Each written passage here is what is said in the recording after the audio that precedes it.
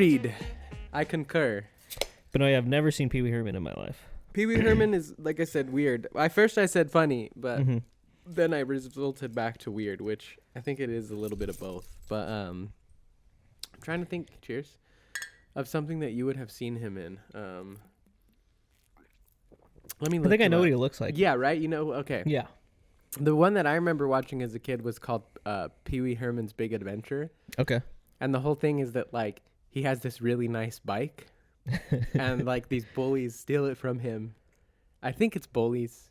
Something happens. Somebody steals it from him. And it, like, goes across, like, the country. Mm-hmm. And so he has to chase it down to try and find his bike. That's the whole movie. Yeah. And he just gets into shenanigans. Like, he ends up at the Alamo in Texas. And, like, ends up in, like, a freaking... the Alamo. Yeah, he ends up in, like, a semi-truck with, like, a weird witch lady at some point. Like, just all kinds of weird stuff, bro. It's just a road trip movie. Yeah, yeah. And then the second one I watched, there's a few of them. I think there was a TV show, too. But the other one I remember watching was called Pee-wee's Big Top Circus or something like that. Interesting. And then once again, it's just Pee Wee Herman at the circus. Those, like, sound familiar. Yeah. But I've never actually, like, I couldn't picture a scene, but I can picture probably just, like, the title of that. And I've heard those before. Did you ever fuck with Ace Ventura? Yes. Hell yeah. Oh, dude, those movies are good, too. Pet Detective. And then what was the other one? There was a second one that I remember watching. It was the one where he goes to investigate, like, the bats, and it's the fucking guano. Oh, shit. I haven't watched that shit in such a long time. I forget what it's called. Well, the first one's great, though, when he's, like, investigating, what is it? It's like the disappearance of the dolphin. Yeah. Right? For the Miami Dolphins. Yeah. Yeah.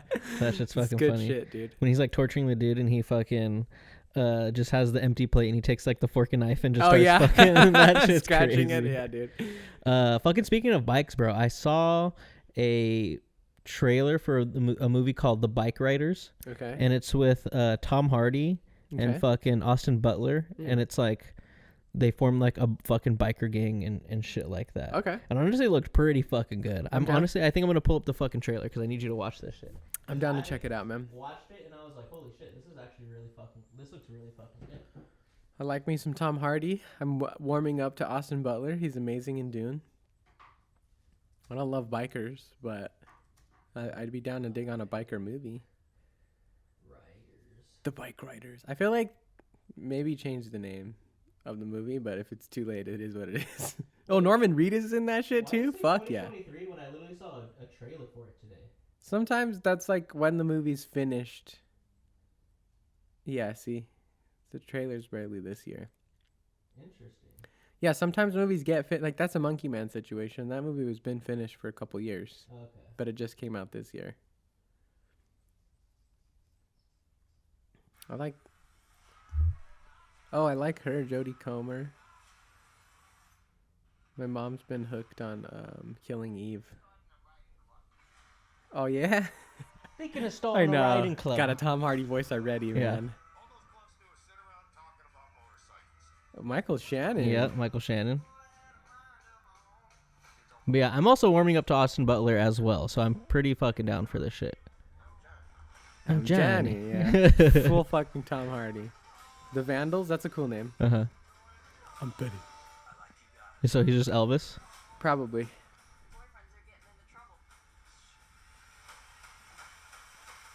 Whoa. So he's squaring off with them guys. Yeah, I think I'm just down for whenever Tom Hardy does like an accent, you know? Yeah, they are either really, they're actually always really intense, and they're either so good that you're like, damn, how do you pull this off? Or they're just so like cheesily iconic. Is that John Travolta? I don't know. Dude, and Tom Hardy just looks fucking badass, bro. Like, he looks fucking scary. Then I'll let you leave. Crazy. It's like some Sopranos type shit. Mm-hmm. But bikers. Yeah, but bikers. They're scared of us. Crazy. Dude, and like Austin Butler and Tom Hardy is not a duo I thought I would ever see, you know? Yeah, for sure. He's kind of like moving more into these types of movies, I think, though, Austin Butler. Mm-hmm. Whoa. Did a nun just make him flinch? No, I think they were at a funeral and she maybe like spit in his face.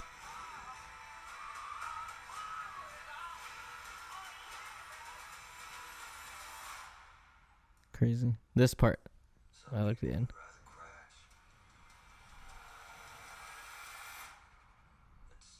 Pulls out the knife. Has the fucking brass knuckles ready. It's the bike rider. Crash, then slow down. Crazy. June 21st. Not too far. Not too far. That looks cool. I'm down for that. Yeah. That looks really, really fucking good. Like, again, I never thought I would be down for a movie about some, like, a motorcycle gang, you know? Yeah, for sure. But it looked really fucking good. I mean, Tom Hardy, I'm down. Like we were saying, we're getting more down for Austin Butler. So yeah, he's cool. He's a great actor. Mm-hmm. It's just that, like, it's hard for me to not see old school Austin Butler still. Yeah. You know, from like Disney Channel days and stuff like that. Yeah, exactly. So it's just gonna take a little while. What is that? I think it played something else. Autoplay? Fucking autoplay, you son of a bitch. I need to finish that video, but But yeah, that movie looked really fucking good. So I'm excited for that. Yeah, reminding me of some like Sopranos type shit. You know? Just like but with bike riders. Yeah. The gang gets so big, not even the fucking townsfolk and police want to fuck with them. Yeah, they're scared of them. Yeah, I wonder who's gonna die or what's gonna happen, because they can't just be like in charge of the town the entire movie. That's boring. Something has to happen. Someone's gonna die. Yeah, right. I figured it's gonna be like, I don't know, maybe Tom Hardy. He looked like he was going up against a bunch of dudes by himself right there. Yeah, with a knife and some brass knuckles. Yeah, so either he's going to go like full John Wick and just like kick the shit out of everybody, and that'll be like one of our first introductions to him, and it's like, whoa, this guy's a badass. Or maybe that's the end. And he's like, you boys are the next generation. Like, I'll go take care of this. And he like sacrifices this shit or something, you know? Something like that. That's the vibes I'm getting so far. Yeah. Could be 1,000% wrong. Fuck yeah. I'm down. I also can't wait for Furiosa, bro. Saw that preview again today, and I was just like, fuck, yeah, that bro. looks cool. This needs to come fucking faster. What's the release date for that one? I don't know. I think that's a summer one too. That would make sense. Well, yeah, because they've also like really ramped up the marketing for it. I feel like I see trailers for it every single time we go to the theaters now. Mm-hmm. 2024. What day? Oh yeah. Oh, next month, bro. Oh shit, really? May 24th. Wow, Yeah. sick. That's a week before I go to Vegas, so I'm freaking I'm down. also super hyped for Kingdom of the Planet of the Apes too. Oh, that fuck comes yeah. out on the 10th of May, so that's even closer. What a glorious day. Yeah, that's gonna be sick. I'm kind of sad that it's not like a direct continuation of everything, because from what I've heard, it's like 100 years or so down the line, and like it's not Caesar anymore. Well, Caesar died at the end of the last one. Do you remember that? I haven't watched it in such a long time. In War for the Planet of the Apes, at the end they make it out, and Caesar still leads them to like their new promised land, which is like, I assume, the valley that they're in this movie. But he got shot, and so he like bleeds out at the end when all the apes finally make it. But then I was under the assumption that they were going to continue forward with Cornelius, which is his kid, because I think that's what they did in the old movies. Is that like Cornelius was the main character of like the third and the fourth one or something like that. But I said fuck Cornelius. Yeah, I think though what I am kind of hyped about is that like this movie that's coming out seems to be the closest to what the old movies were, where like the humans are like, it's like full reversal, right? Like a lot of the humans can't speak in this one aside from like the main girl, and like they're all like slaves to the apes and shit like that. Yeah. So I'm wondering if they're gonna do the full circle thing and like tie it all the way back around, so that the old movies still actually exist within like the complete timeline of stuff, you know? Probably. I think that'd be cool. I figured they would. Like, why wouldn't you? With the way franchising stuff is at this point. Yeah. And then that's also an excuse to just go re-release all of the Planet of the Apes movies again. Exactly. The old ones and the new ones, you know? We're just giving you guys ideas for fucking money, dude. Honestly, like, I feel like some people would probably be a little bit upset about it. like super hardcore like cinephiles. Mm-hmm. But I personally would be very happy to see more re-releases in theaters. Hell yeah, they're so fun, dude. Just from the Return of the Jedi and Spider-Man stuff that we've done this year so far. Or I guess Return of the Jedi was last year, huh? Think so. Yeah, but then Spider-Man this year, obviously. Like, I think it's really such a different thing to like experience some of your favorite movies like on the big screen, especially if you have like vague memories of them like we do, or there's none at all, or maybe you never even went, you know, like. Yeah, it's pretty cool. And it's just, I mean, it's just such a different environment. Like, it's always great watching movies and stuff at home, right? Like, don't get me wrong, I love it. But it is just something different, like you said, like watching it on the big screen, being in like a big crowd, like having that nice big sound, you know, to experience everything. Like, there is something magical about it. And I'm in the same boat. I've really been enjoying like seeing those re-releases and stuff like that, especially Spider-Man 2. Spider-Man 2 was fucking sick, dude. I'm super excited for 3. And then you know what else too that I just saw? They're doing. It's gonna be. I am gonna do it, but I'm not gonna lie. It is gonna be intense. It's a daunting task. But yeah, did you see Lord of the Rings one, bro? Extended cuts. It's funny. Wasn't I just talking 3 days about? in a row. Wasn't I just talking about that like a couple weeks ago or Probably, something? yeah. Like they should do those next. Yeah, the extended versions like in fucking theaters. That's the thing that makes it the most intense, I think, is that it's 3 days in a row. Yeah. It's not that it is the extended versions, because I'm down to sit in a theater for 4 hours or whatever, you know, like that's the fine. consecutive days, dude. Yeah, because you're going back to back to back. That's literally, by the end of it, you have probably spent around half of a day in the theaters, because like. The first one's not crazy. I think it's like 3.5, 3:45. The second one's huge. I think that's the biggest one. I think it's like almost 5 hours long. And then the third one is for sure like 4.5 or something like that. So like that's chunky, bro. That's a lot of sitting in the theater for 3 days straight. But I really want to do it. I need like a smoke break in between. Like I need to be able to be like, all right, let me fucking like roll up a joint or something so I can just like. Well, that's the part that like I remember. I think I've talked about this before, but that's how I watched The Dark Knight Rises for the first time. Was Hollister was doing the back-to-back in one day. So we went at like, I don't know, like 6 or 7 o'clock. And we watched Batman Begins. And then you had like a 20-minute intermission or something like that. And then you went back in for Dark Knight, 20-minute intermission. And then it was the last one.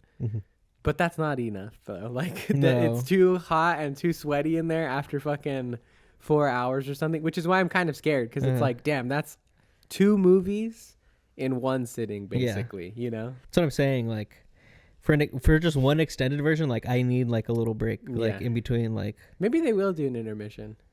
They should just like let me hit my pen like in the fucking that'd be theater, cool. That'd be the best. Yeah, like if I could just literally sit there and just fucking rip it. Just that would be nice, actually, because then you'd be super chill. Like. I wouldn't mind at all. I am for sure gonna have to find a theater that's got recliner seats for that one, though. Yeah, 100%. I'm not gonna sit in a regular fucking seat for 3 hours and 45 minutes, 4 hours or whatever. Can't do it, dude. I gotta be somewhat comfy. Can't do it. But what is going on, everybody? You know what it is. Hi. And if you don't know what it is, if this is your first time, clicking on, and you've clicked on episode number 99, you're a sick one, and I appreciate it. Yeah, man. And welcome. This is 2 Hour TV, where 2 guys get 2 hour and talk about a little bit too much TV. We're pretty much, I mean, it's a self-explanatory title. Like we're actually 2 dudes. Yeah. Like if you're watching the video, you can see. 1, 2. We're guys. Hi. Right? We don't need to have to prove that part to you. But just trust us, right? We're 2 guys. Me. We're Believe 2 guys. it. And yeah, we just, we like watching TV, watching movies, as you can tell from our conversations that we've already had about, I don't know how long it's been into the episode. I forgot to put that on the right setting. It's been some time. And yeah, we watch movies. We also like getting high.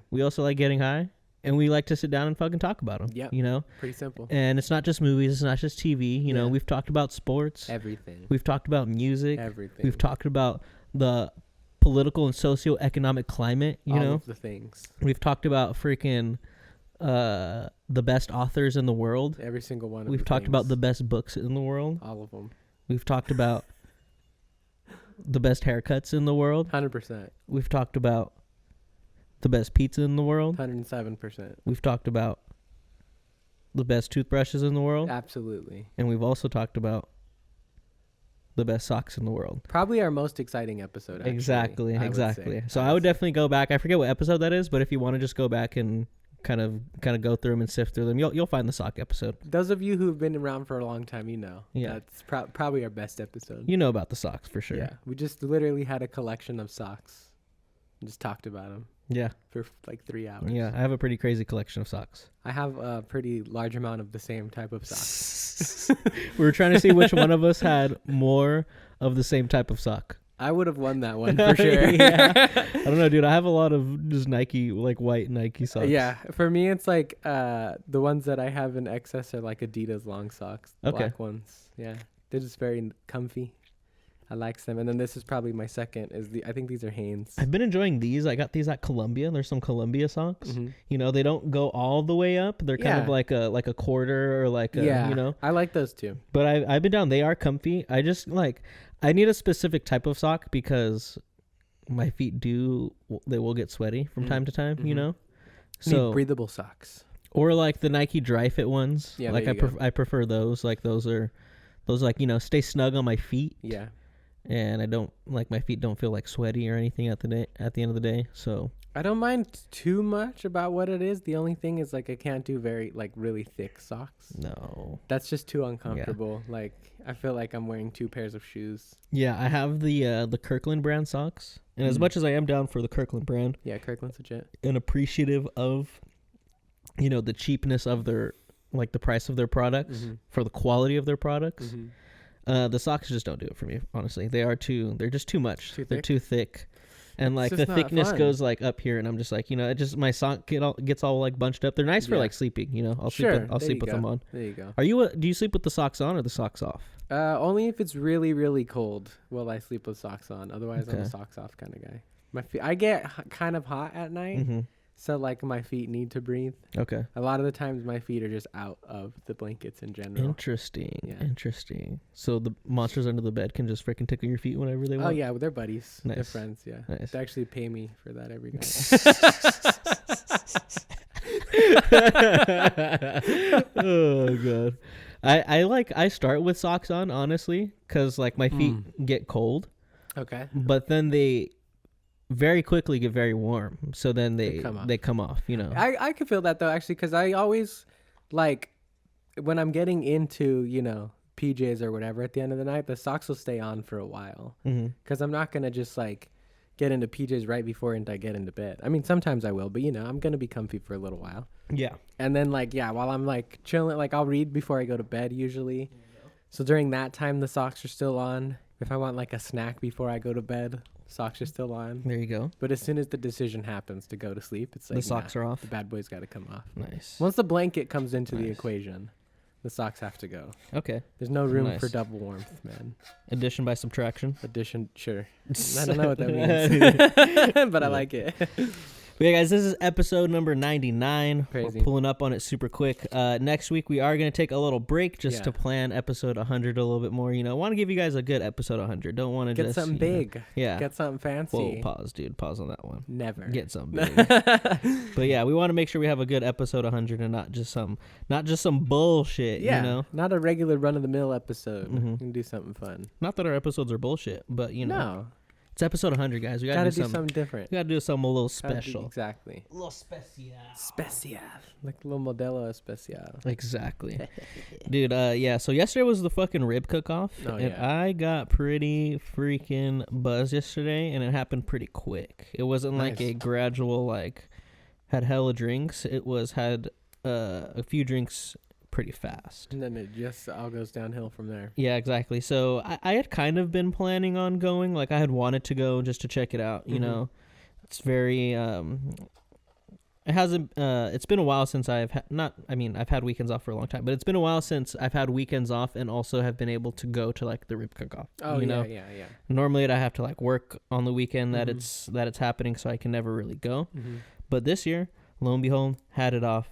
And the rib cook-off came to town, so I was like, fuck yeah, let's freaking get it. Gotta go. Yeah, so yesterday I was like just chilling, doing editing, you know, and my parents got ready, and my mom texted me, I was like, oh, like, do you want to, like, go downtown? So I was just like, oh, when are you guys leaving? They're like, right now. And I was like, all right, like, I'll get ready, and then I'll freaking meet you guys down there. Yeah. I had some freaking, Had some laundry going, so waited for the laundry so I could throw it in the dryer, all that stuff. Don't want to come back to just gross laundry, because then you'd have to just rewash it again. Yeah, it starts to smell. Exactly. Yeah. So I was like, all right, I'm gonna do that, and then I'll meet you guys there. I'm like, all right, cool. So they were getting ready to leave. As they were getting ready to leave, they were making like drinks for themselves, like for the walk or whatever, just to walk around, because drinks are expensive. Drinks are fucking expensive nowadays. Yeah. So it's nice that we're within walking distance of the rib cook-off, because one, we don't have to worry about driving. Yeah. We don't have to worry about fucking parking. Yeah. Then we don't have to worry about, having drinks and having to drive home after that. Yeah. So, my parents are seasoned veterans, so they made some drinks to walk over there. And I saw that and I was like, damn, y'all are smart. Y'all are professionals at this. Y'all been doing this. We can tell. Yeah. So while I was getting ready, that was my thought. I was like, all right, cool. I'm going to make a drink. I'm going to walk over, walk around, probably have a couple more drinks there, whatever. Yeah. So hop in the shower, get out, and get ready. After I get ready, I start making myself a drink. Sorry, I'm burping here. Who cares? Start making myself a drink. And as I'm making myself the drink, I text my mom I'm going to start walking over there, right? So I finished making the drink, start walking out the door, and she goes, cool, we're walking over to the 18th barrel. And I was like, damn, I just made a fucking drink. Yeah. I just made a drink, and now I'm going somewhere to get another drink. And I can't just show up to an establishment where the whole point of the establishment is to get a drink. Yeah. I can't show up with a drink. That defeats the whole purpose. Yeah. So I was like, damn, I gotta chug this shit in this 7-minute walk that I'm gonna take right now.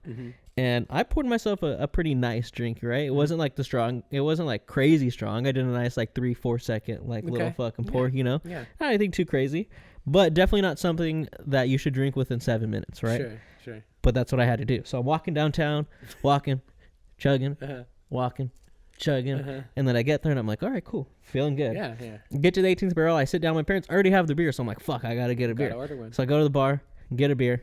Cool. My parents are obviously drinking them way faster than me because they've had theirs for settled already, right? Yeah. So I'm sitting there keeping up. I'm about 3/4 done with my beer, and my mom's like, "Oh, I'm gonna go up and get another one," because she was done. My dad was done, and she was like, "Do you guys want another one?" And I was like, fuck it. If you're gonna get another one, fuck it. I'll get another one. So she brings my second one. I still have to sit there and finish the first one. And then I go there and I finish I start drinking the second one. Then after the second one, right? So that's already 3 drinks within the span of probably an hour and a half, right? Yeah. Not something you'd want to do. Didn't really drink that much water. Hadn't really eaten that much food. That's the ticket right there. Was gonna try to get some ribs, but the lines are just too fucking long, right? There's hella people. Yep. I wasn't really trying to stand in line for, some pretty good ribs, right? Yeah, they're good. They're good. My dad makes some really good ribs, so that's what I was gonna say. I think it's more the novelty of the festival. Exactly.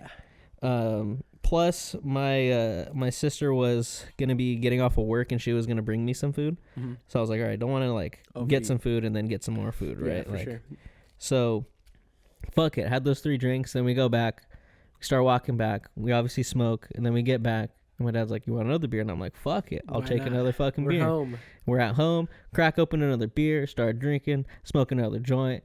And after I finished that joint and finished that beer, I was like, I feel fucking good, bro. And that's when I just went to my room and laid down. And that's when I texted you and was just like, hey, let's do this another day. Yeah. Well, I still needed to watch the other movie. So I was like, I do not have time for this. Yeah. And so I laid down and started watching the other movie. And I fucking just got a blanket and I pulled it over myself. Oh, that's it right there. And I was just, I was just fucking out. And woke up at 10:30, 11 and was just fuck, head pounding and shit like that. And I was like, damn. God damn it. Fucking walked. Chug some water. Yep. Took some ibuprofen. Yep. Went back to sleep. Slept like a baby. Yeah, exactly. You wake up with no headache in the morning. Exactly. I feel good. The medicine takes care of you while you sleep. Exactly. But yeah, moral of the story, don't drink too many drinks too fast. Because that's not good. That's all. You know what though? That's always hard. Because I get that. I get the same way when I'm out drinking with people. It's I know where I'm at, but because of the social aspect of drinking, I'm I'm not gonna be here without a drink in my hand or with a little bit left of a drink in my hand when everybody else is getting another round. Exactly, I feel you. It's just like, that's probably just peer pressure, honestly. But like, dude, I give into it every time because I'm like, whatever. Especially when you're just drinking beers, I feel like. Yeah. Because that's like, I'll be very, very cautious about shots. Because that's different. Oh, 100%. Like, I'll make sure to limit myself to like, okay. When I'm being responsible, I try to limit myself to like no more than 3 shots in like a whole night, honestly. Because, there's times, especially over at like, the ranch days and stuff. I'm sure you have been there a couple. They're not to the ranch, but at those parties sometimes where like it's bad because there's so many of us. That it comes in waves. Yeah. It's like one group is like, oh, we're going to take a shot right now. Are you down? And you get caught in that. And you're like, fuck it. Let's take a shot. And then like 10, 15 minutes later, another group is like, we're about to take a shot right now. You want to take a shot? And I should say no. Yeah. But I'm like, fuck it. Let's go. We're taking shots. Why not? My mind is telling me no. But my body's telling me drink. Fuck yeah. Yeah, dude. No, I mean, I'm in the same boat. Like, it is... It's just fun. It's just fun. Like, you're in a social environment. Yeah. Like, it's nice to have, like, a little drink, like, a little drink, So I feel you. I can definitely fall for that peer pressure as well. I don't know if it's necessarily peer pressure as it is so much, like... I don't know, because, like, no one's putting pressure on you to drink. You just yourself are observing the situation. Peer pressure. Yeah, you're observing the situation and are just like, dang, I need a drink because everyone else has a drink, which... I'm not saying it's wrong. I fucking do that too. But I think that is probably something we need to look at with ourselves and be like, it's probably not healthy. I just want to be included. No, dude, I feel it, man. Yeah. But I think you also, like, in drinking, like, you need to drink a drink and then probably drink water. And then that's the other thing. And you need to make sure you have eaten, obviously. Exactly. Like, munch. Yeah. Get something in your body to soak that shit up. If you're out there for more than like 3 hours or so, probably eat something else along the way. Some chug liquid IVs before too. Yeah, those always help out a ton. Yeah. When I was in Big Bear, that's pretty much like, all right, we're gonna go out fucking drinking. Everyone fucking drink a liquid IV. And one day I fucking drank 2 of them because I was like, I'm not getting. Got to be extra prepared. Got to be extra prepared, and I prepared well. I don't think I really had a hangover any day. I mean, I got pretty faded, but not something that was, like overbearing or something that I couldn't handle, Yeah. I was within my limits, and if I felt myself teetering on the edge of like, oh, I probably can't handle, like I would just, chill out for a bit. Dude, there's those things, liquid IVs were like oversold to me because like I first started hearing about those like, I don't know, probably like a few years ago, because like I didn't start drinking till later. Yeah. So when I first heard about them, I forgot who was telling me about them, but somebody was like, they're great, dude. Like, you drink one before and you drink one after and you're chilling, dude. Like, nothing's going to happen. You're totally fine. And I feel like that's a little bit of an oversell, because it definitely does, at least for me, the way that they affect me is like, it does like provide like a shield over like the haziness of a hangover. Yeah. But it has never just like completely got rid of a hangover for me. Like, but to be fair though, this is also at like cousin parties and stuff like that. Yeah. So I am drinking a lot. Yeah. To be fair, the scales might be out of balance. Maybe I need like so many amount of drinks requires so many amount of liquid IVs for it to work or whatever. But yeah, it's never like it's never officially like 100% cured my hangover. I still feel like a little headache, or like I get really like stiff in my neck when I have hangovers, and I can like still feel all of that and shit like that. But like I said, they just were oversold to me. I probably just like hit it too hard. I was like, it's fucking fixer elixir, bro. Like, I'm good. Yeah, it's more just like a supplement. Yeah, I don't think helps you. Yeah, I think because it comes with like more electrolytes and and shit like that. That's all it is. It's basically just like super juiced up Gatorade. Just without all the fucking crazy sugar, Because that's another bad situation. You don't want sugar and alcohol. No, Trust me. That's when you really start like getting the headaches and shit like that, Yeah, those are bad hangovers, dude. Those are really, really bad ones. My sister just turned fucking 21. Oh yeah, how was her birthday? It was a good time. We went to Sapporo's, which I feel like we normally do. I go there for my birthday. We'll go there for my sister's birthday. It's a good place, man. Dude, it's honestly probably my favorite restaurant. Like I love Sapporo's. Like I'm not gonna lie. Like it's such a fun environment. Like everyone there's always having a good time. I like it honestly more than Benihana. Like I'm gonna be 100%. Like not like Benihana is like probably like the OG. You know, like it is the most probably like the most globally notarized freaking hibachi chain, right? Yeah. Most popular. You see it in everything. You've seen it in fucking sitcoms and movies, all that shit, right? Mm-hmm. But I don't know. I just don't like the environment of it. Like it's very just like kind of dark. Yeah.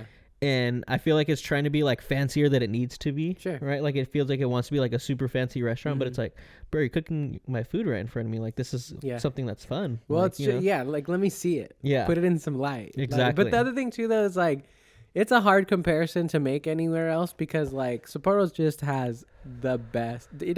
For a restaurant alone, outside of hibachi, it just has a killer spot. Yeah, the view is amazing. Every single seat in there, basically, you can see the ocean with like maybe a select view, but you're like right up against the window to see shit. So you're just not gonna beat that, bro. Yeah. And it's big windows too. Like they're huge. Like you can see everything out there. It's beautiful. Yeah. And it's just a good time. Like I feel like every time I've been there, I've had a really good time. Yeah. Like the cooks are really pretty animated, and they try to do a pretty good job of like keeping you like entertained, right? Without just like for all the classic jokes, bro. Oh, the egg roll. Yeah. And you're just like, it's a fucking egg roll. I love the volcano that they make with like the wedding. Or sometimes they do the choo-choo train. Yeah. Yes. Those or the butterfly. Yep. Those are great. Dude, like hilarious. It works every single fucking so time. Good. You've heard them a million times, but it works every single time. And I can never like not try to go for like the shrimp toss either. Oh, dude. Or like whatever it is, you know? You have to do it. Yeah, you have to do it. The last 2 times I've been there, I've caught it on my first try. Nice. Like not trying to brag or anything, right? But you know. But just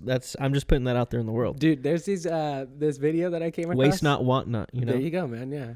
There's this video that I came across the other day of like this YouTube channel of dudes. What's his name?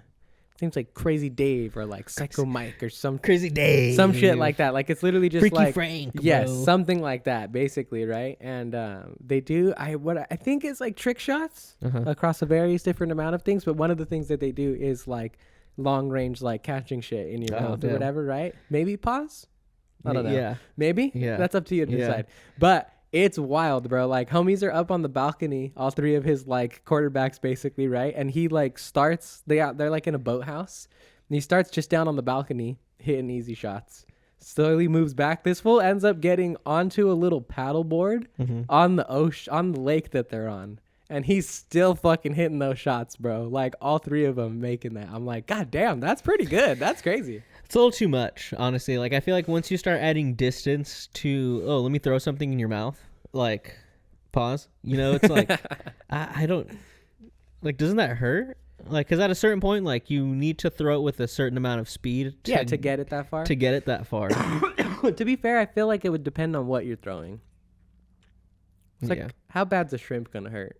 I don't know, dude. I don't think it'd be that bad. It depends also on how it's getting thrown. Because if you're getting a bullet, sure. Well, but if it's lobbed, it's not heavy enough to gain like so much speed that it's going to like fuck you up. Well, again, that's where like the distance comes into play. Because I have for sure seen videos where dudes like, I'm going to go like 50 yards away and this fool's going to throw something. I'm going to fucking catch it. And I'm like, okay.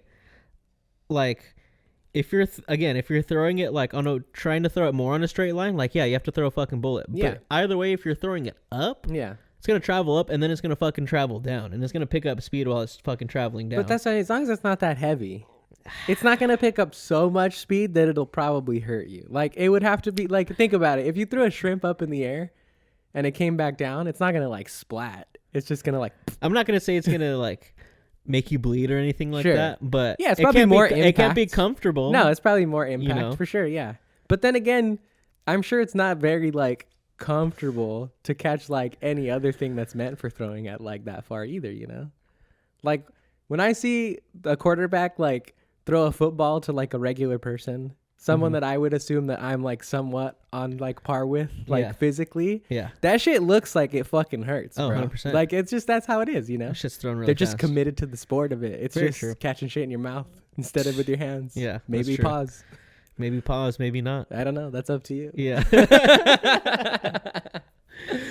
Oh, shit. But yeah, I was very impressed. I was like, damn, this fool's crazy. It's just all the elements at play. The distance, the fact that, it wasn't a traditional catch. Homie had to deal with some balancing issues being on the paddleboard, like in the water and shit. Like, crazy. Very impressive.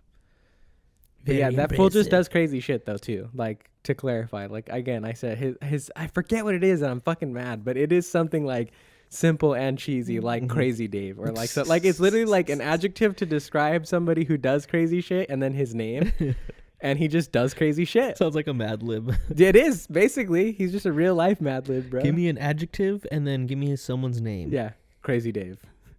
But like you would put like a weird fucking name. You'd put like Crazy fucking Butthole or something. Crazy like Butthole. We should do an ad lib thing. That'd be dope. Like the first of the month, the first episode every month, we do a Too High for TV ad lib. We get really high, and then we do the ad lib at the end. Yeah, dude, those are funny. I'd be down. Yeah, I'd be fucking down. One thing I wanted to talk about is that fucking the Deadpool and the Wolverine fucking trailer. Oh my god, I'm so excited. That was so fucking sick. Looks pretty incredible. Looks really good. We get our first view of like Hugh Jackman as the Wolverine for this movie. We've seen it. It's been everywhere. Yeah. But it's nice to see it like for real. Exactly. It looks good. And he looks really fucking good, dude. I'm very glad his return to Wolverine is in a Deadpool movie because he gets to say fuck. And I think that's freaking great. Yeah, I will say the one part of the trailer, just to get it out of the way now, because aside from this one thing, I love everything in the trailer. I felt a little twinge of the cringe when you see them both like, let's fucking go. It was like kind of hypey, you know? I was like, all right, yeah, let's go, Wolverine. But then I thought about it. I was like, don't say that a lot, though. Like, let's fucking go. Yeah, you know? Yeah, I can feel that. Just a twinge. A twinge. I'll have to see it in the movie, right? Yeah. Maybe it feels right. Maybe it's at the moment where you're like, yeah, let's fucking go. Yeah, it could hit. Yeah, it's just within the context of the trailer. I'm like, you're talking like a streamer, my guy. Like, you know, it just feels weird for a line for Wolverine to say. That's true. But other than that, oh my good fucking god, dude, it looks so awesome. I love that we got to see the sleeveless one too. Yes, that was cool. I kind of wish that like. I don't know, dude. Someone got in trouble, bro. Dun, dun. Someone drove the wrong way downtown. They're going to fuck. They're pulling up on him hard. Yeah. I do wish that like the shoulder pads stayed intact.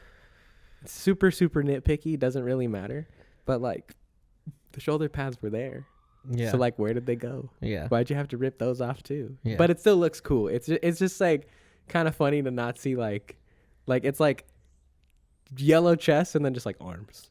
It looks very much like a tank top. Yeah. But it's just a good look though, man. No, yeah. I really like the trailer. It's really fucking good. I'm interested to see what the fuck happened to this Wolverine because they say that he couldn't save his world, blah blah or whatever. Yeah, so apparently he let down his entire world. Exactly. So what the fuck happened? What happened? I'm wondering if that is like a literal thing and like his entire multiversal world was let down, or if that's more like a dramatic way of saying that like he let down all the X-Men, like his world was destroyed, not like his universe or anything like that, you know?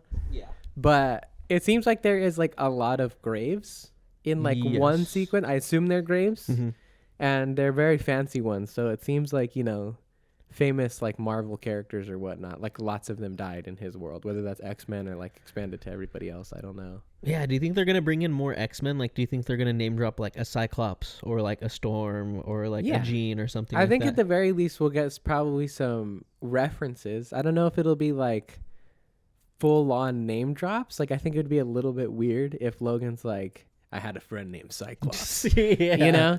But like if there's references to them like in smaller, more clever ways, I don't think that's like too taking you out of the shit, and it kind of helps to build out his world. I certainly hope that we get some of it because like, you know, I after being exposed to X-Men 97, I am like very much more of a fan now, or starting to become more of a fan now of X-Men stories that are not just Wolverine and the X-Men. Yeah. Wolverine's fucking amazing, don't get me wrong. He's probably still my favorite X-Men because it's fucking Wolverine, and we grew up in the Hugh Jackman era, so like it's never not gonna be. But I am like super down for like the rest of the like other types of X-Men stories that they have now, and like realizing that in the old stuff like I think it was from videos I've seen, it was actually the original animated series that kind of started the shift. But like Wolverine was just another X-Men. Like he wasn't always the fucking focal point of anything X-Men ever. Yeah. So like I would like to see other mutants, brought into this stuff. The movie is called Deadpool and Wolverine, so it makes sense that like he's gonna be the main one. Yeah. But yeah, I saw like, you know, some breakdown stuff. We're getting villains at the very least for sure. Yeah. Like there was that shot where it's like Scott Lang's skull in like the giant man form. Yeah. They spotted Lady Deathstroke from X2, Azazel from First Class, the red guy. That's Nightcrawler's dad. Yeah. In like comic book lore. Pyro was obviously spotted in like the first trailer. I don't know who else. There was a couple more, I think. Some people think they spotted Toad as well. Damn. So, like, there's villains. I don't see why there wouldn't be at least maybe a couple of heroes here and there, you know, especially because we are dealing with the TVA. We saw some Doctor Strange portals. Somebody's using a sling ring. So, like, you know, I think shit's going to go down. Yeah. I think we're going to see a good chunk of stuff. Yeah, I'm down for the villain. I forgot what her name is, but in the comic book, she is Professor X's sister. Yeah, isn't it like something Nova? Cassandra Nova? Yeah. Cassandra Nova, yes. Yeah, I don't know much about her, admittedly. I'm going to have to like watch a video or two to like get caught up to speed. But yeah, she looks cool. I think. Yeah. She's bald. Yeah, checks out. Yeah, checks my box, man. Hey, I'll call her Professor X's sister. Yeah, but it also looks like she has some like telekinetic powers from what I can tell in the. Yeah, because she like stops Logan's claws. Yeah, and, like puts him into the ground and shit. I was like, oh. So it's gonna be interesting. Like, how the fuck are they gonna stop her if she's? Yeah, just like super overpowered or whatever. Yeah, for sure. I don't know. I'm excited. I want to see it very much. I'm down for a lot of the joke so far. I'm happy to see that like it seems that both in action and in comedy like they are going full rated R. They didn't just like slap that on there to say like we're still rated R. There's some like good shit in there, so I'm hyped. It feels like classic Deadpool. Hell yeah, like movies. Yeah, this trailer got me rehyped for it because admittedly like the trailers that had come out before, I think some of the dialogue was where I was like, okay, like this seems like Deadpool, but nothing like everything else within like the trailers that we got like felt like the classic Deadpool that we knew. Yeah. Like I felt like, you know, there was no bloody like fight scenes. Nothing to me, like there wasn't anything that I would want to see in a fucking Deadpool trailer. Sure. In the previous ones. But I got everything that I wanted to see in a fucking Deadpool trailer in these ones. Yeah. You know. I got to see them fucking fighting. I got to see some fucking blood and shit like that. Yeah. You know, so that's where I was like, okay. Now it really seems like we're back. Right.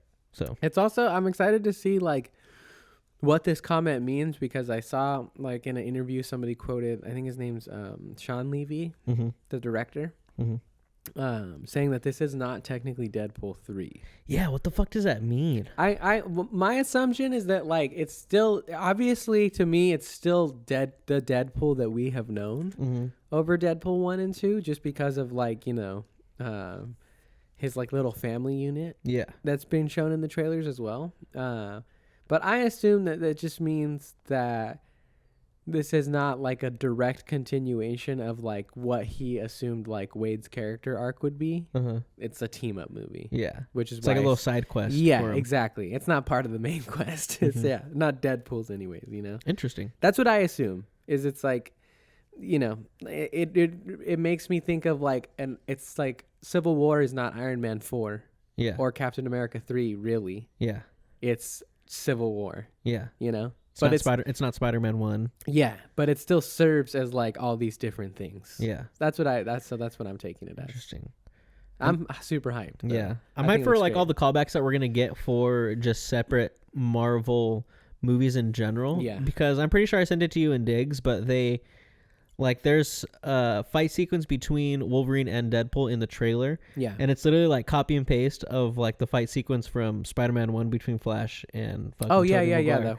Yeah, exactly. Yeah, I saw that, yeah. So I think that's I think that's like a very nice like Easter egg for like fans that if you know, like if you're sitting there, you're like, damn, why does that look fucking familiar? Like that's very like rewarding for fans that have been with like the Marvel franchise throughout like everything that it's done, you know, from like the Tobey Maguire Spider-Man to where we're at now, you know. So well, I mean technically if we're giving credit where credit is due, this sounds like a weird statement, but I promise you it's true. Everything Marvel Studios that we have right now owes all of it to Blade. Yes, 100%. Because Blade is the first one that pulled them out of financial trouble. Mm-hmm. But the follow-up to Blade was X-Men. Yes. And X-Men did come out before Spider-Man even. So, like, this is, like, second in line. And arguably, probably the one that, like, started the train of popularizing superhero stuff. Because, like, again, Blade had the box office numbers and I think was popular. But X-Men was, like, the first time it was, like, a frenzy. Yeah. Like, there wasn't Blade lunchboxes. Yeah. And shit. But I had, like, Wolverine fucking merchandise up the ass when I was a kid, you know? Like, all kinds of different stuff. 100%. So they are, like, the OGs in terms of, like, that type of stuff. So, like, yeah, it's just cool, and I'm excited to see. I will say that, like, as exciting as it would be to see a lot of Marvel property stuff, I would be okay if we don't get a lot of MCU stuff in the movie. And it is more along the lines of, like, Fox and X-Men and maybe some of the other, like, you know, cousin relative shit, like Fantastic Four and Spider-Man's. Yeah. Just because, like, I don't know. And not, like, I do want to see Deadpool in the MCU, but the thing that I don't want is that, like, I don't think Hugh Jackman is going to be Wolverine for the MCU going forward. No. So don't do a lot of that crossover stuff, you know? Just leave it. Let it lie. Do you think they're going to do a kind of like a twist on like Deadpool kills the Marvel universe, and you think they're going to kill like the fucking Fox Sony universe? What I've heard, this is not my theory, so I can't take credit for it. I forgot where I heard this from. But what I heard and I actually like is that it is going to be a flip, but the flip is that it's now Deadpool saves the Marvel universe because all these worlds are, like, dying unknowingly or whatever. And so it's like it is a flip of that story, but it's like the complete opposite. Interesting. And so he's going to have to go through and, like, try to find a way to, like, keep everybody's shit alive or whatever, which I think would be cool. I think that would be fun. I would like to see, like, a Deadpool kills the Marvel universe movie, though. Like, where he just goes there and just fucking wrecks everybody. I think that would be cool, but I do think it would be a little bit of a shame to bring all of these characters back only for Deadpool to kill them. Yeah. Like, if they won't do it, right? But, like, if Tobey Maguire's Spider-Man showed up and Deadpool fucking, like, chopped him to pieces or, like, shot him the fuck up, people would feel a certain type of way. Yeah. And I would also feel that way about, like, previous X-Men. Yeah, that's like, true. it would be really hard to watch James Marsden just get, like, his fucking head chopped off or something, you know? Like, I don't want that. I don't want it to be that far. They should do it, and then, like, at the end, it's just, like, a dream. Like, he just had a fucking dream. So it didn't actually happen. Yeah, it's like... He just fucking dreamt it all. He's just like, oh, what a good dream. Like, he's, like, super happy about it. I think that'd be pretty funny. That would be funny. Or they should do it in, like, an animated property. That'd be cool. You know? Yeah, I think that'd be fun. Something that's, like, separate. Yeah. But, you know, they could do, like, a rated R, like, Deadpool kills the fucking Marvel Universe type shit. They have some good Wolverine and Deadpool stuff in the old animated Marvel days. There was, like, some good things that were coming out when they were doing, like, the Hulk versus series. He just, like, fought everybody for a little while. I think they made, like, 2 or 3 of them. But yeah, Deadpool in animation certainly looks way cooler. There's actually apparently, like, a canceled Donald Glover led one, right? Yeah. But I just saw like a concept clip for that. It looked really cool. But I agree. I think he would rock it in some animated stuff. Fuck yeah. I mean, per Invincible, like, you could obviously do way more crazy shit, you know, and, like, Deadpool's kind of known for that stuff. So yeah, it would remind me of, like, some Hit Monkey shit. Definitely, you know? Yeah, 100%. Fuck, I forgot about that show. That show's sick as fuck. Hit Monkey, bro. That show's badass. I also need to watch. There's that animated. I think it's called Primal. It's the dude that did. Genndy Tartakovsky. Yeah, he did fucking Samurai Jack. Samurai Jack. Yeah, I want to watch that shit. Yeah, I've never seen that either. My grandpa loves that, and so does Diggs. But yeah, I've never seen it either. I watched a bunch of Samurai Jack when I was a kid, and obviously I've seen Clone Wars, but because he did those ones too, the Star Wars ones. Oh yes. Yeah. The animated. The original. Yeah. Yeah. Not the Clone Wars. Yeah. No, Clone the Wars. original fucking. Yeah. Couple episode animated. Yeah. Those were so sick. They're bro. really good. And we were talking about it, like, they made General Grievous, like, actually fucking scary. They made him too cool. Yeah. They made him way too cool. That's why they're not canon anymore. Because if he was that powerful as he was in that shit, he'd have no problem with anybody. Yeah. Fuck it, dude. Yeah. Fuck it. Yeah, shit's awesome. They're bringing him back in, like the Tales of the Empire. Yeah, Tales of the Empire. Yeah, I'm excited for that. So do you think they're gonna try to beat the allegations of, like, Grievous sucks, and they're gonna make him like at least like kind of like a little scarier. Do people think Grievous sucks? I don't know. I don't think so. But I think at least in recent years, I have seen commentary online of like, because he's a meme. Yeah, like this. Yeah, this fool didn't really like. He was super cool in the original like animated Clone Wars. Yeah. And then after that, he just had this nasty fucking cough and all this shit, and he kind of like wasn't it's as canon. cool.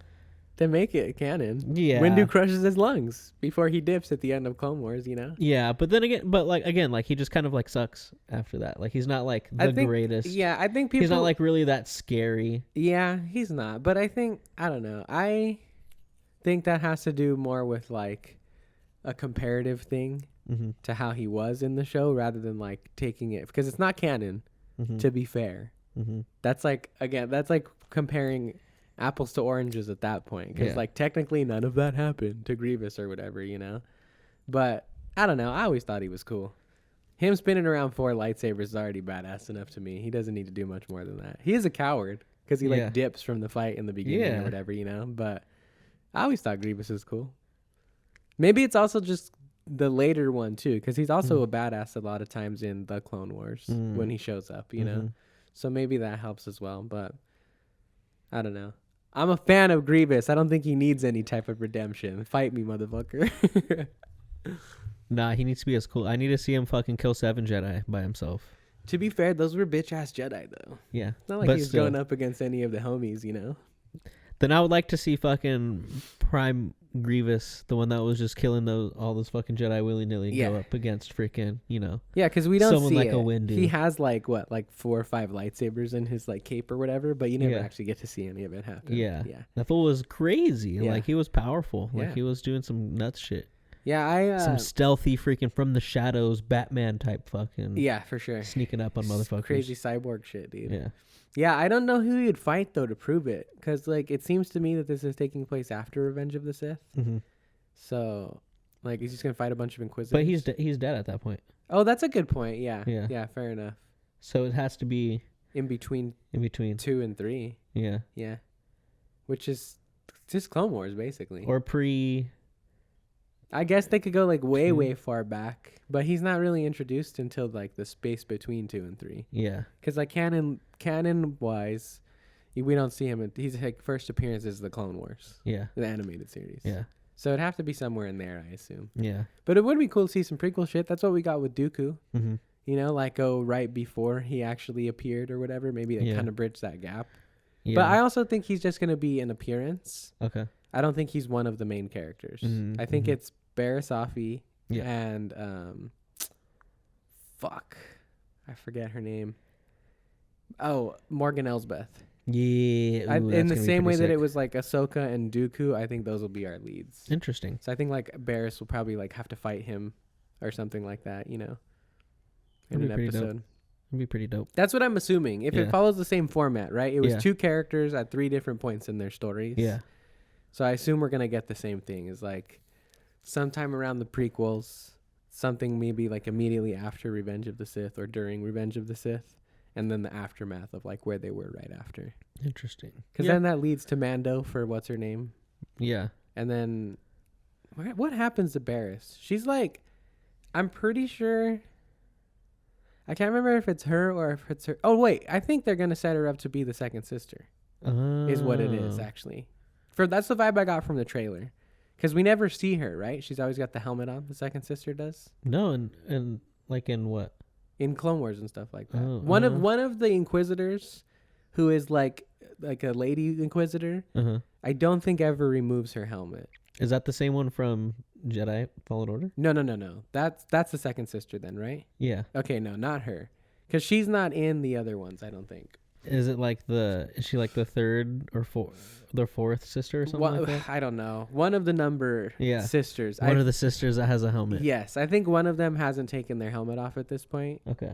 And even if they have, the vibe that I'm getting from the trailers is that Barriss Offee is going to end up becoming an Inquisitor. Interesting. Because she was already on a dark path during Clone Wars. Yeah. She fucking frames Ahsoka for bombing the temple and shit like that.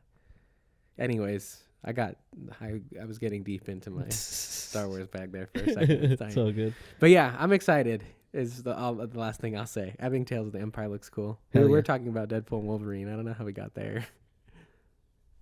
I don't know. But I'm excited for both. Yeah, I'm excited for both of them for sure. It's gonna be great. Yeah. How was Spider-Man 2, man? We talked about it a little bit, but Spider-Man 2 in theaters. What were your thoughts on experiencing it in theaters? Pretty awesome. I loved it. I think that right off the bat, I'll say this because it was the first thought that I had coming out of the movies. Weirdly enough, I had a better time when we saw Spider-Man 1. Mm-hmm. Not because I had a bad time when we saw Spider-Man 2. And like, I would say that I still think Spider-Man 2 is even like a better movie than Spider-Man 1 is. But I don't know, like maybe because I've seen Spider-Man 2 so much. Like that's the one that I have for sure binged the most in like my entire life of those 3 movies. Probably actually just of any Spider-Man movie. Spider-Man 2 is the one that I've seen the most. Yeah. There was just like, it didn't have quite the same magic that the first viewing did when we saw it. That's all it was.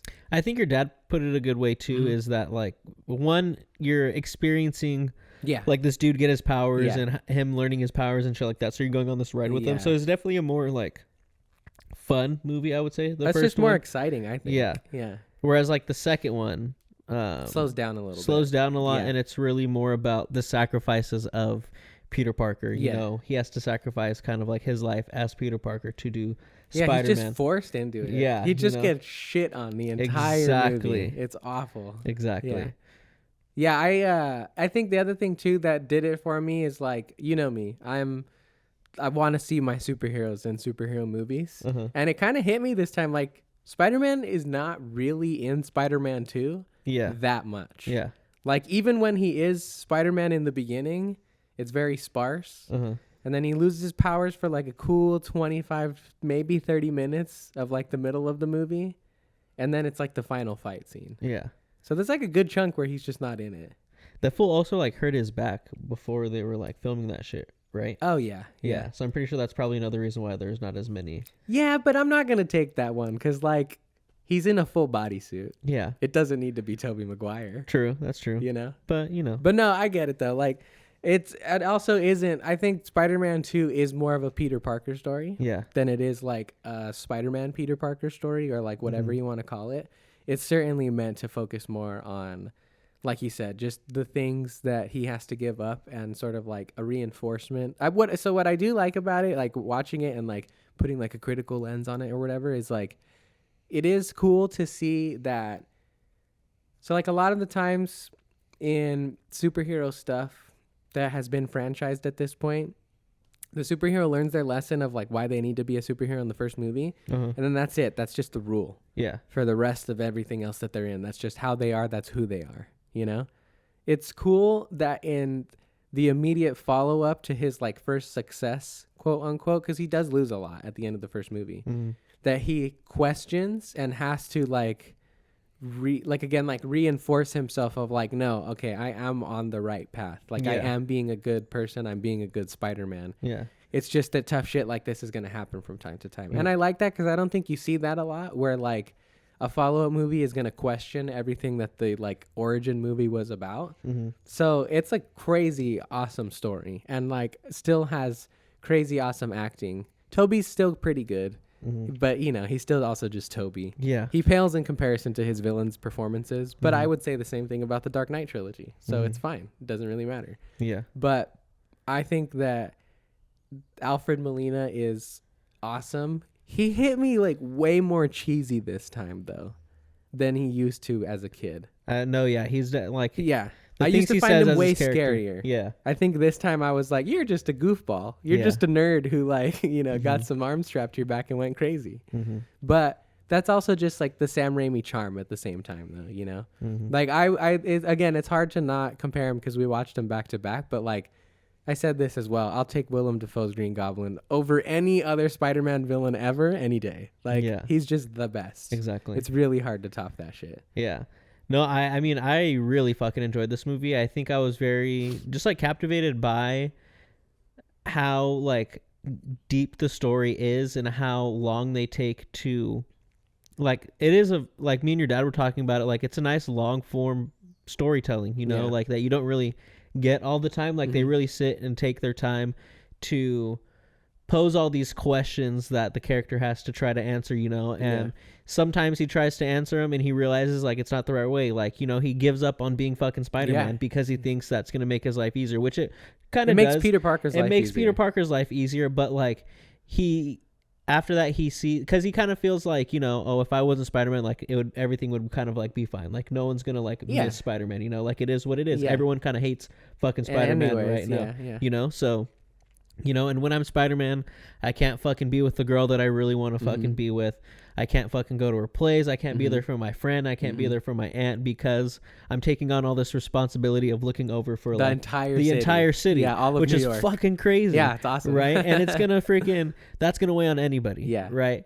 And you know, so he makes the decision of, no, I'm just gonna give that up because fuck it, I just want to be Peter Parker. I want to be able to do the things that I fucking want to do. I want to go to school. I want to get good grades. You know, I want to find a good job. I want to fucking be with Mary Jane and stuff like that. You know, and he tries it and he sees that it fucking doesn't work because everyone, you know, misses Spider-Man. Everything's going, like the crime is going up in the city and stuff like that, which I really appreciated, like the storytelling also through like the fucking the headlines that we get throughout like the movie as sometimes well. They're funny though. Yeah, sometimes they're funny. Because it's literally like the crime rate one is like here, and then Spider-Man's gone and it's like shoo! yeah. But I think all this shit's like really good, and I was really blown away by like just the level of storytelling within just like a superhero movie, you know? Yeah. Definitely reminds me of like some of the heavy hitters of like nowadays. Yeah. And I think they probably owe a lot to this movie. Exactly. For like breaking ground on that type of thing. Exactly. Yeah. And yeah, man, I thought it was really good. I like how, you know, stuff like this is very like just contained within the world of Spider-Man. It's not some like world ending fucking shit that he has to go up against, you know, like even the shit with the fucking particle thing, whatever that, I forget what it's called.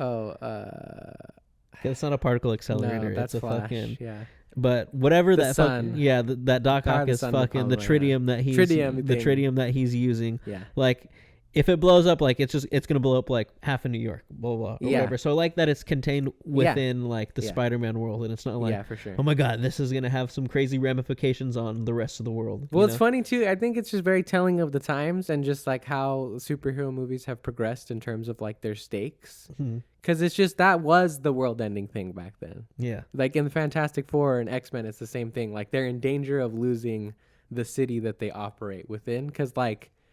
Probably just because they didn't have like the budget to do it either. Yeah. You know, or like this wasn't in the cards back then. They were at the baby steps of it. So it's just cool to see like how much like Sam Raimi was and still is able to do just within this world and make things feel personal. I think that's the best part about it. Yeah. It's like everything all the stakes in the movie feel more like Peter is gonna lose the parts of his own life, rather than like people are gonna die or like you said, the city's like at stake or something. Like that's kind of background. Yeah, like it doesn't really matter. Like the end is more about him going to save Mary Jane and like having to make the sacrifice of like, okay, she's gonna have to know that I'm Peter at some point or another. It's gonna make this thing more complicated but also easier at the same time. And he's like, again, forced into it. He can't really do it. Yeah. But like, yeah, it's like a passing. It's kind of funny. I actually was laughing at it a little bit because he's like, when like Harry pulls the mask off of him, right? He stands up and he's like, "Where's MJ?" And she's like, "Peter, blah blah blah." And he's like, "Look, man, if you don't help me find him, she's gonna take away that machine's gonna take out like half of New York. Where the fuck is my girlfriend?" Yeah. He's like, "Where is MJ?" Like he's just freaking out, which it makes sense. Like, and I think that's one of the best parts about like Spider-Man lore. You know, they do a good job of like imparting this lesson in, I think, Into the Spider-Verse very well, which is like Spider-Man, as powerful and as awesome as he is, cannot focus on trying to save the world. He needs to focus on saving the one person that's important to him, and by proxy, he will also happen to save the world. You know, but like that'll give him the strength to save the world. Exactly. Yeah, and that's another thing too that I was like very pleasantly surprised about this time around was that it's no secret if you watched our Spider-Man episodes, because I think they got cut in 2, right? Probably, yeah. Yeah, because that one was real long too. Yeah. You know that us, as well as Mr. Diggy Barnes, we're not big fans of Mary Jane Watson across this trilogy when we did watch it like last year sometime. But I actually really liked her story 100%. In this movie. I thought it was good. Maybe it just plays better on the big screen. Like the drama of it all just works better because I'm in a theater, I think. But I thought it was a good back and forth between Pete and MJ, right? And I think that it really like did a good job of like capturing the not fun, because it's not fun, but fun for us as a viewer to like struggle with their like back and forth of stuff, because MJ has a right to be disappointed, obviously 100%. But then the thing that's tough, and it's why you can still sympathize with Peter, is that it's not technically his fault. Yeah, it's because if he doesn't, people will die. Yeah, and like the city will burn down and shit because he's Spider-Man and whatnot. And so like that teetering back and forth of like, I also thought it was really good how they slowly kind of like, when I watched it last year, I was like, it's cheesy that she's like, I think I always knew, you know? Yeah. But then this time I was like, no, wait, this is actually good, because for one, she already seemed pretty convinced at the end of the last movie. Yep, because they kiss at the end of the last movie. Yes, and she like stops for a second, touches the lip. She's like, wait, that's familiar. Yeah. Then in this movie, I can't remember what happens first, but I think the order of it is that he goes normal, Pete, again. And he's like, you know, trying to tell her like, I'm different now. And she's like, you are different. Like something's off. I don't know what it is, but I'm going to go. And then like immediately after that, she tests out the upside down kiss again with, you know, her fiance to see if like the magic's there, I assume, or whatever. Yeah. And then, what was the other one?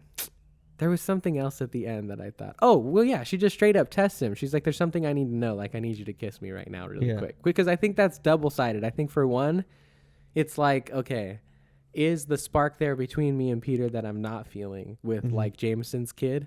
But also two, like, this motherfucker's Spider-Man. Yeah, like exactly. I need to check this shit out right here.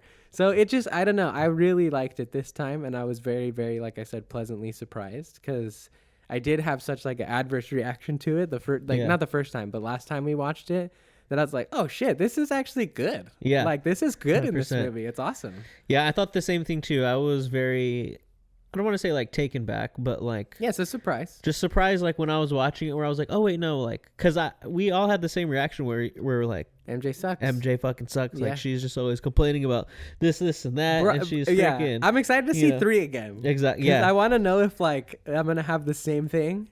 But I don't think so. Yeah. I think it's just that 2 is actually really good. 2 is really that's all it is. Good, yeah. You know? But yeah, like Pete is making all of these like promises and like, okay, like, yeah, I'm gonna go watch your play. I'm like gonna go do this, and he's like constantly like letting her down, which like anyone would be disappointed by. Yeah. Right. Like if you're constantly trying to like hit up a friend or like do this and do that, and it's just like, sorry, man, shit's always fucking. It's just like fuck, you know, like it gets a little disappointing. Yeah, Peter at Parker's times, a flake, basically. Yeah, he's just fucking flaking out, you know. And it's again, it's not because he wants to or he actually is a flake. It's literally because he's fucking Spider-Man. He's Spider-Man and he's saving people, but he can't fucking tell her. No, you know. So for reasons that again are not unjustified, because it does make sense, and it's kind of what happens in this movie.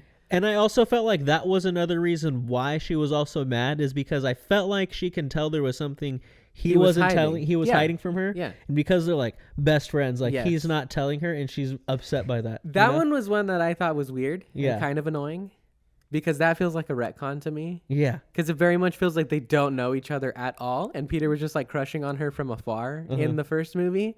And then, like, for the last 2 years, they just became... I mean, I could see it. People can become best friends in 2 years. Exactly. A lot can happen within the 2 years. But the way she's saying it, it feels very much like there's a lot of history behind it. Yeah. And, like, they did grow up next to each other, so maybe we just aren't seeing that, like, you know, they played together when they were little and stuff like that. But I was kind of like...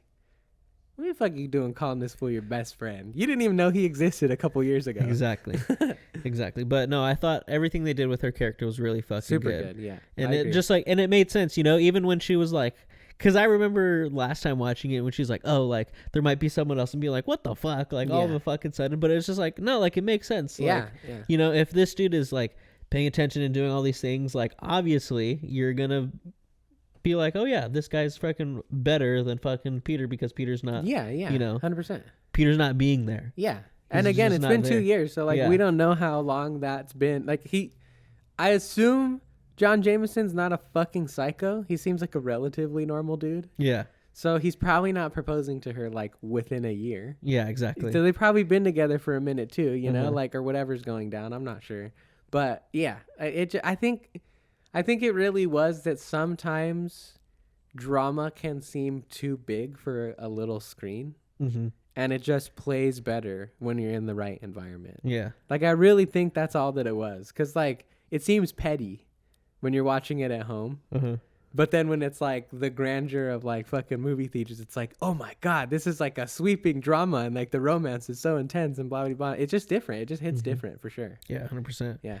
And I mean, the train scene is fucking iconic as well. Like so fucking good. Like still one of the best superhero sequences of all time. I always fucking like tear up a little bit when fucking like Doc Ock comes back and he's just gonna fucking like bolt, like he's just like trying to go after Spider-Man. And they're all like, nah, you gotta go through me if you want to fucking get through Spider-Man. Yeah. And I'm just like, fuck, man, that's some real ass fucking shit right there. I'm curious to see if they're gonna go 3 for 3, because I can't remember right now if the third one also has one of those scenes. But I love New York being behind, the people of New York being behind Spider-Man is such just like a great and just like powerful like storytelling thing. Yeah. That we don't really get a lot, because in a lot of recent superhero media, either A, he's dealing with problems that are way bigger than that, or B, he's so far along in his career that that's just normalcy. Yeah. Like we haven't really had to see him like earn that.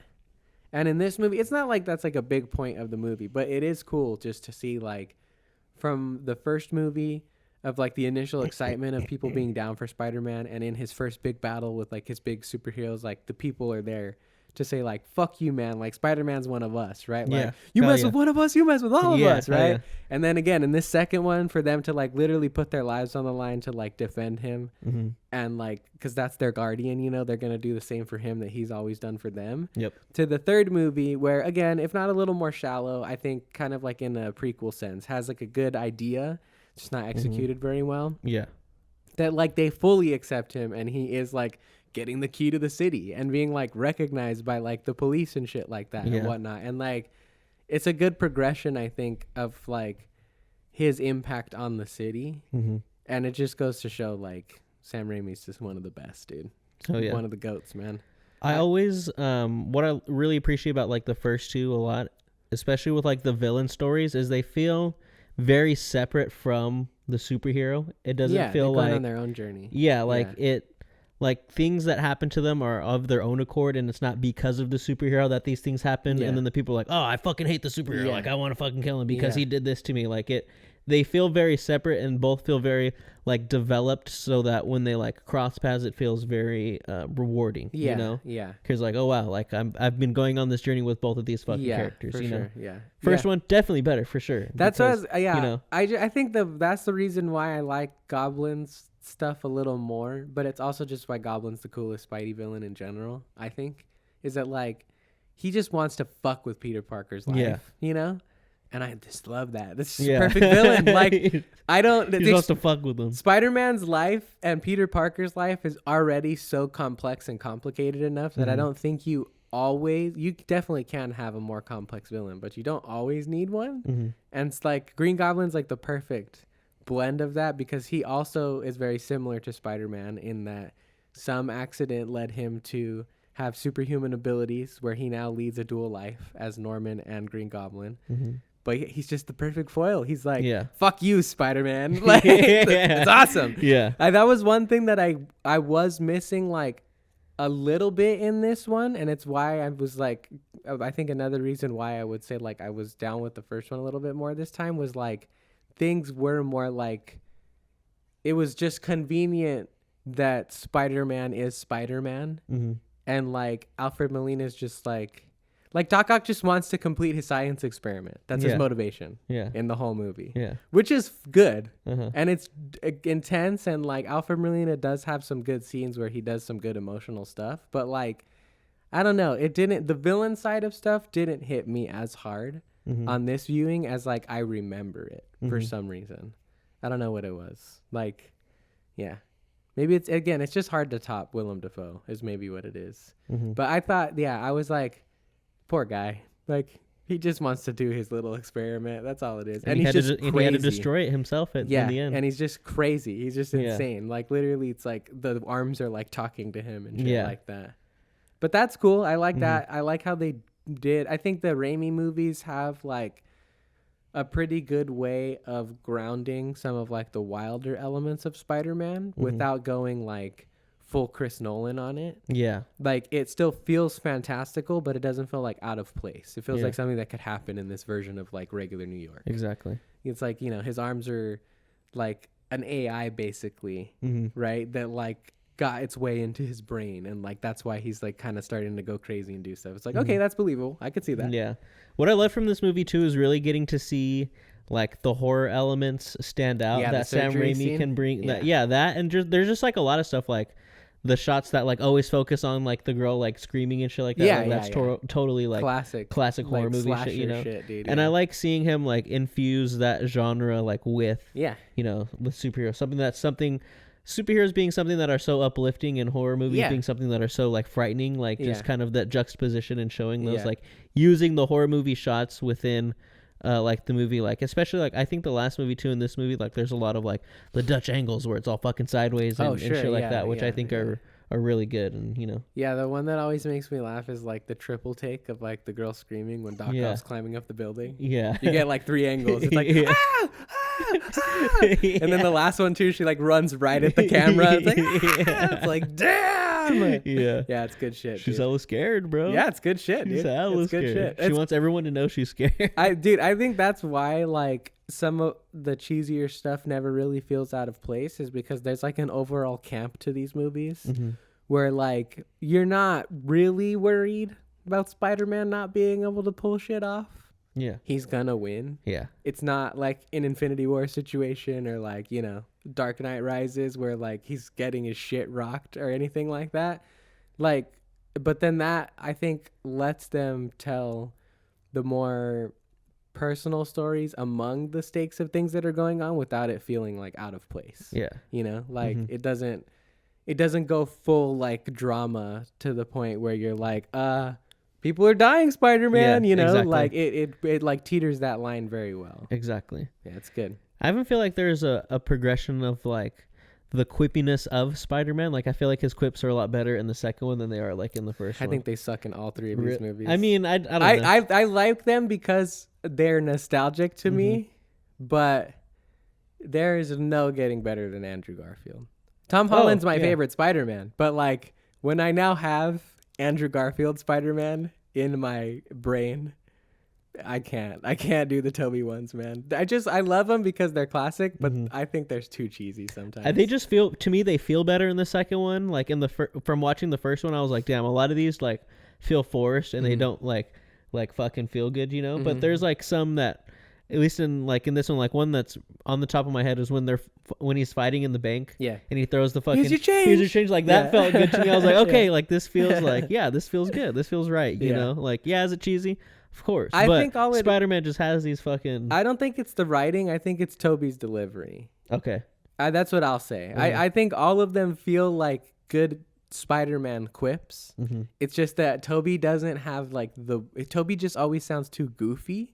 Yeah, he never has the cool factor of Spider-Man being like having the one up and just teasing the people that he's fighting. Yeah, that's always what it is for me. He doesn't have the suave like. I feel that. He's not a shit talker. He's too nice. Yeah, he's too nice. Yeah. Spider-Man's kind of a dick. Like he kind of fucks with you while he's kicking your ass. But but there is good ones. That one's the best. That was the one I was thinking of too. Here's your change. Yeah, dude, and like. What's up with that bank just like having fuck tons of gold coins like in their bank? Like that's such a fucking lie. But I also love it though too because again it just kind of fits with the world, right? Of like again teetering that line of yeah, we got a somewhat more realistic version of like maybe what a Doc Ock would look like, you know? Thank you, sir. But at the same time, he's still sneaking into a bank with a trench coat, hat, and sunglasses to steal a bunch of money bags full of gold. Like, it's just, I think it works, though. It just, like, feels right for this, like, campy Spider-Man world, you know? I'm not mad at it. It's just funny when you think about it and like see it later on, you know? I just won't stand for movies selling us the lie of that's what bank vaults look like, you know? Oh, absolutely not. Yeah. I won't stand here. Well, for one, no bank just has the vault like exposed in the lobby. Exactly. Like, and for two, cheers. It seems to be like on the same wall that like leads outside the building. Like, I don't know. It's funny, but. And they're just having sacks of gold coins. I'm telling, it's a Spider-Man bank, bro. It's not a real life bank. It's a Spider-Man New York bank. But I think that's the thing, right? It's like, I think these movies do it the best because I think Amazing Spider-Mans feel pretty grounded to me. Mm-hmm. I think New York City feels pretty grounded. And then everything in the other one, Homecoming feels very grounded to me too, in a good way. But then everything else after that is like big, right? Yeah. It's like fucking taking over London or like multiverse or Avengers shit, right? Yeah. This one like does a good job of just, I like New York feels like almost a fantasy world in all the best Spider-Man stories to me, or the best Daredevil stories, like these ground level supervillains. Like it is New York City, but like all of the craziest like cheesy stories that you've heard of like shit goes down in New York is a reality in this world where like, crazy experiments gone wrong do happen and muggers do talk like that and rob people all the time and shit, you know? Like it bridges that gap a little bit. Mm-hmm. And it's just perfect, dude. It works really well. Yeah, the interactions with the New Yorkers are really funny. Like this trilogy definitely does it the best for sure. Yeah, New York's an actual character in these movies, I think. I like in the beginning when he has to deliver the pizzas and he goes into the alley and then comes back out as Spider-Man. He's, whoa, he stole that guy's pizza. That's good, man. Dude, yeah, there's so, I think that's the other thing too that just like makes watching these movies in a theater so fun is that like separately the world has been enjoying and loving the nostalgia and the memes and all of the stuff that has come from this trilogy over like, I don't know, last like 15 years or so since like the internet started booming, right?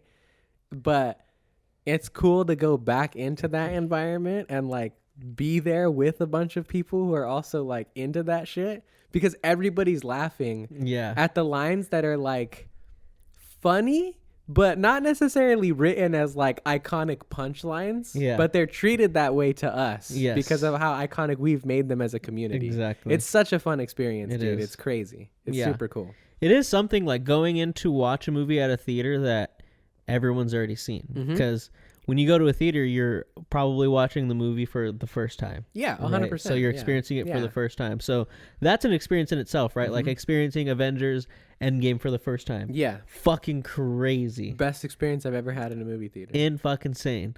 But like going to watch this where again we know everything, everyone's laughing at the same thing because we all think the same things are funny is like a different experience in itself for sure. Well, it's also just different. It's like going and watching a movie with all of your fucking homies. Yeah. You know? Yeah, but it's just different this far down the line too. Like it feels like it's aged wine. Yes. Because you can go watch a movie a second, third, fourth time in the same run, but you don't have time to like digest and process that over like the many years. Like at this point with this movie, 2 decades worth of time for it to like run its course, you know, like, yeah, it does. Like I said, it feels like aged wine, you know, it's like you're busting out one of the classics, you know? Yeah. Like there's even a meme from this one when he fucking sees the cops driving by and shit like that. And then he just fucking munches on the hot dog. Yeah, that's a meme in its fucking self, bro. Dude, it's so good, man. Yeah.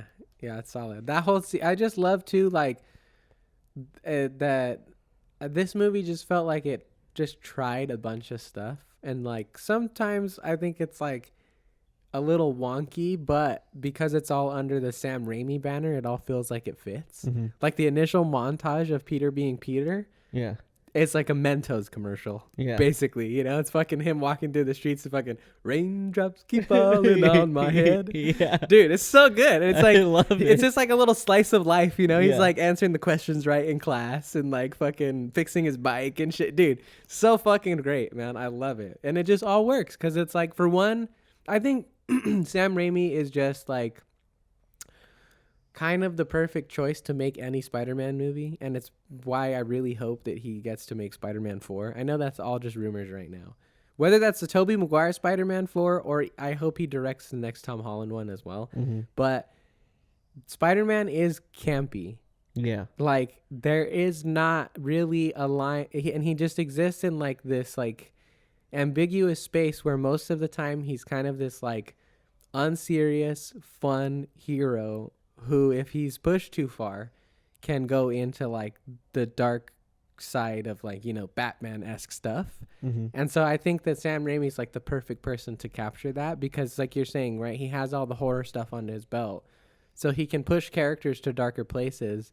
But he also, all of his horror stuff from back then is so campy and so like corny at times in like the best way possible that it works for when he does need to do the more lighthearted stuff.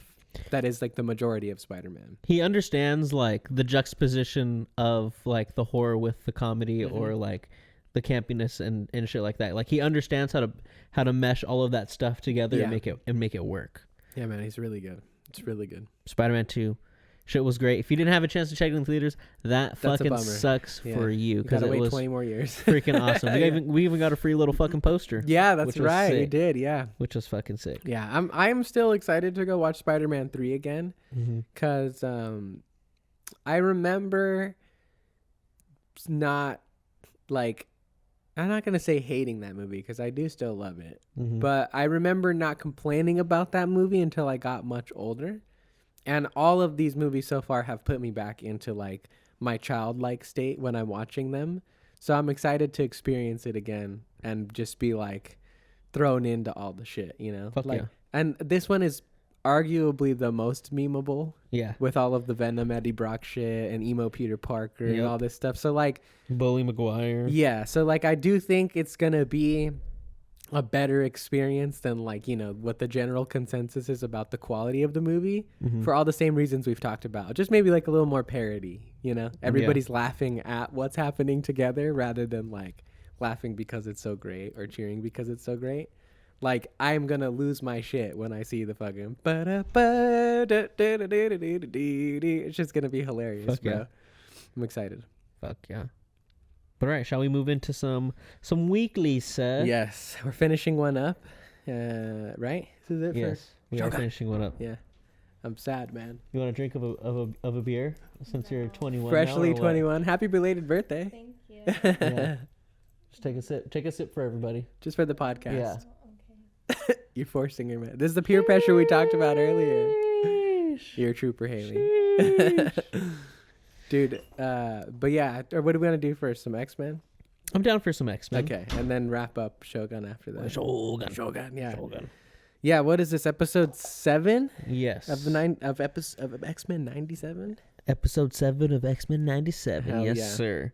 But yeah, this episode, we're basically dealing with the ramifications of what happened in episode 5. Yeah, with the playing catch up. Yeah, with the attack on Genosha and stuff like that. Like we start off with Gambit's funeral, which felt it felt like super real. I was like, oh fuck, okay, this shit happened. It's intense. Like it was very intense. Obviously everyone's very sad. Yeah. Rogue wasn't there, which was pretty crazy, but you know. I like how they did it though. I like how they did it, and I like Wolverine's line of like, what is it, like grief's a word, like everybody's gotta fight in their own way or something like that. Yeah. Grief's like a lonesome war or something like that. And Rogue's gotta figure out how to fight it in her own way, shit like that. Super good. I was like, damn. Yeah. Such a good fucking line from freaking Wolverine. But yeah, then we get Rogue's montage of freaking just fucking everybody up and looking scary, to see. dude. Yeah, crazy. That shit's fucking great, dude. It was cool, I think, because like I'm only just starting to like dip my toe more into the X-Men waters, so I would consider myself like a casual X-Men fan. Like most of my exposure is just from the movies. Yes. So we don't really have a lot of like grounds for knowing like just how strong Rogue is. Yeah, I didn't even know she could fly. I knew she could fly, but like that, I knew she had super strength, but it's just scary to see her like unhinged and like going on like a Man of Steel level rampage. She's like charging a military base and just like fucking shit up, no problem. Yeah. So like pretty epic and also just very scary too, right? Because like it's, I think, always fun to see what happens when you push your heroes too far. And I think this episode for sure like explores that with Rogue a lot.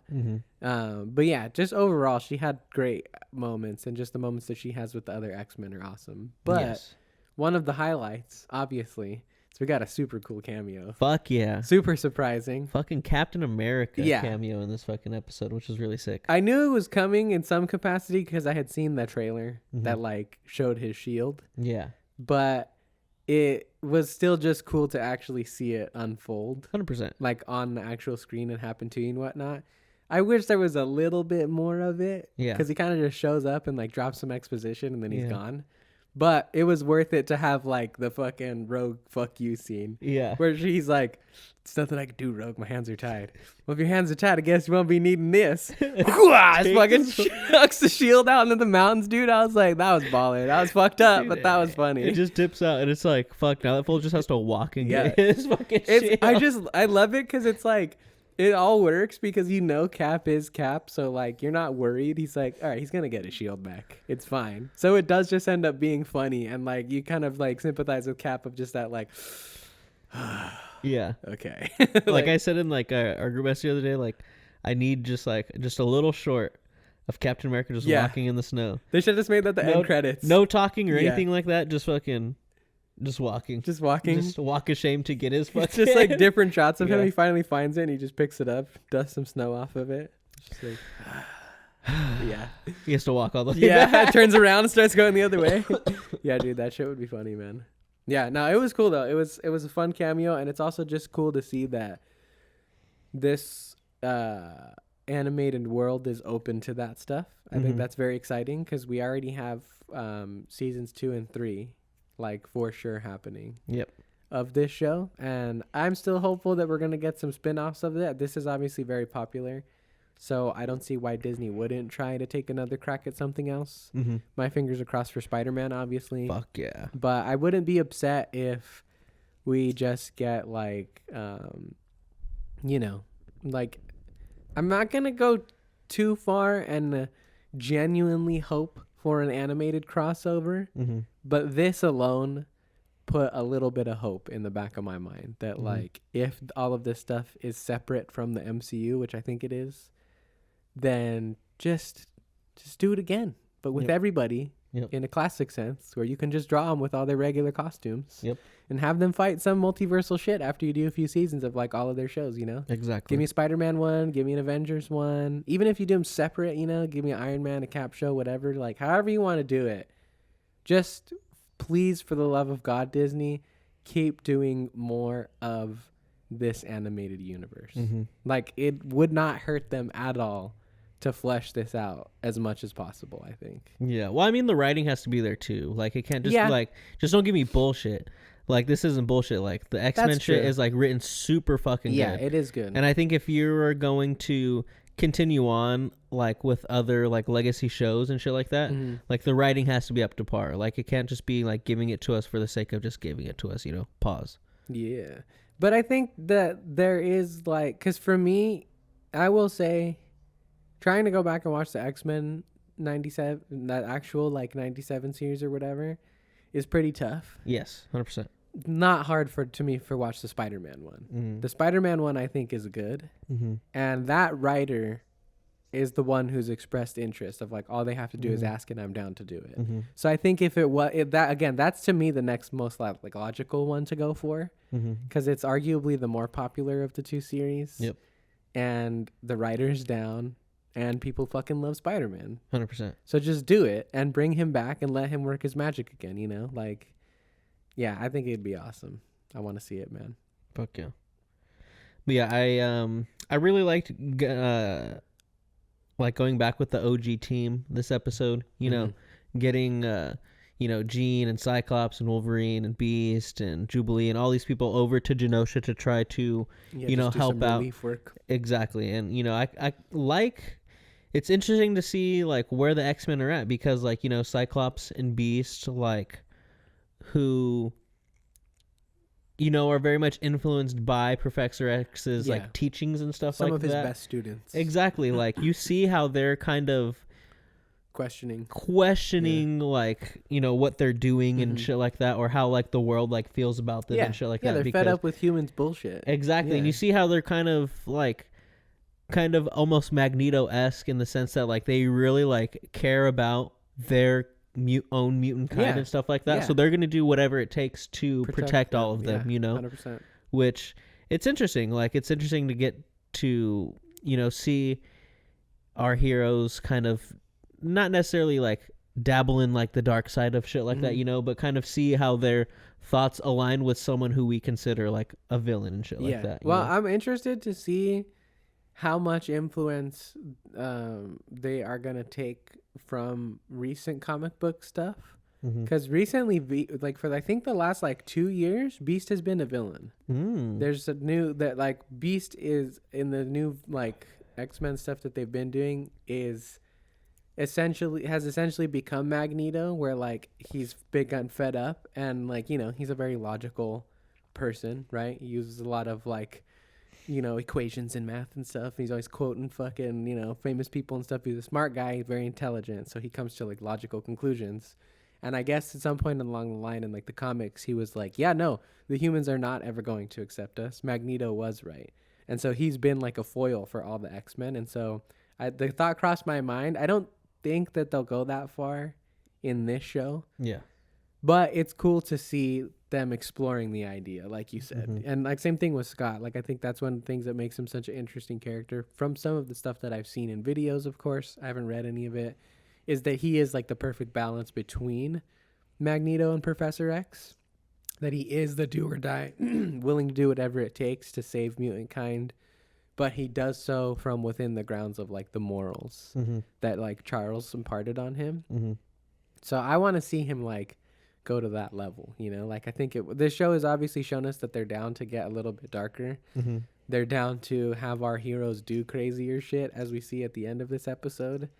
And I think it'd be cool to just explore that with like more of them. It's gonna be sick, especially if we're going down some like Days of Future Past type shit. Like, get into some nitty gritty, dude. Like, fuck yeah, let them go crazy, you know. Fuck yeah. But yeah, the end of the episode was pretty fucking nuts when they were yeah, because they tracked down Bolivar Trask. Yes. Right after, because Rogue's been looking for the other dude. I forget his name, but like his partner in crime or whatever. But he gets killed later, I guess. Actually, we find that out later, right? But yeah, they find Bolivar Trask, and he invites them, right? Yeah. He calls them to him because he's like freaked out. He's like gotten in too deep, and he's like, "Fuck, dude, I didn't mean for all this to happen." He's like, the vending machine never runs out of diet. Yeah, basically, that's right, huh? Because of the fucking, it's like the secret door in there or whatever. Yeah. So like anyone that just gets a diet soda can just access that, 100%, or what? Yeah, it's gonna happen. How many times has that fucking happened? Where he's just standing there all the time with like a laser pistol, like, just go. Just like, just close the door. Don't worry about this. You didn't see anything. You never want a diet soda ever again in your life. Exactly. But yeah, I thought it was cool because like, I think that it's cool to see that like a villain who seemed so just like over the top evil in the first one was truly just somebody who was also trying to protect his people gone too far. Because like, you know, he talks about it in this a little bit. We don't get much of it, but he's like, I fucked up, you guys. He's like, I promise. He's like, I'm trying to get you to like understand as much as possible. I never meant for any of this to happen. I only designed the Sentinels to protect human beings, not fucking murder your people. Yeah. And like the fact that, you know, but they make the joke about it in there, but it reminds me of some very Oppenheimer-like stuff, right? I think they literally call him like Discount Oppenheimer or some shit like that. Yeah. But it was good. I liked it. And again, it wasn't like super deeply explored or anything like that, but it's a cool line and like a couple cool like things to throw in there of like helping you humanize your villains. Maybe not sympathize necessarily, but just understand like where they're coming from, you know? Exactly. And then he's kind of so far gone that he decides to like, oh, I'm going to jump off this fucking building right now. He wants to kill himself. Yeah, and fucking Rogue comes and like catches him and shit like that. And I forget what she fucking tells him. Yeah, she has some kind of badass line before she fucking drops his ass. Yeah, she fucking drops his ass, and that shit was fucking crazy because like those are our heroes. You never expect our heroes to freaking willingly kill someone, you know? Like, that shit was insane. But he doesn't fucking die. He just fucking turns into an insane ass. Yeah, because fucking new type of sentinel. So I think his name is. I looked it up afterwards because they don't mention it yet, but I'm pretty sure his name is Bastion. Yeah, actually, if you watch it with the subtitles on, it says Bastion. When he speaks for the first time, like it says Bastion. Okay. So yeah, that was his plan all along because he's apparently just like this fucking, I don't know, super intelligent like planner guy who's like got all these like schemes going on. Because like if you think about it, he did have a perfect plan. Either Bolivar Trask would have killed himself, and then the new Sentinel thing would have activated, or he knows that he pissed the X-Men off so much that one of them probably would have killed him, activating the Sentinel shit or whatever, you know. And like the whole time when we see like the silhouettes of him and like this like the shots of like just his legs or whatever, you know, they don't fully show him. He's like everything's going according to plan and shit. So like, I like that I feel like depending on how, quickly they wrap up him as a villain, I feel like I would have liked to have more of these teases a little earlier in the season because we only have 3 left.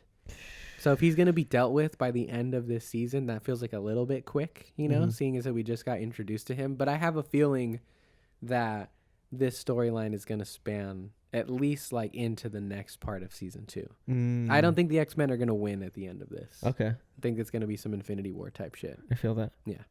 I feel that. But yeah, the fight scene was super fucking cool, bro. Yeah, for sure. Super Epic. Fucking sick. Full on. It's the Rogue One earlier too. Like they have just gone like full anime. Yeah. And it's just awesome. I love it. It's fucking wonderful. Her fucking little down kick when she's fucking... Like she stretches out a little bit to like give... epic That's for sure a fucking like a down B or something like that, you know? Yeah, 100%. Like you're fucking playing like Smash Brothers, you jump up and fucking down B. And like, yeah, dude, it's epic, man. It looks really good. And I just always love seeing... It's cool. I do wish that there was a little more of it so far this season, but I am hopeful that we're going to get like a bigger one towards the end, maybe for having to wait. But I love seeing the X-Men operate as a unit on the battlefield because, you know, it just gives me that Avengers vibe of like they all know each other's shit. So it gives me like Age of Ultron vibes. Yeah. They all know each other so well that like they're doing combos and like they know who's good for what situation. Yep. And like, I'm not going to worry about this guy over here, even though it seems like they're in trouble because he's got it. You know, like I love seeing that type of shit on superhero stuff, but we'll see what happens. It seems like this is less action oriented show so far. Yeah. I mean, it's not absent from it, but it's certainly not the highlight. Yeah. It's more about storytelling so far, I think. Very true. Yeah. But I mean, from what the writer of the show has said, like the next 3 episodes are the fucking... Yeah, like they're all supposed to be like finales or some shit like that. Yeah, they're going to be like, this is the end. They're supposed to be bigger than episode 5. You know, episode 5 was fucking huge. Nuts. Yeah, intense, yeah. So, but yeah, this was another solid installation of this. I don't think they've had like a bad episode. Definitely not. Like, I think... The only one I'll say that I wasn't like 100% down for in the overall was the game episode. Oh, the Jubilee one? It was cool. Yeah. But it just felt like kind of like a sidetrack. Just random. Yeah. Felt like the filler episode. Yeah, exactly. Of the series. Exactly. Still a good one. It's a good filler episode, but it's a filler nonetheless. But yeah, I'm excited to see where the next 3 episodes go, man. Because if they're supposed to be better than episode 5, then fuck. I don't even fucking know, dude. I don't even fucking know. We'll see. That's a big claim to make for sure, but I think that they can pull it off. I think overall, all 3 and the finale will equate to being like something more epic than episode 5. Because I have a feeling the next 3, at least in like the last 2, will just be one big thing. Rather than like, I mean, we've seen that they're doing their part 1s and part 2s and stuff like that. Yeah. So like, I have a feeling it'll be one long thing from here on out, not like sparse little moments. But one other thing I wanted to mention too that I thought was really good in this episode was the stuff with Sunspot. What's his name?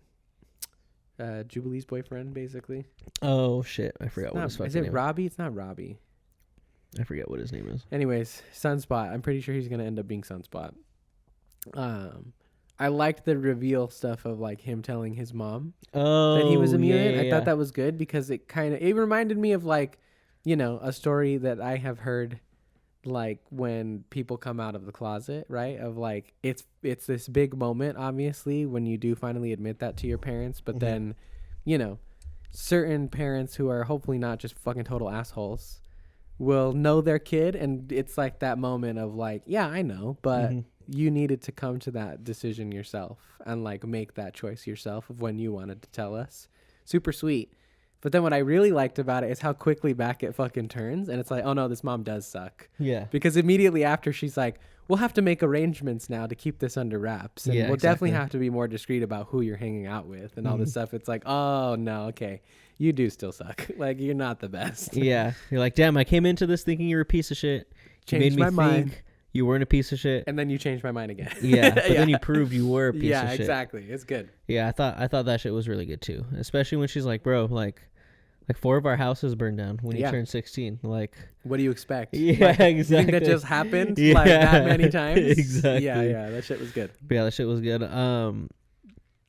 I'm also excited to see where the Magneto stuff goes, because we get at the end. Yeah, he's alive. Yeah, he's alive. Bastion is holding him hostage, and he's giving him a little shave. So I'm interested to see what he has fucking planned for him, bro.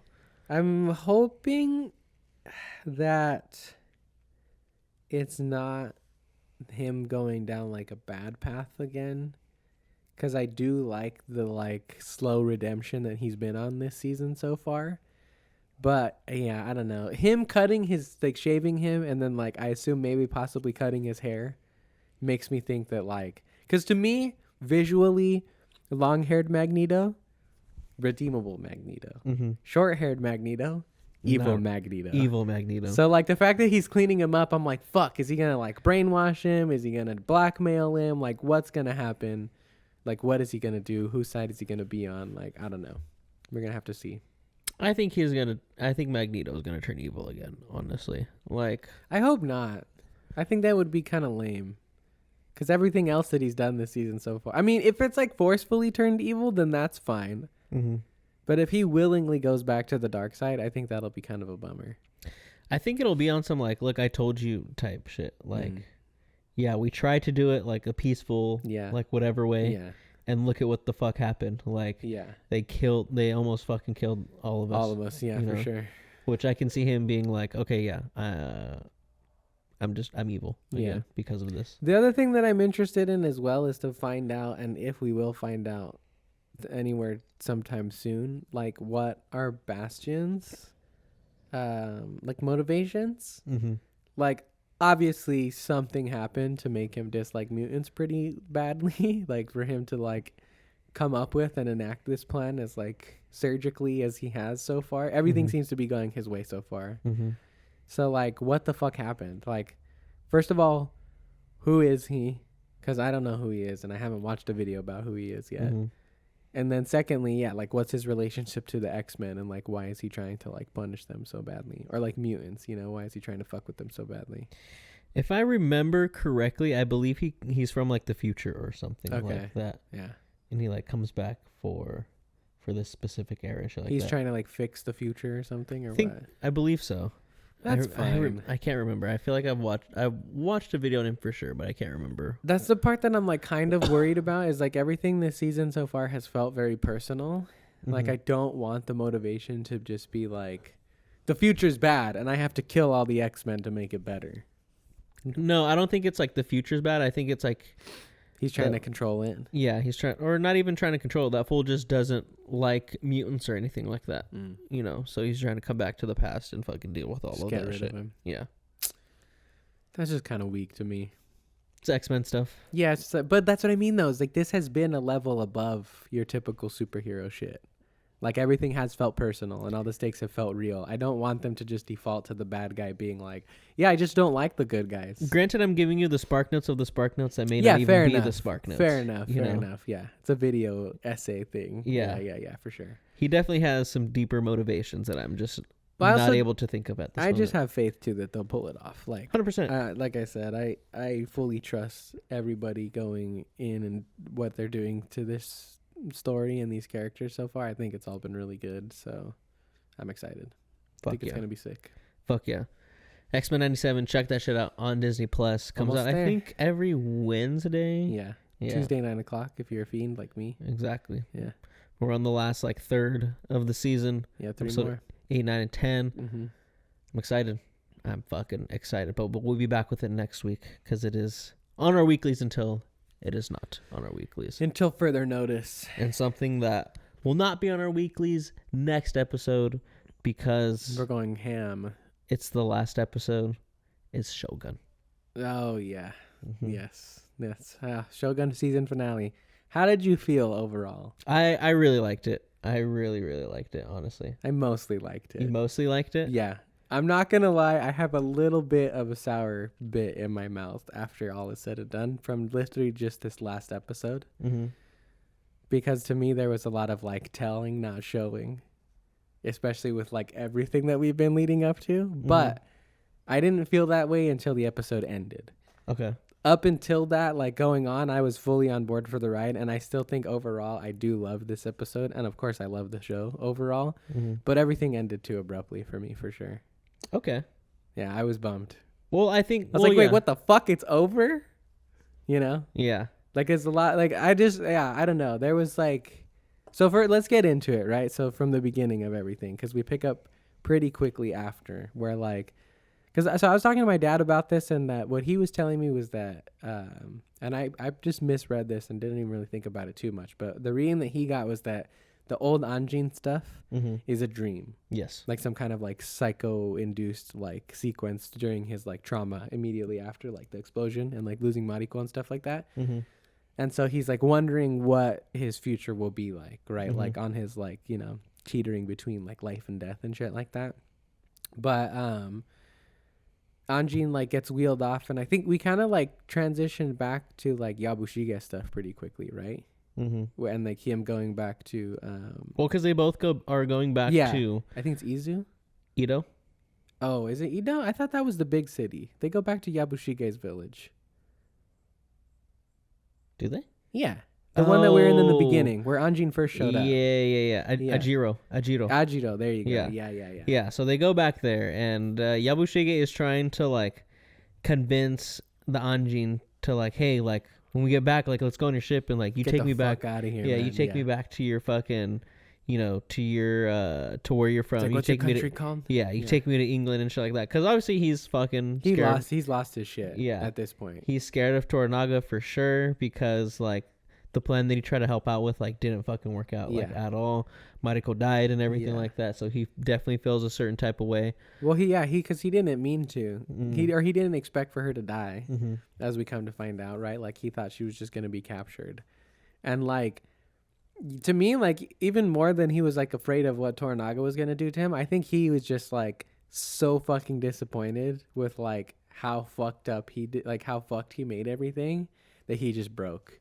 Mm-hmm. He's like, fuck, I am just a piece of shit. He's 100%. Like, oh my God, like, what the fuck did I do? Like, I killed her. Like, this is my fault. Like, exactly. Fuck me, dude. I do suck, blah, blah, blah, blah, blah. Because he's also very accepting of, like, all of the consequences of everything afterwards, I think, too, you know? Mm-hmm. Which, like, you know, he knows what he did. Yeah. Like, he knows that he's been a fucker this whole season, basically. Mm-hmm. But I was still sad, honestly, because Yabushige became one of my favorite characters. Yeah, he started to grow on you a little bit. But then, you know, the betrayal in the last episode obviously just kind of cements him as like, no matter how charming he may be able to be, at the end of the day he is really just looking out for himself and is like not really doing too much selfless shit. Like he's just trying to make sure number one's taken care of. Well, yeah, he's an opportunist. He's trying to make sure that he's okay, and anytime he can find any like little angle to get like a one up to make sure like what he wants to secure, like he's gonna fucking take it. 100%. Which is why the whole time he's fucking playing both sides like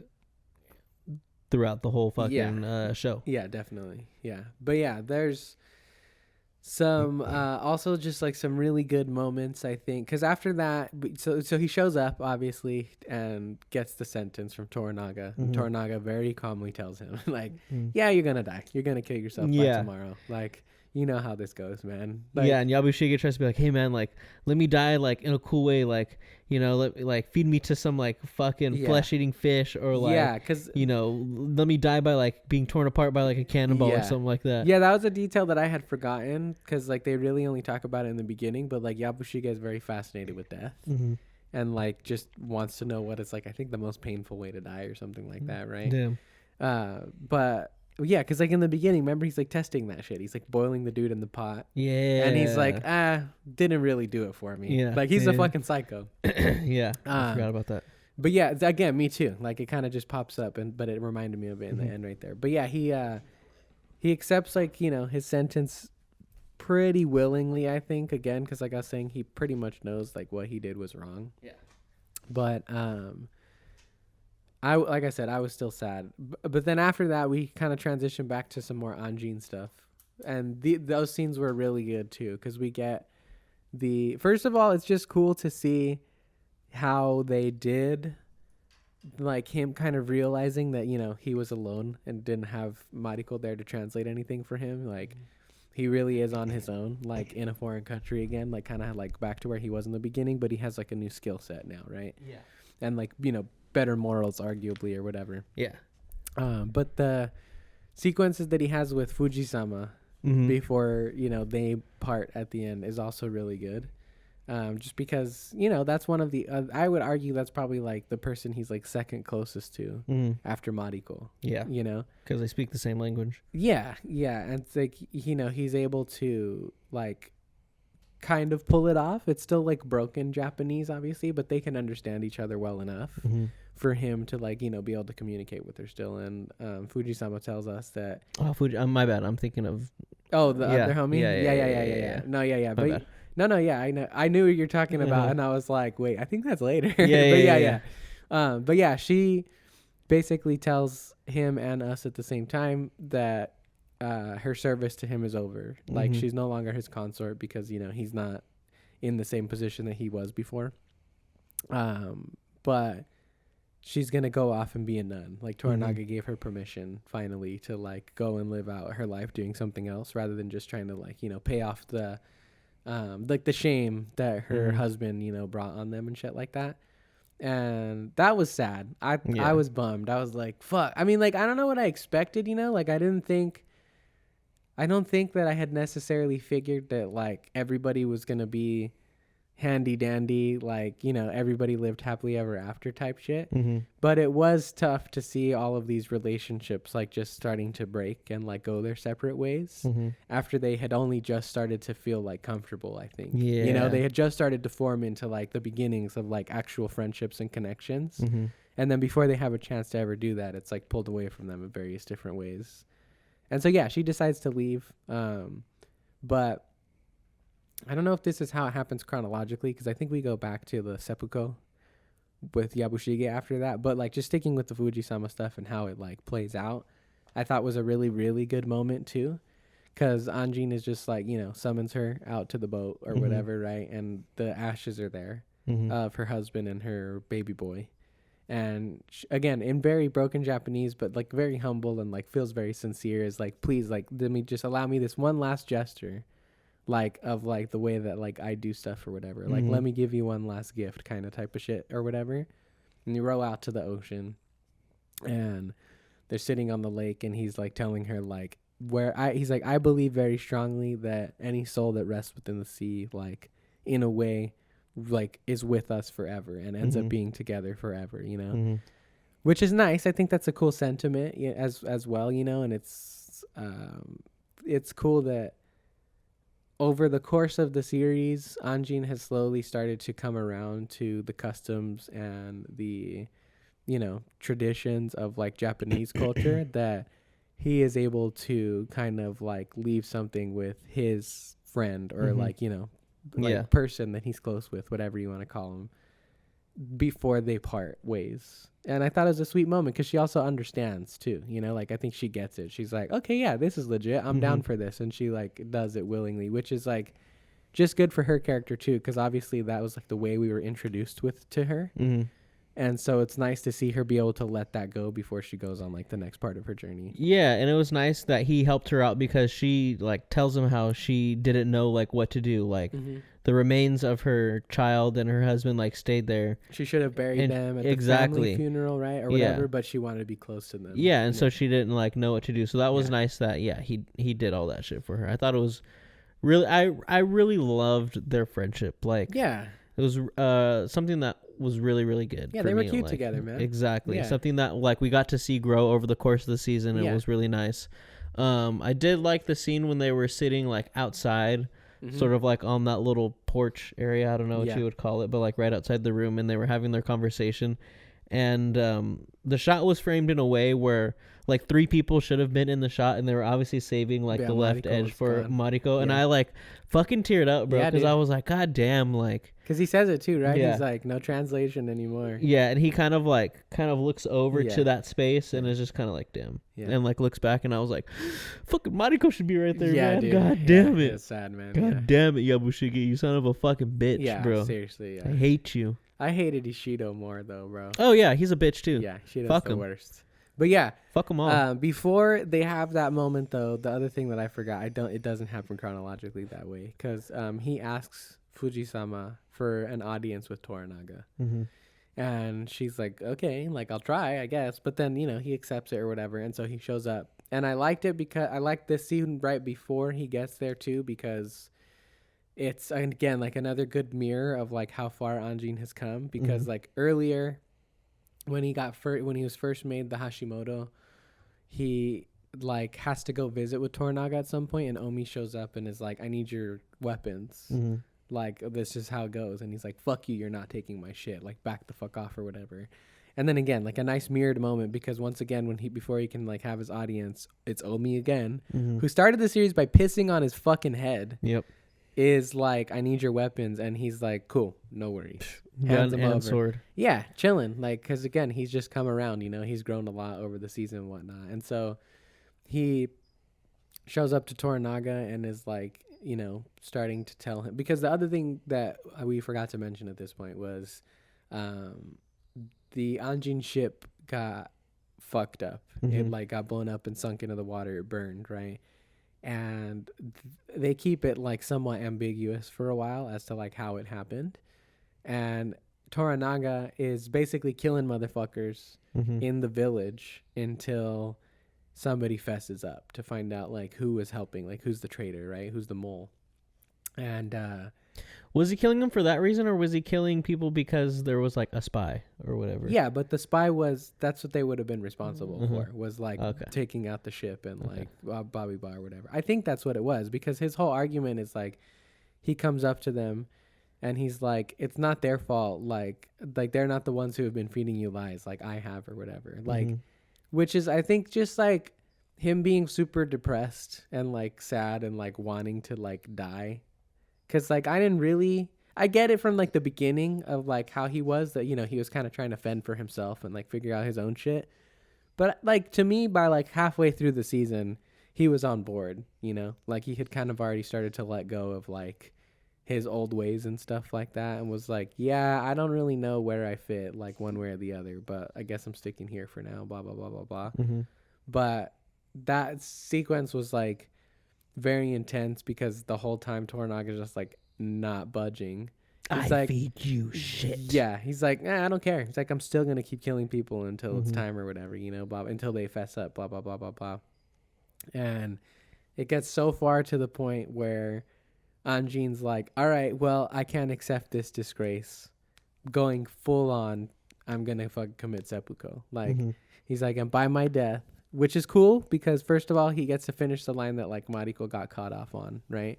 Because that's what she says right before she dies. She doesn't get to finish it though. Like, her last line is literally like, I am like Mariko, like daughter of like the Akechi clan, blah blah blah, and by my death, and then poof, the explosion hits and she gets sent. And it's essentially, I think, like the same sentiment of what she was gonna say, right? Which is like, I'm gonna sacrifice myself so that others can live, because like that's what Anjin's coming from, is like, no, I'm the traitor. When I kill myself, please stop killing the rest of the village. And like, homie gets real close, dude. Like, he's about to do it, and then just like epic fucking awesome Toranaga moment, like lightning quick, bro. This fool like looks like he couldn't do it, but he just like goes in fucking ninja style and is like, no, elbows him across the head, and like Anjin's like, what the fuck just happened? He's like, that's enough, motherfucker. He's like, you passed the test, basically. He doesn't tell him that, obviously, but you can kind of see it in his eyes, that he's like, all right, this homie's down for the cause. Like, we converted him, basically, which is like, so later on, when the reveal of like what that was all about happens, I was like already starting my point of like, fuck, dude, I don't know if I like this so much.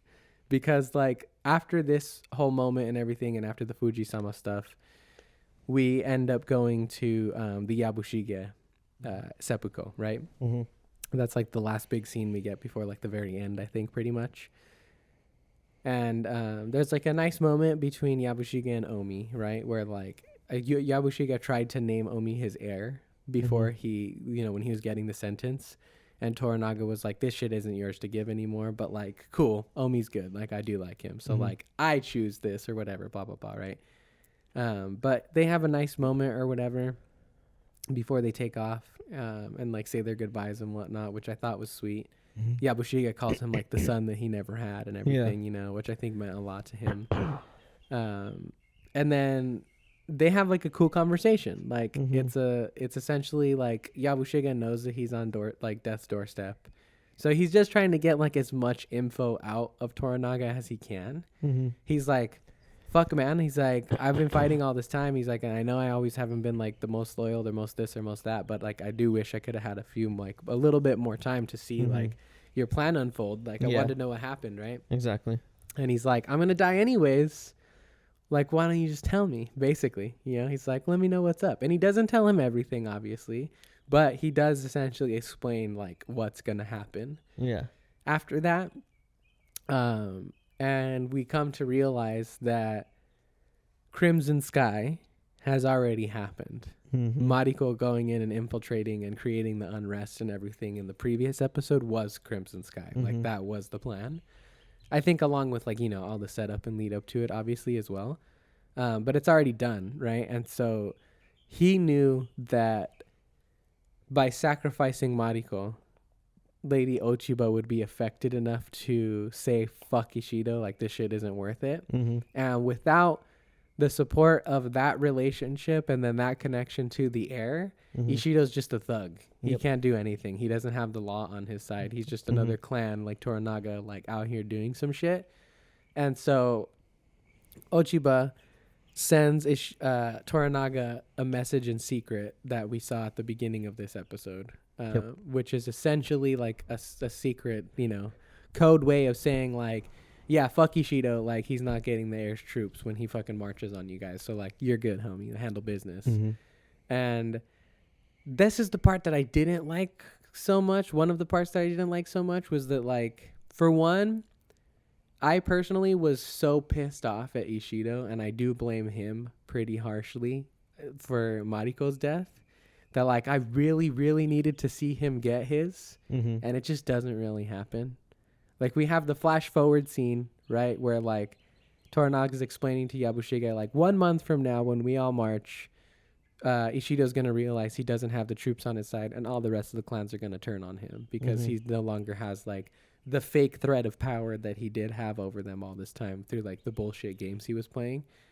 And like, that's cool to know that, like, he, from what my dad told me, I guess like historically as well, that's what happened. And like, he never even got to fight. Like the battle just didn't happen because he didn't have anything. He just had to surrender. But like, I wanted more than that. I feel you. I can understand that. I think for me, I was okay with that because there is the reveal that like everything was just a long game by Toranaga. Yeah, he's no better than anybody else. Yeah, exactly. He wanted to be the shogun. He was just better than everybody, and he was the master of tricks and stuff like that. Yeah. So everything was this long game that he played out. Yeah. And that he kind of like, I wouldn't say knew what was going to happen, but he made sure he like orchestrated everything. Yeah. So I like that reveal because for as much as like Ishido tried to like flex his muscles and like do this and do that and tried to get Toranaga out of like the council and get him executed and stuff like that. Yeah. It was nice to see that Toranaga was just like, dude, I just always had the one up. So like it was, to me, that was like better. Not, I wouldn't say better than seeing like him like kill Ishido, because I think obviously getting to see him kill him would have been pretty fucking tight. Yeah. But I liked homie thought he just had shit unlocked the whole time, but no, I let him fucking think that. Yeah. That was the other part that bummed me out though too, because like up until that reveal, I was under the assumption that Toranaga was like the unwilling king archetype. Mm-hmm. Like he was the only one who was right for the job, but he didn't really want it, and that's what would have made him a good shogun.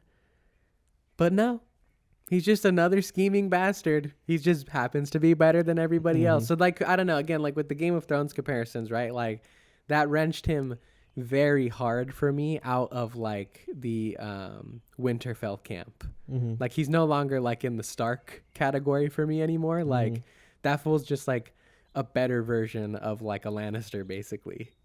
He's like a Tywin Lannister to me at this point, you know? Yeah, but I think like his motivations of like creating like a place of like peace, something that didn't know wars. I think is better motivation. Yeah, very noble versus just like wanting to rule for the sake of like power and ruling. Yeah. Like he wants to rule in order to bring peace to everybody. You know. Yeah, I mean that is fine. Yeah, but again, like it was just hard for me to like get the reveal that like nope, he's just as sleazy as everybody else. He just happens to be better. Fuck it, man. But then the other thing too that I was sad about is like, Anjin is just a clown to him. He means nothing. Like, he literally says, like, I don't need him. Mm-hmm. He doesn't affect anything at all. I keep him around because he makes me laugh. I just like him.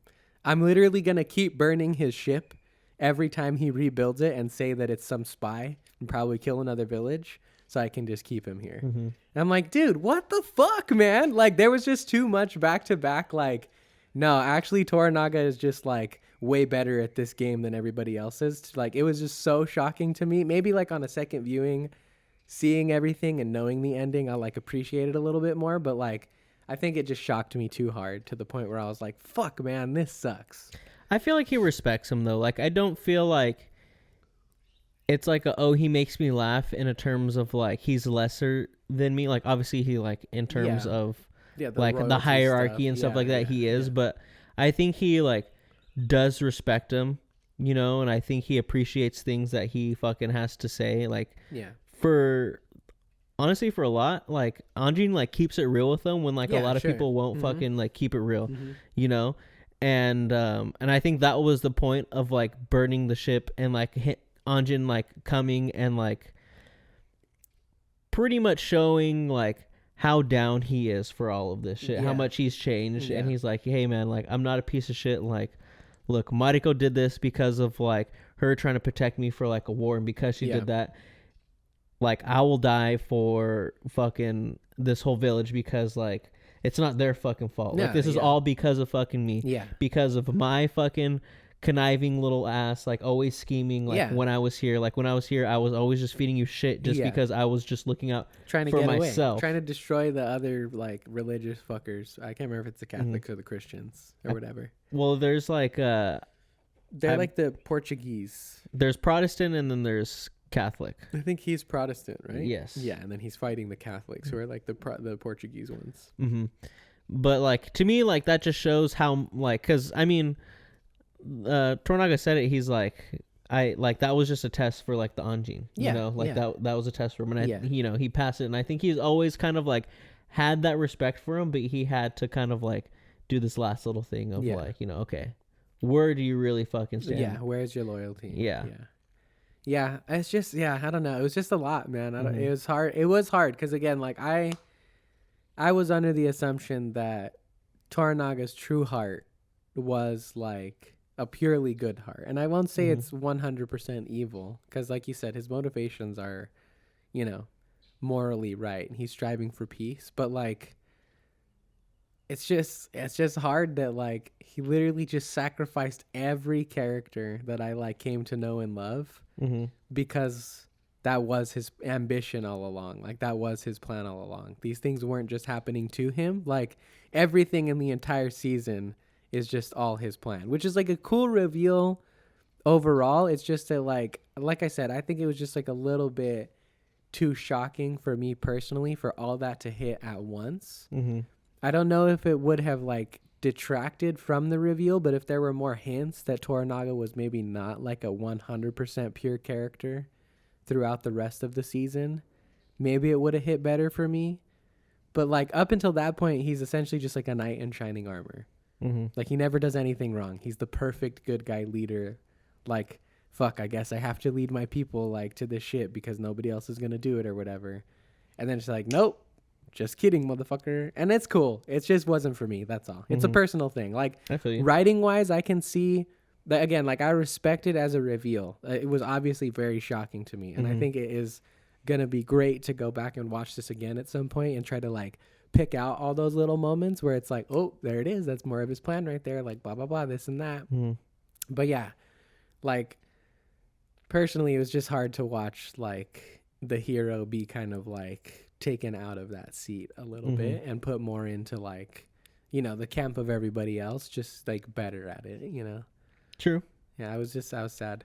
And then okay, so the other thing too, so then after that I did not super fuck with the ending, because the ending had like this epic buildup, right, where like everybody comes together to like pull the ship out of the water.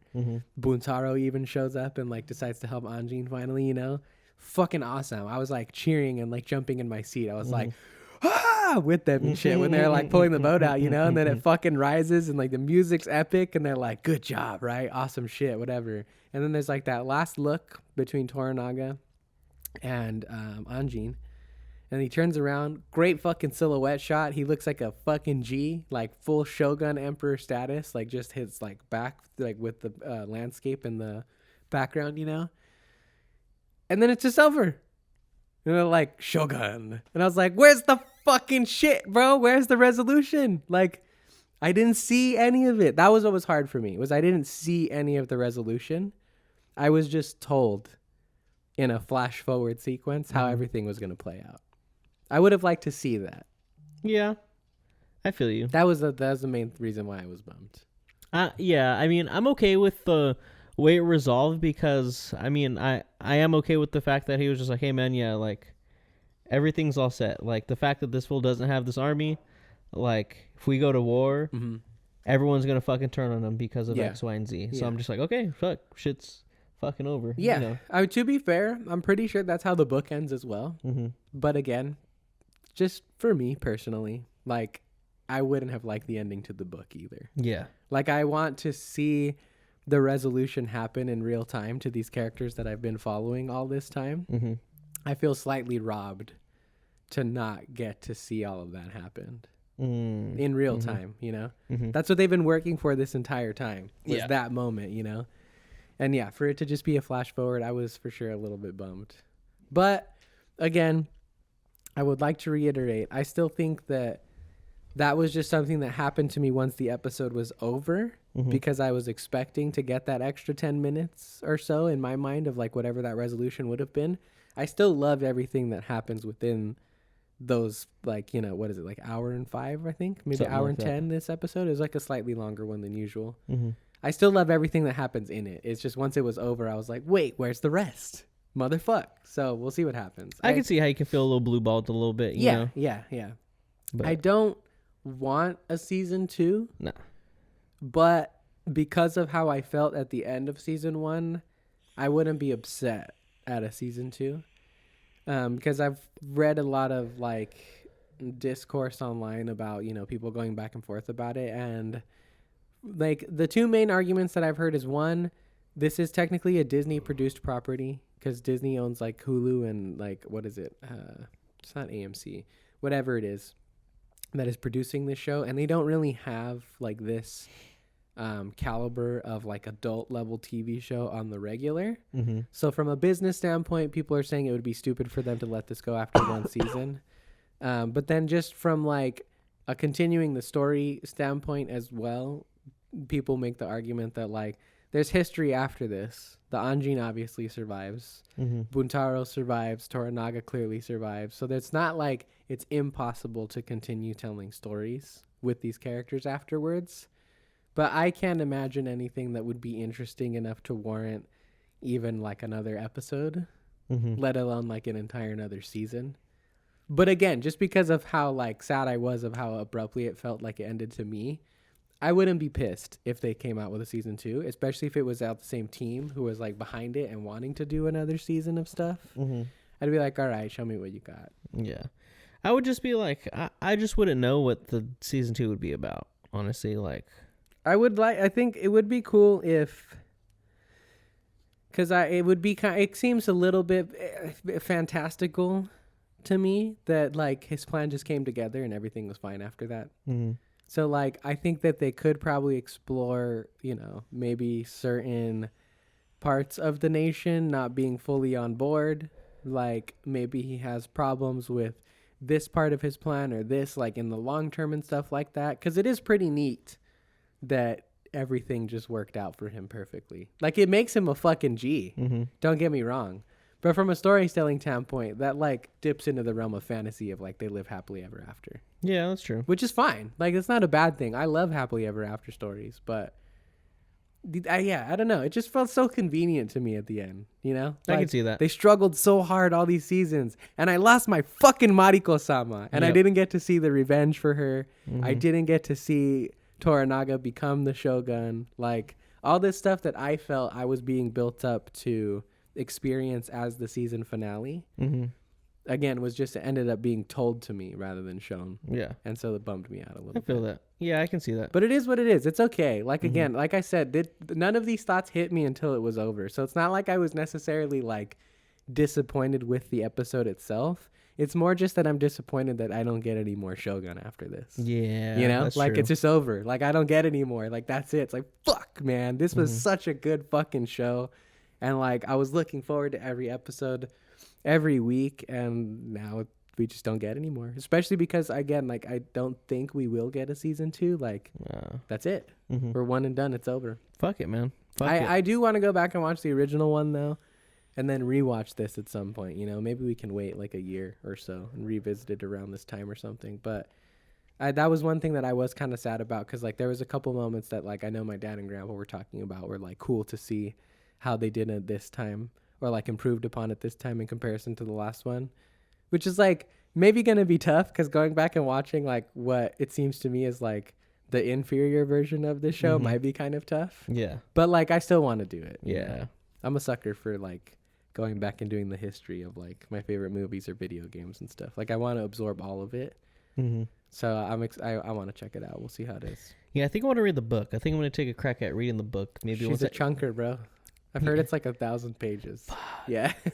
We'll see. Maybe once I finish Dune, I'll see how I fucking feel. Maybe I want to take a crack at a shorter book after that. You know what, though? I was thinking about this the other day, because we were having a conversation about this. Like, damn, how do people read like 1,000-page books and stuff? But like, technically, you have already read 1,000 pages. You've just done it across 2 books. Or you will by the time you're like a little bit of the ways into Dune, right? Because like, how big was 1984? It's like 284. Okay, so like roughly 300 pages. By the time you get to page like, you know, at the end of Dune, what, it's like 500 pages? Yeah. Of the story? Yeah. You will have read 1,000 pages.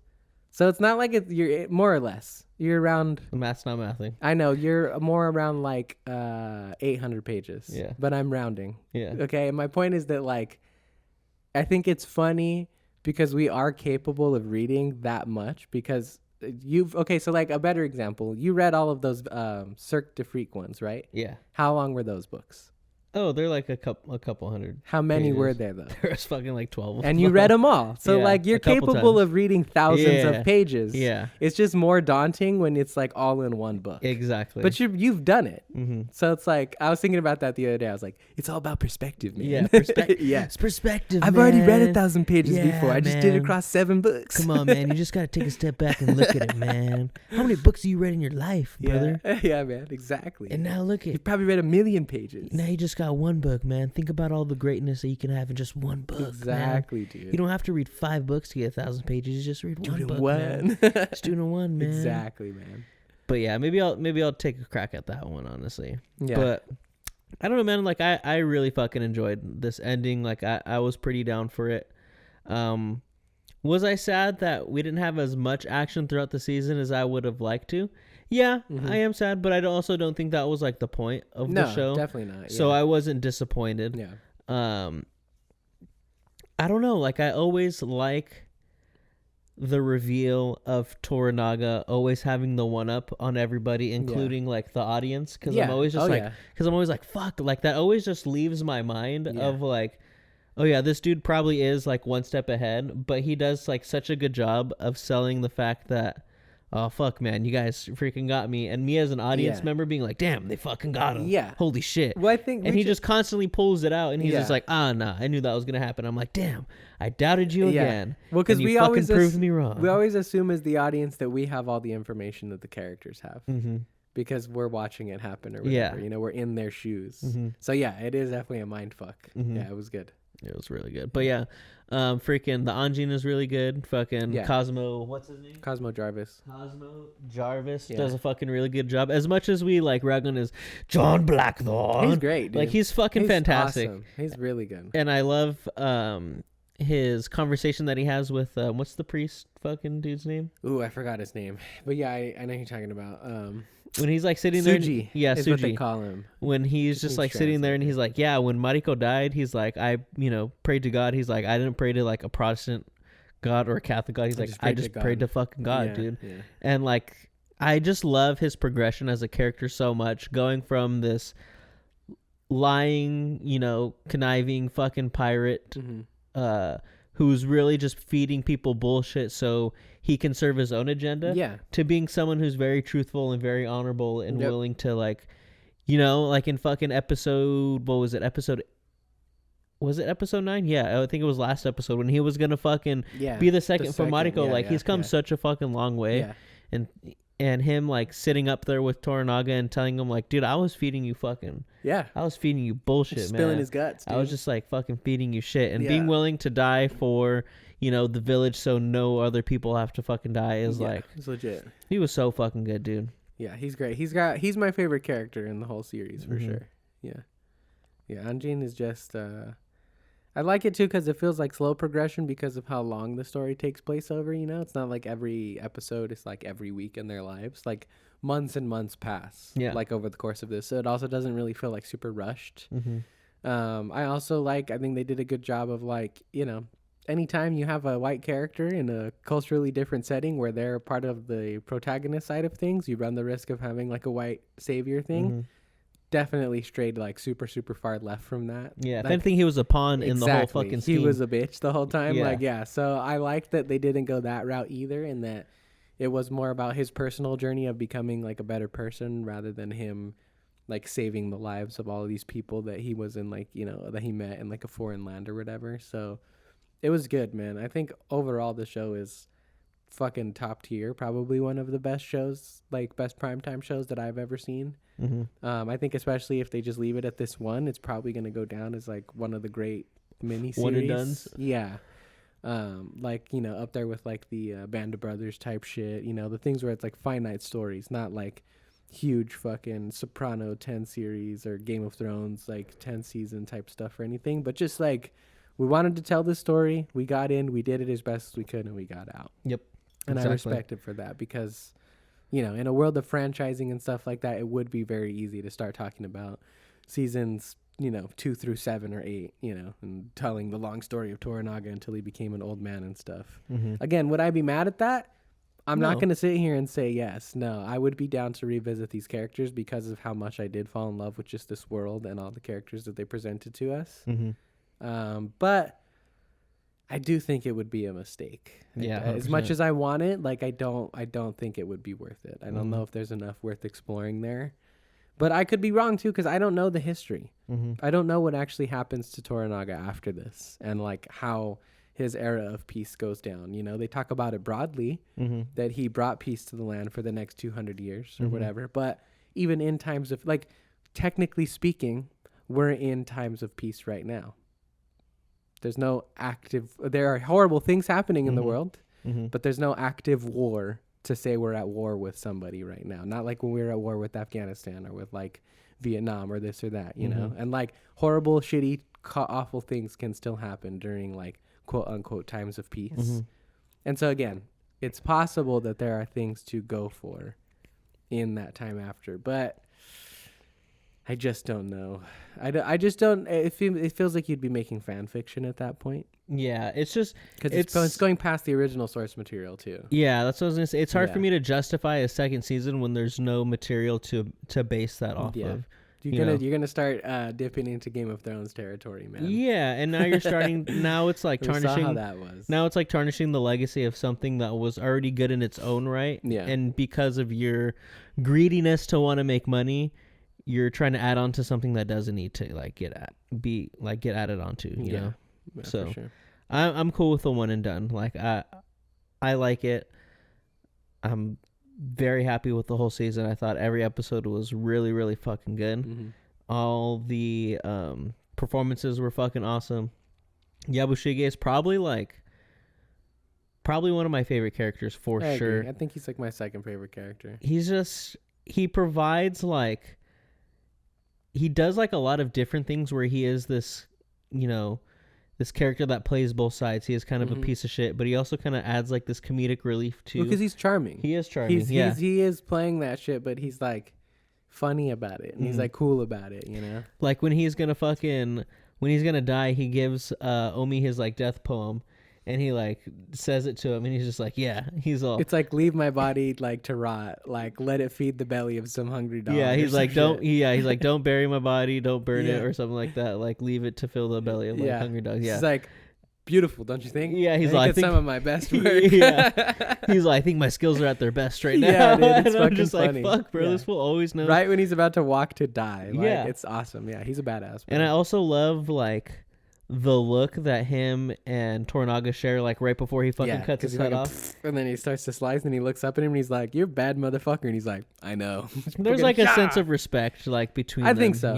Well, because the other thing too is it's like what I like about that relationship between the two of them is that Toranaga knew that he was doing all the double crossings that he was, but to a certain extent, he was still serving him loyally. Yeah. In a certain way, because it was all still the intention of what Toranaga wanted. Mm-hmm. He knew that he would probably fuck over something in Crimson Sky and cause shit to go wrong, right? Which is probably why he sent Mariko to go with them specifically, right? Yep. And again, even earlier on when he brings him back to his side when they're first trying to escape from Edo, right? Mm-hmm. He's telling it, from Osaka, when they first try to escape from Osaka. Mm-hmm. He's like, yeah, man, I know you were double crossing me. I'm not a fucking idiot, but it's all good. It's working out for me. So come on and let's have some more of that or whatever. So again, in a certain sense, he almost is still technically kind of loyal. Mm-hmm. He just doesn't know that he's doing everything that Toranaga wants him to do. He thinks that he's making his own choices when really it's that's the path that he's kind of been led on. Yeah. Yeah, it's crazy, man. Toranaga's a fucking G, bro. He's a G, man. Yeah. He's fucking awesome. Yeah, epic shit. But yeah, what would you rate the show overall? In its entirety? 10 out of 10. Yeah. Easy. Not even hard. Don't even have to think about it. I would agree. Yeah.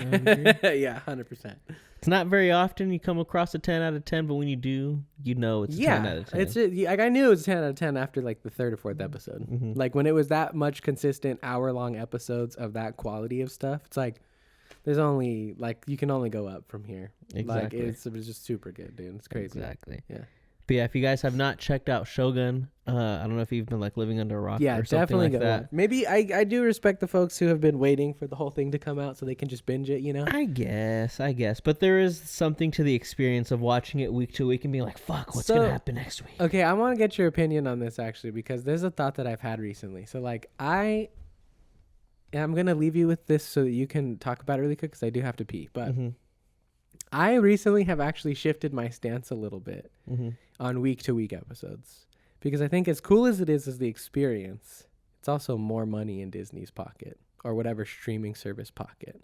Because rather than me being able to, let's say, spend $12.99 for 1 month of Netflix and be able to get the same amount of content from a season of Stranger Things, I now have to spend, what was this show, 10 episodes? 10 weeks worth of $12.99 to get the same amount of stuff. Arguably, I can wait till it's all out and just drop my $12 and binge the whole thing once it's over. But again, recently I've started to shift my stance a little bit of damn, are they pulling the wool over our eyes and being it's fun to go back to classic TV, but the decision could very much be based in a financial one of we have their subscription for $10 weeks. Like, how many months is that? Like 2 months? Yeah. They're essentially doubling their profits by spanning something out that long because you can't consume it all in one go. Mm-hmm. Well, I mean, I'll be right back. I can see that.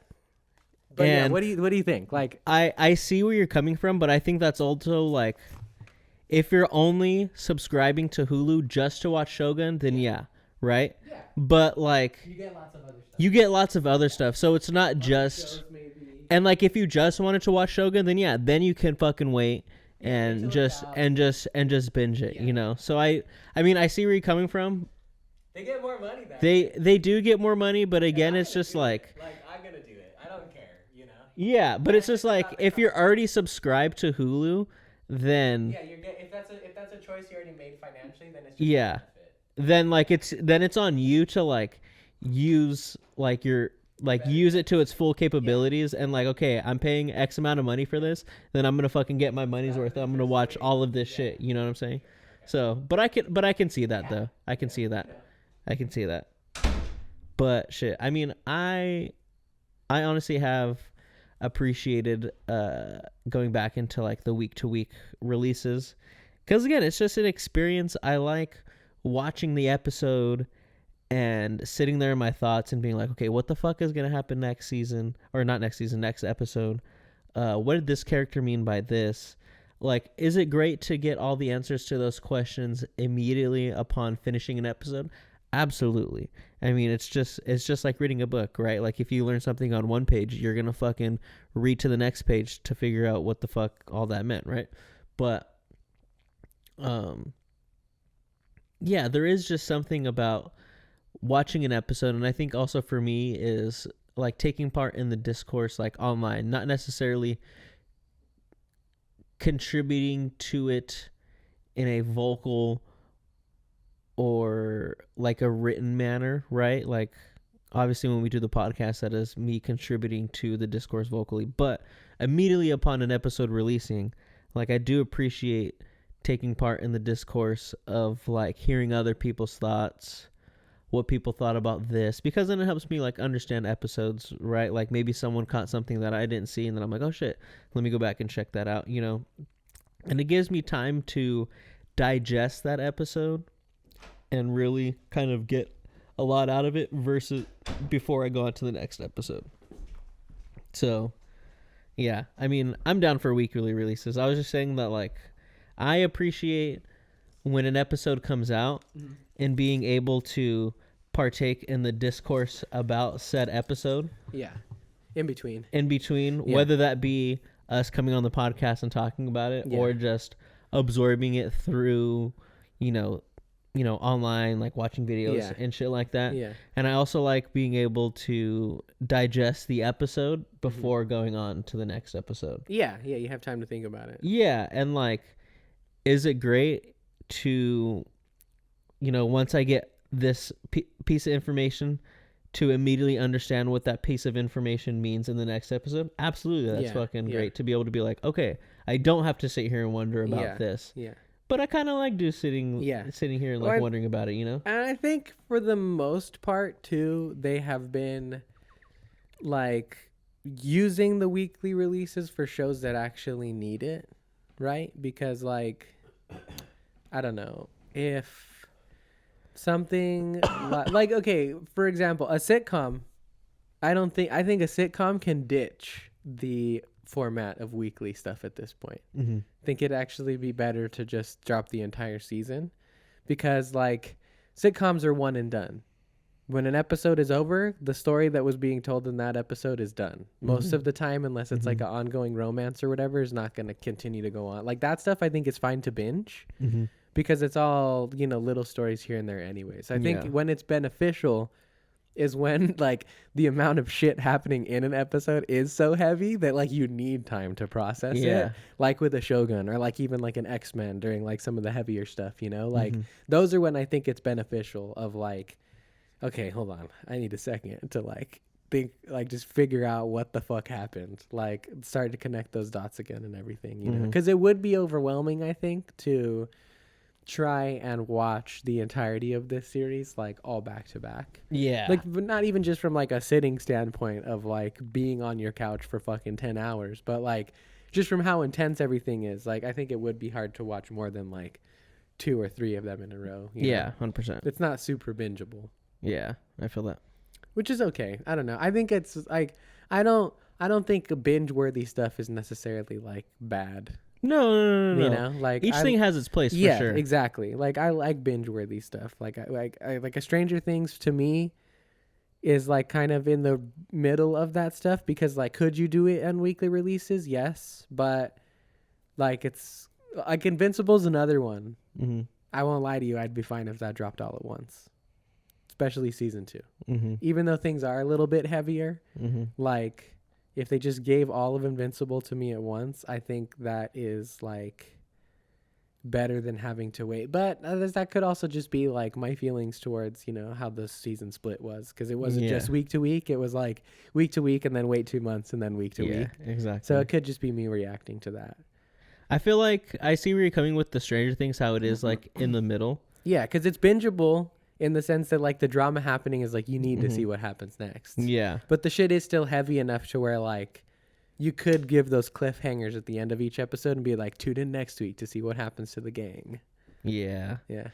Yeah. I feel that. I consider it more in the binge, like more binge worthy versus like, I feel like if Stranger Things came out week to week, I wouldn't be as down. Like I feel like that would be one where I'd be like, all right, I'm just gonna wait till like the end for like all this shit, you know. I don't know, man. You got to think back to some of those cliffhangers. I mean, they're not technically cliffhangers, but like they leave you hanging pretty heavily at the end of episodes. I think they would have audiences still if they tried to go week to week.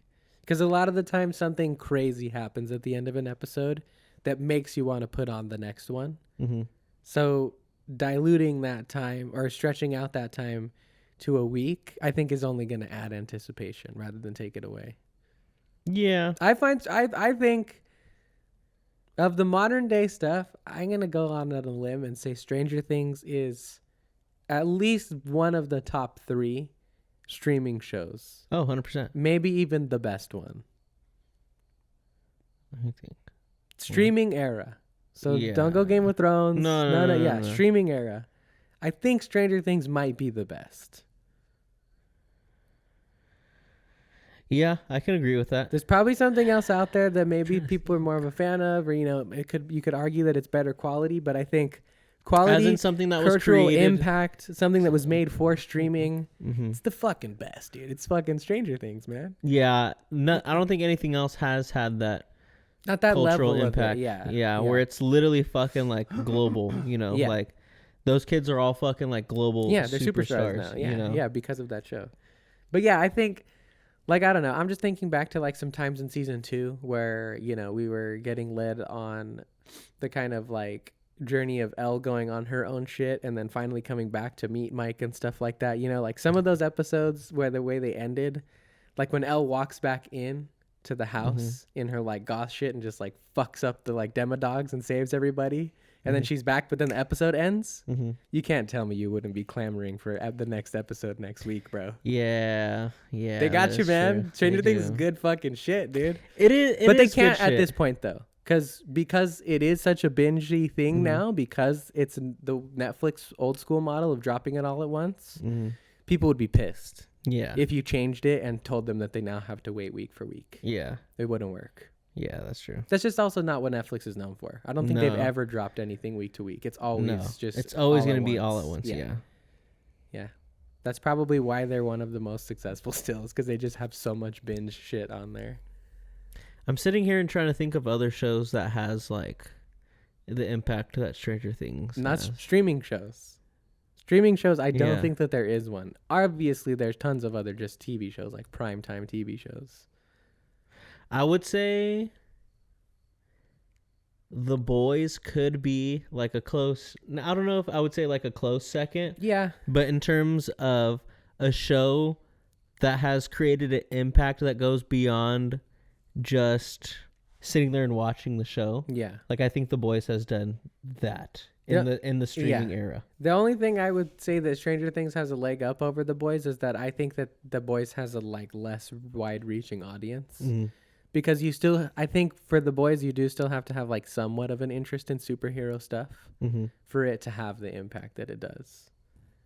I don't think you need to be a superhero fan, but like, yeah, I think Stranger Things has a farther reaching audience than something like The Boys would. I can see that. Yeah, no, yeah, I agree with that. The Boys is for hardcore nerds.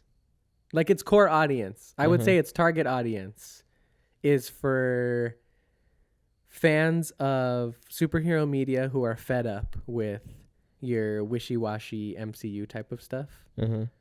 Versus like Stranger Things just appeals to people who are children now, used to be kids. That's what this, but it's just different though. The message of Stranger Things is just more pure. Yeah. So it's gonna obviously reach more people. Yeah. Like kids can watch Stranger Things. I'm not gonna fucking show a kid The Boys. No. At all. 100% no. But I agree. I would give that probably like second place. I'm trying to think of more. It's just also hard because streaming's also very young. So like, we have maybe like 10 years more or less of like purely just streamed content. Something that wasn't released across like multiple platforms, or like, because like Game of Thrones became a popular streaming thing, but it started airing on HBO, right? Like back in the day or whatever. But it's young. We have time. It's too early to try to make a list, We got to let more things come out. And I think Ozark could be another one as well. I think that was another one that, because it's over now, but when it was out on Netflix, that was a very big one. Yeah, it's like in the Breaking Bad, like kind of vein, I would say, of like your good crime shit, your old fashioned good guy turning into a piece of shit. Type of vibes. I feel like White Lotus could be one. It's too early to say. But it's too early. It's only 2 seasons. Yeah. But it has the potential. It very much has the potential. I think it could. To be at like... I think once we get to season 5, if the quality remains by the time we're at season even like 4 or 5, cool. But the other thing too is that like, I don't know that... What's that guy's name? It's the Mike White, right? Who? The creator of that show. I have no clue. I just remembering because it's the dude from School of Rock. It's actual Ned Schneebly from School of Rock. But I don't think he's also interested in like running this shit forever. Like I wouldn't be surprised if we get like the next season or 2, maybe up to season 5, and then he's like, yeah, we're good. Because it's also not like a Breaking Bad or an Ozark or a Game of Thrones even, where there is like one long continuous story going on. We're getting dropped into like little tidbits here and there, and then experiencing it, and then that story's over, and then we move on to something else. The Mandalorian's probably also one. Yeah. As well. Yeah. That has like a wider cultural impact. Yeah. That appeals to both kids adult audiences and kids as well. I'll give it that. Yeah. Still people know who Grogu is. You know? Yeah. But this is my Star Wars, so I love it. But I'm gonna be critical here. Yeah. For one, again, there's only 3 seasons. Yep. And the quality is a little shoddy. Yes. Across season 3. So it's not like it's as consistent as these other shows that we're talking about. Yeah. 3 took a little bit of a hit. It's still good overall, I think, but it took a hit compared to season 1 and 2. But 2's also just the best. Yeah. It's kind of hard to beat that. I feel you. Well, I mean, with Stranger Things as well, like, people weren't the most down for, like, 2 and 3. I didn't think the people weren't down for 2. I thought people were down for 3. 3's Max. The introduction of Max and Billy. Oh, yeah. No, that shit's fire. That shit is fire. I was down for it. I think people just didn't like 2 because of, like, the weird, like, kind of, like, retcon of, like, Elle has like a sister in the shit or whatever, and like there are other people out there like her, and then they just haven't touched it again since then. I also feel like season 2 kind of just feels like season 1, just like I think season 2 is great, but I get it. Yeah, I that was the main. I remember even being disappointed by that. Was that like I thought the storyline was cool, that like she had like it was almost like an X-Men type thing, like like. There was, or even like more Umbrella Academy. Like there was other people out there like her, but then like they're not around anymore. Like we haven't seen shit about any of the other experiments aside from 1, right? Yeah.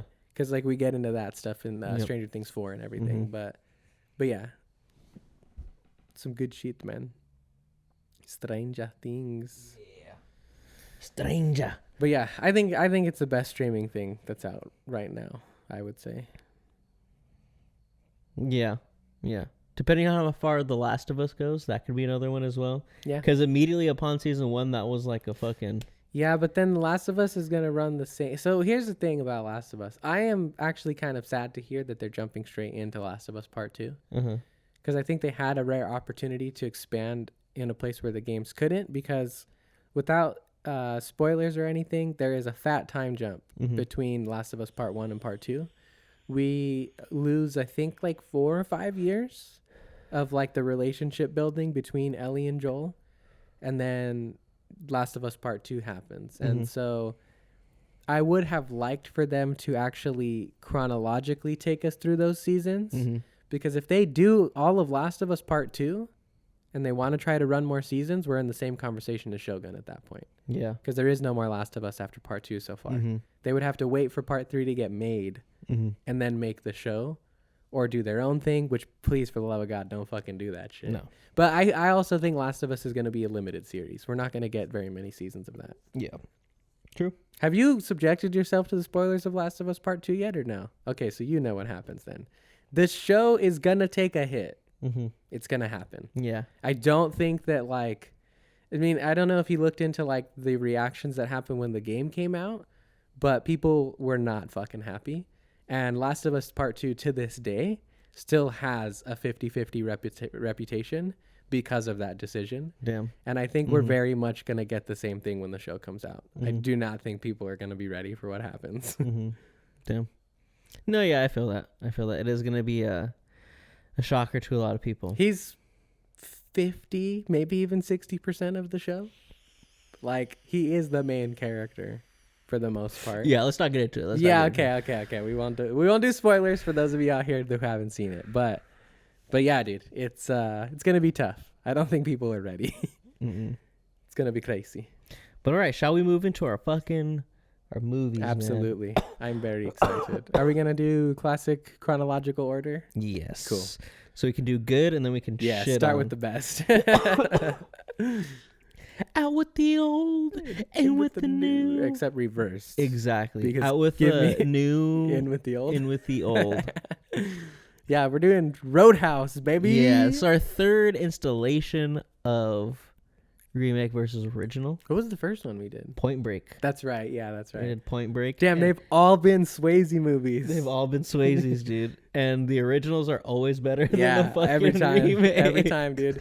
Yeah, this time we're doing Roadhouse. So 1989 Roadhouse starring Patrick Swayze, Sam Elliott, all these other motherfuckers that I can't name off the top of my head.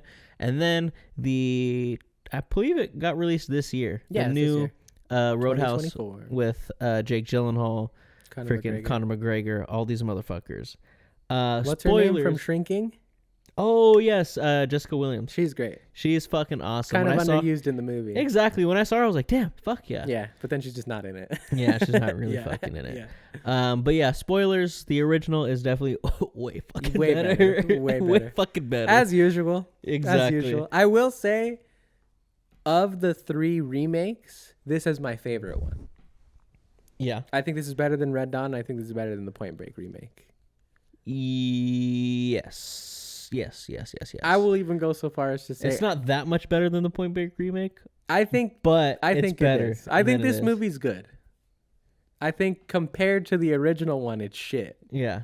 But it's the same thing that I've said for practically all of these movies. It's like they should have just made a different movie. Yeah, because that's what they wanted to do. It's literally a different fucking movie. Different. Yeah. Just name it something else. Don't fucking like compare yourself to the original. You know, you're gonna shoot yourself in the foot when you do that, man. Yeah, but the original Roadhouse, basically Epic. A quick synopsis: a bouncer by the name of Dalton is tasked with cleaning up not a brand new, but cleaning up like the reopening of a bar, kind of the Double Deuce. I mean, it's still open. The owner basically just wants to clean it up. Yeah. So Dalton is tasked with cleaning up the Double Deuce.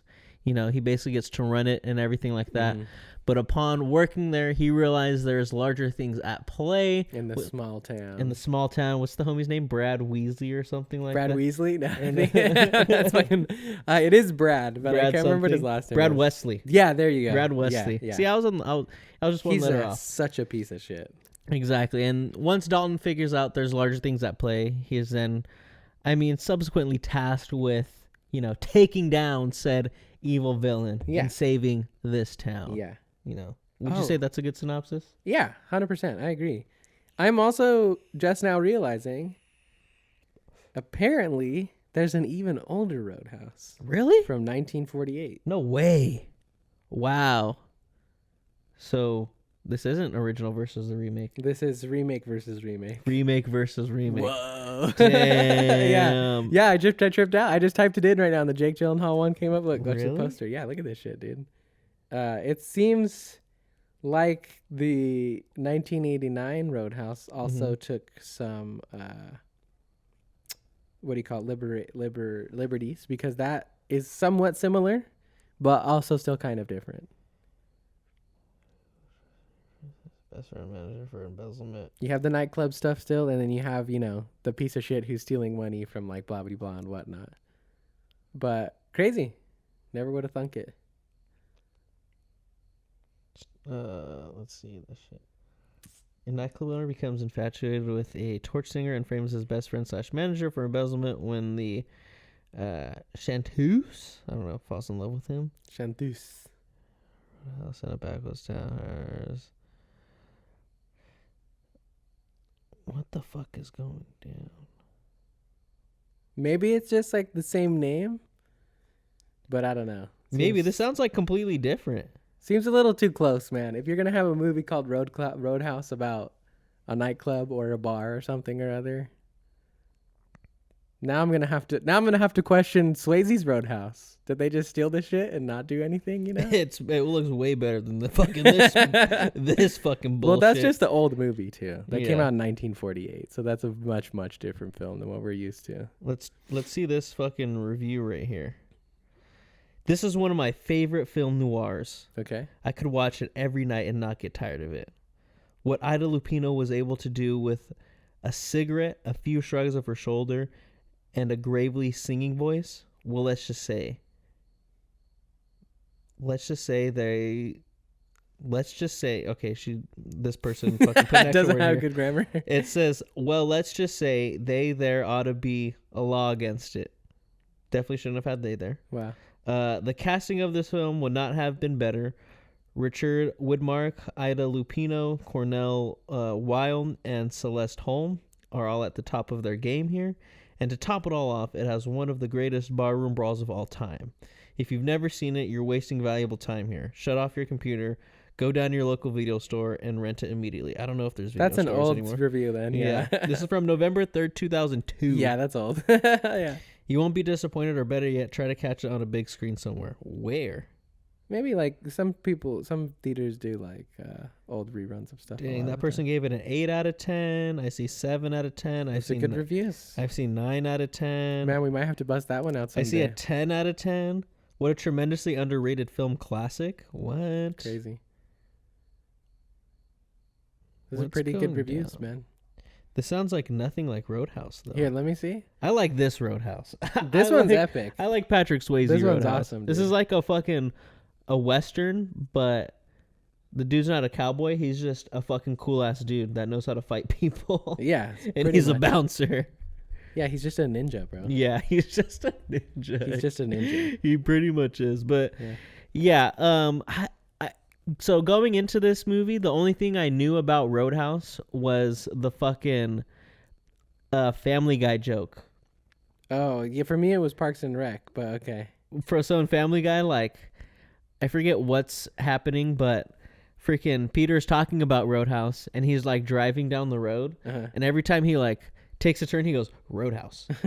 And so he goes, Roadhouse, Roadhouse, Roadhouse, Roadhouse. Okay. And so that's, like, literally all I know about fucking I don't Roadhouse. even get that joke even after seeing Roadhouse. Neither do I. That still doesn't make sense to me. Neither do I.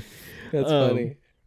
So I was kind of going into this like, damn, this is gonna be a pretty crazy, cheesy 80s movie. You know, it is. And it is, but in all the best ways. Exactly, in all the fucking best ways. Like I text you, this is simultaneously like the best movie I've ever seen, the worst movie I've ever seen, the coolest movie I've ever seen. Dude, Roadhouse is badass. The funniest movie I've ever seen. Yeah. And also the horniest movie I've ever seen. 100%. Yeah. The beginning is just like a long It's a 5-star movie. Legs and booty. Yeah, that's how the movie starts. And I'm down. Me too. I'm fucking down for it, you know? Oh, of course. But man, there's just so much to love about this movie and so much that you can just like poke fun of. But I think like at least what this movie is doing, like it knows what the fuck it is and it's very honest about like what type of movie it is, and it very much leans into the cheese of this type of movie and leans into like what this movie is, and it's like a dude literally saving a bar and then saving a town. That's fucking that's what it is. And Patrick Swayze is cool as fucking shit. Obviously. You know? He delivers like a million one-liners in this movie. And they're all good. All fucking Every single one, dude. Yeah, seriously. Like, when he's at the hospital and she's like, oh, so, like, you always win your fights, huh? And he goes, no one ever wins a fight. Yeah. Like, that's so cool. It's a great line, dude. It's a great line, honestly. man. That's a really good line. Oh, and he's just awesome, dude. Like, he plays, like, such a great, just low-key, just cool, calm, and collected person. Yeah. That when he needs to kick some ass, he will. He's gonna kick some fucking ass, bro. And I love this whole like mystique behind him of everyone knows who the fuck he is. And you as an audience member, you're like, who the fuck is this guy? You know, like. So I kind of love the journey they go on. I think there's a lot of good like setups in the movie and stuff like that. The fight scenes, as fucking wacky as they are, they're fucking awesome. Sick. Yeah, they're great. They're fucking sick. just bar brawls. You know? Yeah, exactly. Yeah. And I love that everyone just knows how to fucking fight in this movie. Yeah. Like, well, it's great because like everybody knows how to like throw hands. Yeah. But Swayze knows how to fight. Yeah. Swayze knows like fucking karate and true. is like fucking countering and shit and like fucking people up, dude. It's awesome. Dude, the dude's like cuts him in the beginning of the movie. He like doesn't even flinch, like doesn't even fucking care. Epic. He just looks at it and is like, what the fuck did you just do to me, bitch? And then just fucking sews it up afterwards like a fucking badass. And I'm just like, okay. Awesome. And like even like there's just like cheesy moments that are obviously hella cheesy, but I just can't help but laugh at them and like just enjoy it because I'm like, damn, like they're very honest about what the fuck they're putting out to the world here, and I can respect that. Well, that's what I've loved about just watching anything from just like the 80s era in general, was that I think that these movies are only as cheesy as they are in retrospect. Yeah, true. If I watched this as a teenager when it came out, like if I was born in 1970 and I watched this when I was 19, I'd be like, this is the most badass fucking movie I've ever seen in my life. I mean, honestly, like, it's 2024 and it's 26. Still one of the most badass movies I've ever seen in my life, dude. This movie's fucking awesome, bro. Like, I think that like there is a certain point in which cheese stops being cheese because that's just the tone of the movie. Yeah. It's not out of place, like you're saying. Like, even the dramatic moments and the emotional moments still exist within that same tone. Mm-hmm. So everything just feels like Roadhouse rather than it feeling like a cheesy 80s movie. Exactly. It's so good, dude. It's epic. It's just fucking amazing, dude. Like, it's just hella funny when there's I forget who they're fucking fighting, but it's initially when Dalton is starting to do his thing, starting to like create his influence within like the town and stuff like that, and trying to push these guys out. Mm-hmm. And the two guys initially come, and because he fires the bartender, right? Yeah. Because the bartender's and fucking. A couple of the guards too. Yeah. Yeah. But the bartender goes and complains to Brad Wesley and shit like that. He's his nephew. Yeah. So they go and he sends a couple of his goons there and they try to fuck him up. Yeah. And they get in this big fight, and freaking, I don't know how Patrick Swayze like picks up a knife, but he like kicks someone and then fucking throws the knife at someone and it fucking sticks and they like fall out, and I'm like, that's fucking sick, epic, bro. I was like, that was fucking awesome. He's just a badass, bro. And like, that's something that's hella funny because the way he throws the knife, it just looks, you know, kind of sus. Yeah. But it was just hilarious. It works. Yeah, it just fucking works perfectly. In the 80s, dude. His fucking like roundhouse kicks that he fucking does are hilarious. Dude, so good. I like that everyone just dresses fucking super cool in the movie as well. Yeah. Like, this fool, like, Dalton's in fucking double pleated fucking baggy ass pants. No, dude, my favorite. And this fool's just kicking ass. If some fool had double pleated pants on and he whipped my ass, I'd be like, bro, what the fuck is going on here, dude? Dude, my favorite is like the shirt that he has that looks like a karate gi, but it's just like a button-up t-shirt with like short sleeves. It's like the one he's wearing. It's the one he's wearing at the end, right? Yeah. That shit's dope, bro. Yeah, he's badass, man. I like Dalton a lot. I think that he's actually like a really good character. I think that one of the things that like I never really, because I don't think anybody's ever really like talking about it so much, but like one of the things that has always made me like not watch these right away, like 80s movies in general, is like nobody's ever saying like, oh, it's really good character stuff in it. Yeah. That's what I found every fucking time we've watched these movies. Point Break, Red Dawn, and this one. Because I think Dalton is actually like a dope character. Because he's like, you know, in the beginning of the movie, we get the sense relatively early on that he has like some kind of a dark past, but it doesn't seem to be affecting him. No. He's always cool. Always collected. Nothing ever gets under his skin. Even people slashing him with knives, beating the shit out of him, whatever. Oh, hey, let's go outside. He's always chill about it, you know? Like, never gives a fuck. He's always laughing after the end of shit. But then as things start to go on more and more and he starts to, you know, become more attached to the people of the town that he's in and starts to realize their fight against, like, the rich bastard. Was it Brad Wesley? Brad Wesley. Such a good rich guy name. Yeah, sounds like a piece of shit already. But as that stuff starts to go more and more, his past kind of starts to affect him more and more, and he starts to lose it more and more. He starts becoming less of that cool, calm, collected guy and is letting his anger get the best of him and is like freaking out and probably making bad decisions. But he's aware of it at all times, I think, and is still like constantly struggling to fight back against like that darkness again, even though he does to a certain extent like lose that battle in like one of the final fight scenes, obviously, right?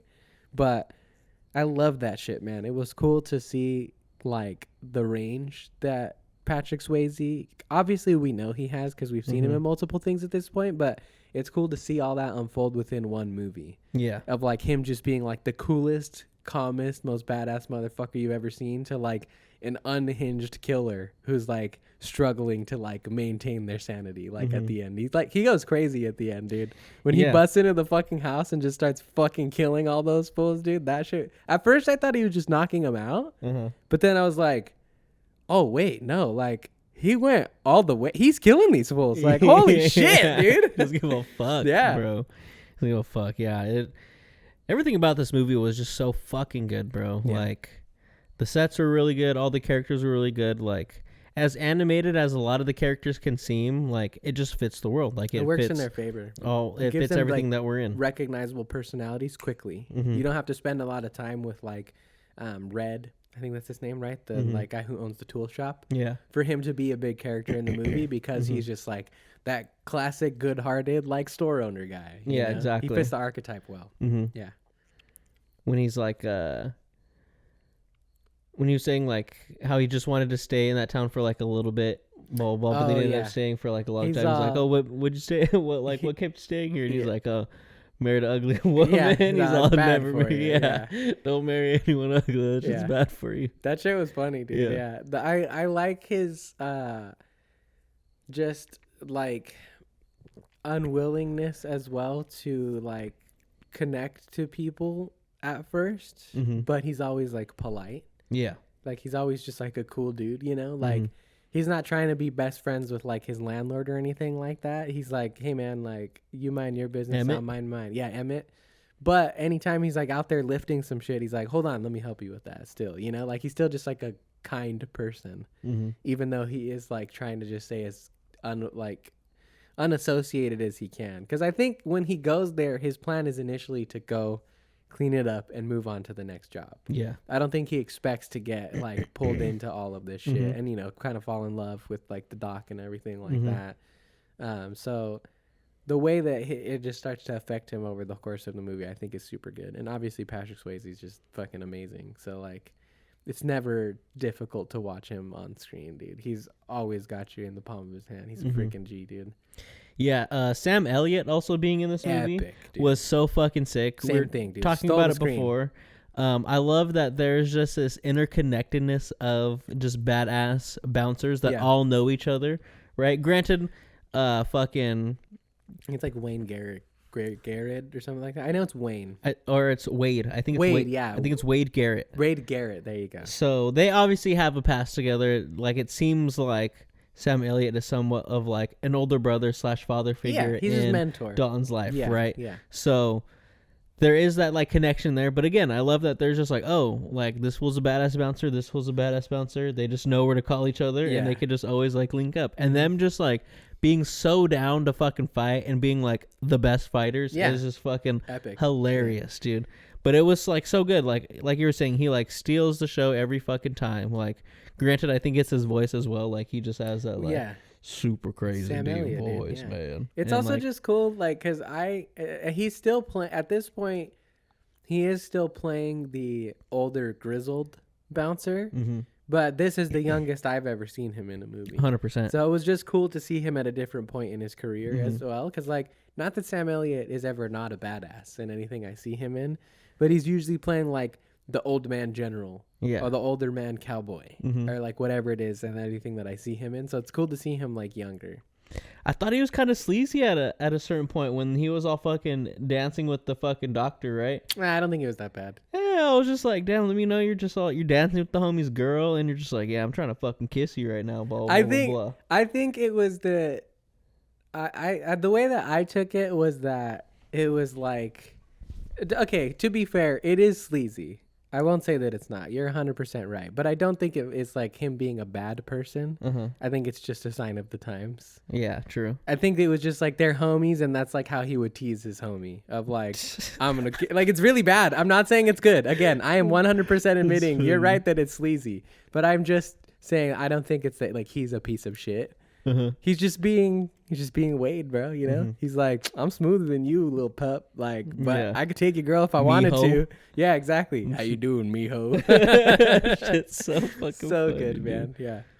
I like that he just has that like crazy fucking long hair, bro. I'm like, let me know this fellow's long ass fucking That's what hair. I mean. It's such a trip. He's like looks so different from what I'm used to. Like usually he's short hair and he's got the big old white or gray mustache.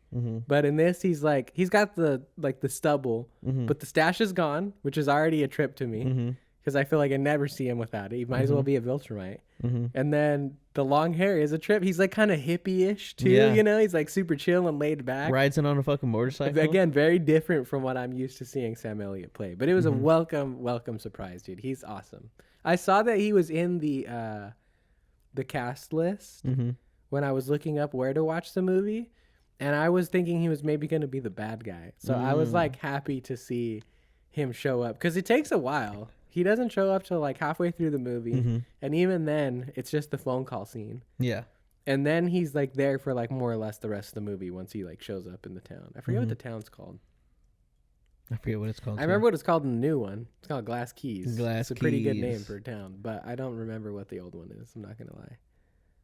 I feel like I have it on like the tip of my tongue. I don't think they say it as much either.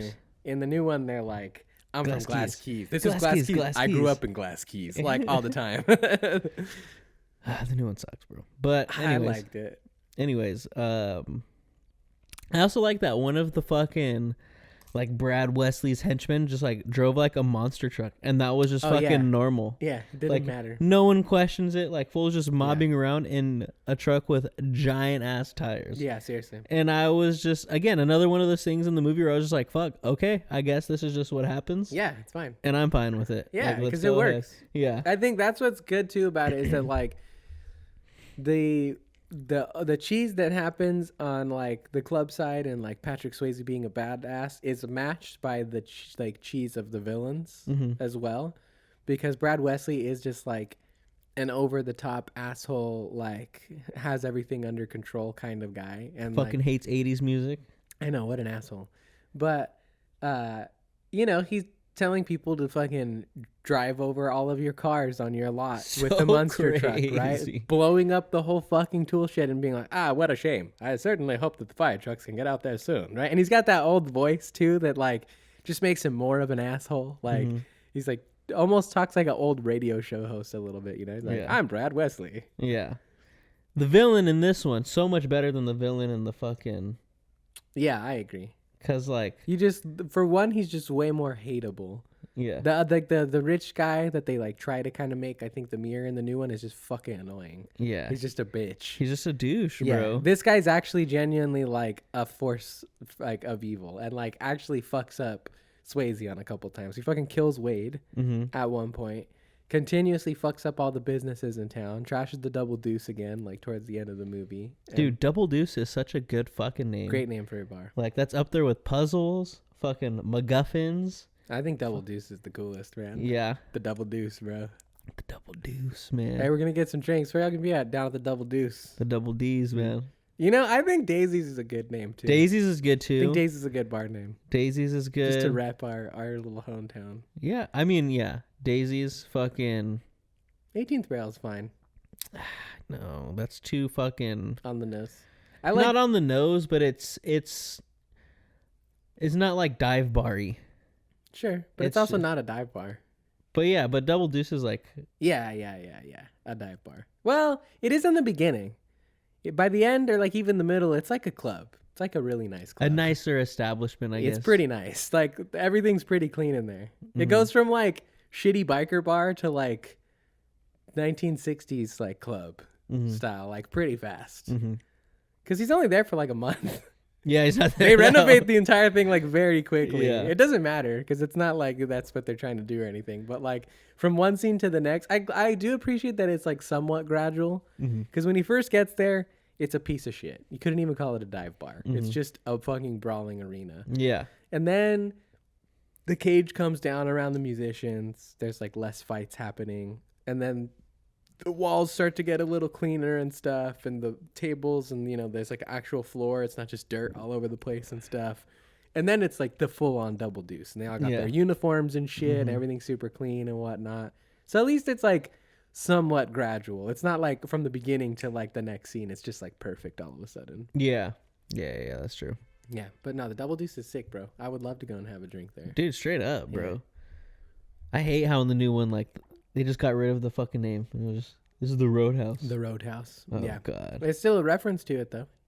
Really? Yeah, the store next to the bookstore is called the Double Deuce. Yeah. Nah. It's in there. I guess. Yeah. It's not the same, man. It's not the Double Deuce. Sure, it's not, yeah. I like the band. I thought the band was really cool. Yeah. Homie that was blind. That was the fucking, the lead guitarist. Yeah, Jeff Healey, bro. Jeff Healey? Yeah, he's a real musician. Yeah, is he really blind? Yeah. Damn. Yeah. That's crazy. I didn't He actually plays like that, too. I was just like, dang, this dude's playing a really good blind person. That feels real. So is that like very practical to play like that? Or is it just a special case? I mean, I don't know. That's a tough question. Because, like, technically the answer would be no. Mm-hmm. But, like, for Jeff Healey, it's practical. Mm-hmm. You know? Like, obviously, he can fucking wail. Mm-hmm. Play like that. So it's possible. Like, because the thing is, it's like getting your fingers to do the things that you have to do on guitar is not practical anyway. Mm-hmm. It's all kind of like retraining your muscles. So it's so really, this would almost make like more sense in a way. If you start it, I'm not going to say one makes more sense over the other. All that I'm saying is that it takes a lot to get your hands to do the things that you need to do on guitar. Mm-hmm. It just depends on where you start. If you started learning this way, I'm sure you'd have the same learning curve as if you did trying to learn this way.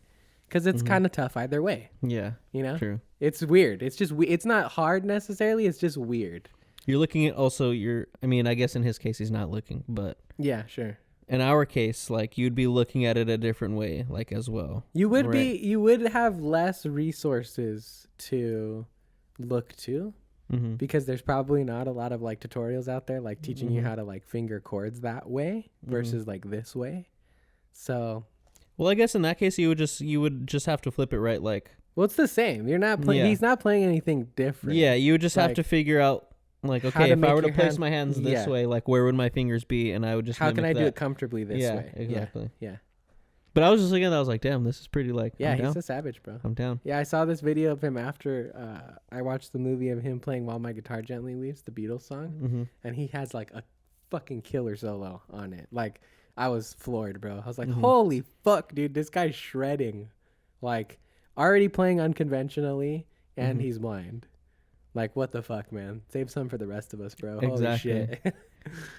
But yeah, I thought the band was really good. Yeah, it was cool. Honestly, everything in this movie was fucking solid. Like, it really is. Even like the guy that fucking Dalton fights at the end. I forget what his fucking name is. But he's just like the fucking mean henchman boss that you have to get through before you get to like the boss sub-boss. Yeah, exactly. Yeah. Like he's just a great like foil for freaking like he's just basically the exact opposite of because he also is very obviously trained in like some kind of martial arts as well.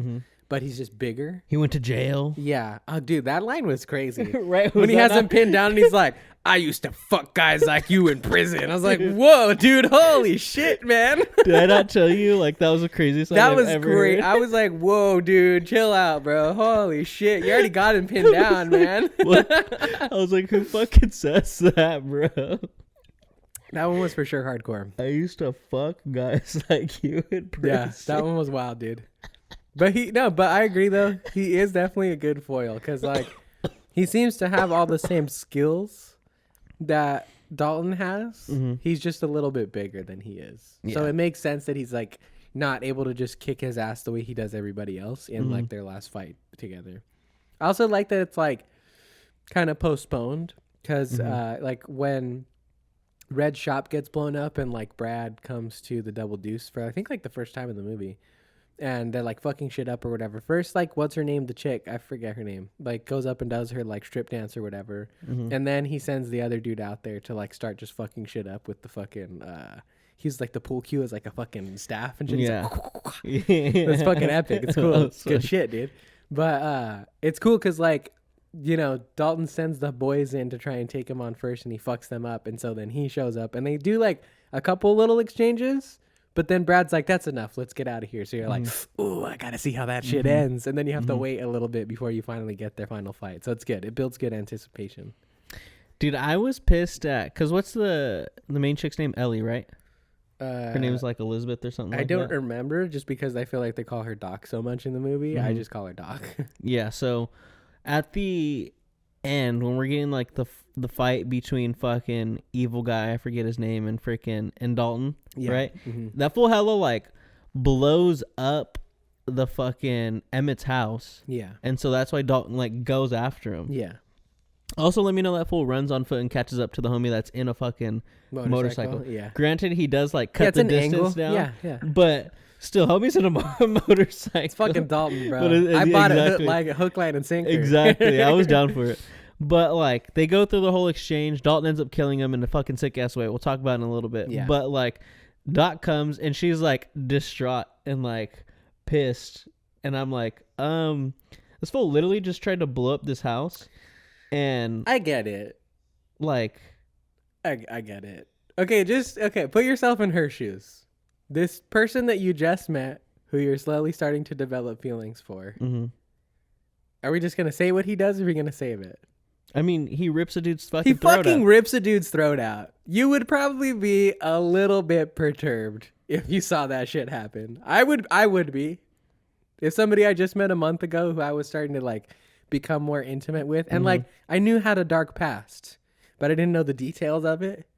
If I see that fool rip somebody's fucking throat out, bro, I'm gonna be a little freaked out. I get it. I don't know, dude. Like, this fool's literally been fucking with you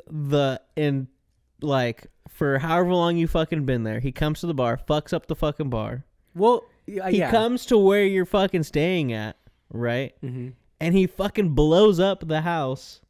I think right there. Like, the other thing you have to keep in mind though too, and maybe this is why it worked for me because I got this vibe throughout the entire movie, is that she's a doctor.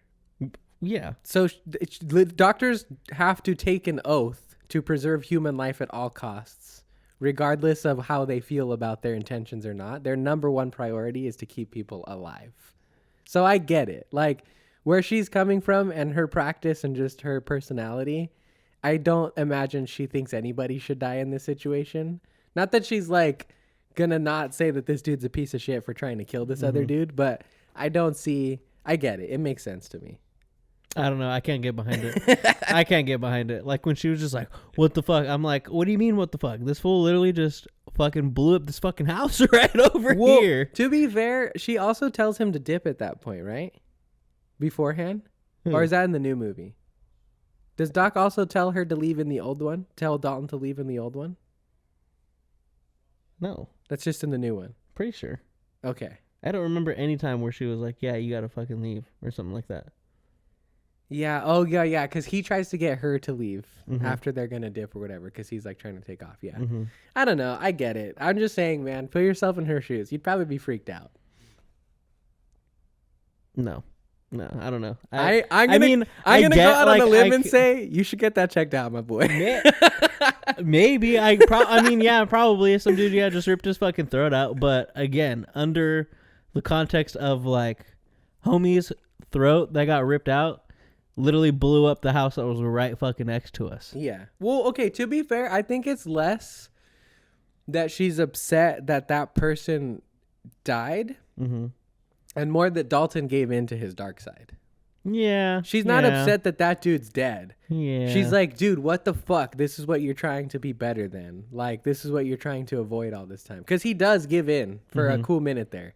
He goes full psycho at the end. It's not as bad as the new movie, but he goes pretty crazy. Like, again, it's kind of funny that, like, his redeeming moment is that, like, he doesn't throat rip Brad Wesley, but he killed the fuck out of all of his henchmen, no problem, because it's an action movie and it doesn't really matter, you know? But yeah, that's why I think she's pissed off at him. I don't think she's like upset about the guy being dead. Yeah, I can see that. Yeah. But hey, that's fine. I still don't get behind it. Yeah, it's a little part of the movie anyway. Yeah. Yeah. But that didn't like turn me off from the the rest of the movie. It's still epic. I was just like, why? Why are you mad? Why are you mad? Like he was a bitch. Yeah. That fool probably eventually would have tried to kill you at some point. Oh yeah. Because 100%. Brad Wesley's all fucking obsessed and freaking possessive and shit like that. Okay, so I had a moment actually when I was watching the movie where I got really nervous about this movie being like super fucking weird for a second because I wasn't paying attention enough when they were talking about the familial relationship between Red and Doc. Because Doc is Red's niece and raised her like a daughter basically. But when that was happening, I don't think I was like fully grasping all of the side characters' names yet. So I thought that Doc was Brad Wesley's niece. And so when he was out there like spying on them, like when they like do their little sex scene and they're like fucking on the balcony and shit, I was like, whoa, dude, this is fucking weird. What the fuck's going on here? Yeah. And then I was like, oh no, wait, I'm an idiot. I wasn't paying attention to what was going on in the movie. I was like, thank God, because holy shit, that would have been fucking weird. Yeah, that can get pretty weird pretty fast. For sure. I'm not gonna lie to you. I could not stop laughing my ass off during the sex scene between Dalton and fucking Doc. That shit was hilarious, bro. I don't know what the direction was on set that day. It was, hey, you're having sex. Patrick Swayze was using entirely too many hips, bro. that fool was just like fucking gyrating like a fucking thing. I was cracking up, dude. It just makes me laugh to see that like it makes sense because it fits still with the rest of like the 80s over the top shit that it is. But I just could not stop laughing, bro. It was hilarious. Yeah, it is. It's over the top. It's for sure an 80s sex scene. Yeah, definitely. They're not trying to be intimate or like the funniest part to me was when he like puts on music and then he like puts on rock music and he like looks and he's like, they're both like, no. Yeah. Like, yeah, obviously. Yeah. And then like immediately he finds like the super, and I forget what fucking song that was.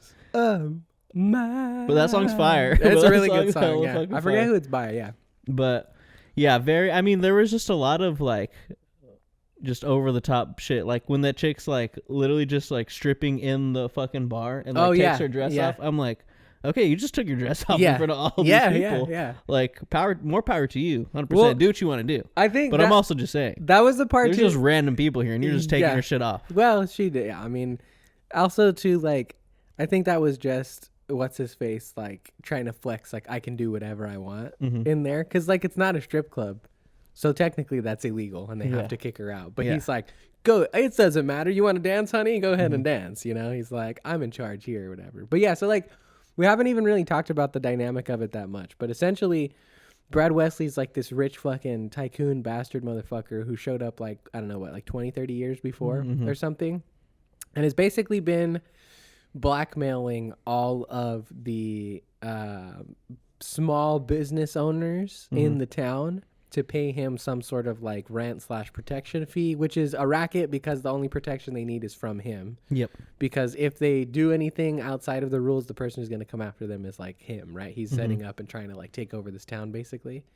And so everybody is pretty much like given into it and just does what it is or does what he asks. And then Dalton slowly starts to like kind of become exposed to like the drama behind the scenes and everything, and he starts to get more pissed off about it. And because he's changing things up at the Double Deuce, and also because he is, you know, having this romantic thing with Brad Wesley's, like, I assume ex in some, I don't know if it's his most previous ex or what, but they had a fling, right, at some point. Yeah. He's super pissed and won't let him, like, I don't think he's really even trying to drive him out of town so much as he is just trying to fuck with him. And he's realized that Dalton is starting to become attached to like the people of the town and everything. So he just starts fucking with all their shit. You know, we already talked about, he blows up Red's shop, the tool shop or the car shop basically. Fucking has the dude run over all of the brand new cars in the lot with the fucking monster truck and shit like that. But all of that, including just anytime he's on screen in general, I think like serves him up to be like a super hateable villain. Like he's just a despicable motherfucker that you kind of just love to hate, which is great. I think that's a really good spot for a villain to be in. Again, I don't always need like a super duper complex villain with like motivations that I can understand. Yeah. Like he can just be so bad that I'm like, yeah, fuck that guy. Like fuck him up, Patrick Swayze, you know, and that's perfectly fine. Yep. And I think he does a killer fucking job of that. And I also really like how, you know, his like comeuppance ends up happening, because again, I don't know how impactful it is because he did just kill a room full of dudes, but at the end Patrick Swayze, Dalton, decides not to fucking do the fucking throat rip technique and he doesn't kill him. And then what's awesome and probably one of my favorite scenes of the movie is all of the fucking shop owners and like townspeople that he's been fucking with show up with like shotguns and rifles and they're like, fuck you, bitch. And everybody gets a fucking shot on him, dude. Oh, so good, man. And the cops come and they're like, what happened? And they're like, I didn't see anything. Did you see anything? I didn't see anything. What about you? Dude, that shit was so good. I was like, yeah, fuck this dude. The town did get their fucking revenge on him after all, man. That shit was awesome. Yeah, that shit was fucking funny when they're just like, I didn't see anything. No one see anything. Or what about when the fucking polar bear fell on the dude? Oh, yeah. He's like, did you see anything? And he's like, a polar bear fell on me. Dude, the other one that made me laugh too, it's like when Red's shop blows up, I think he's like deciding to like leave town or whatever.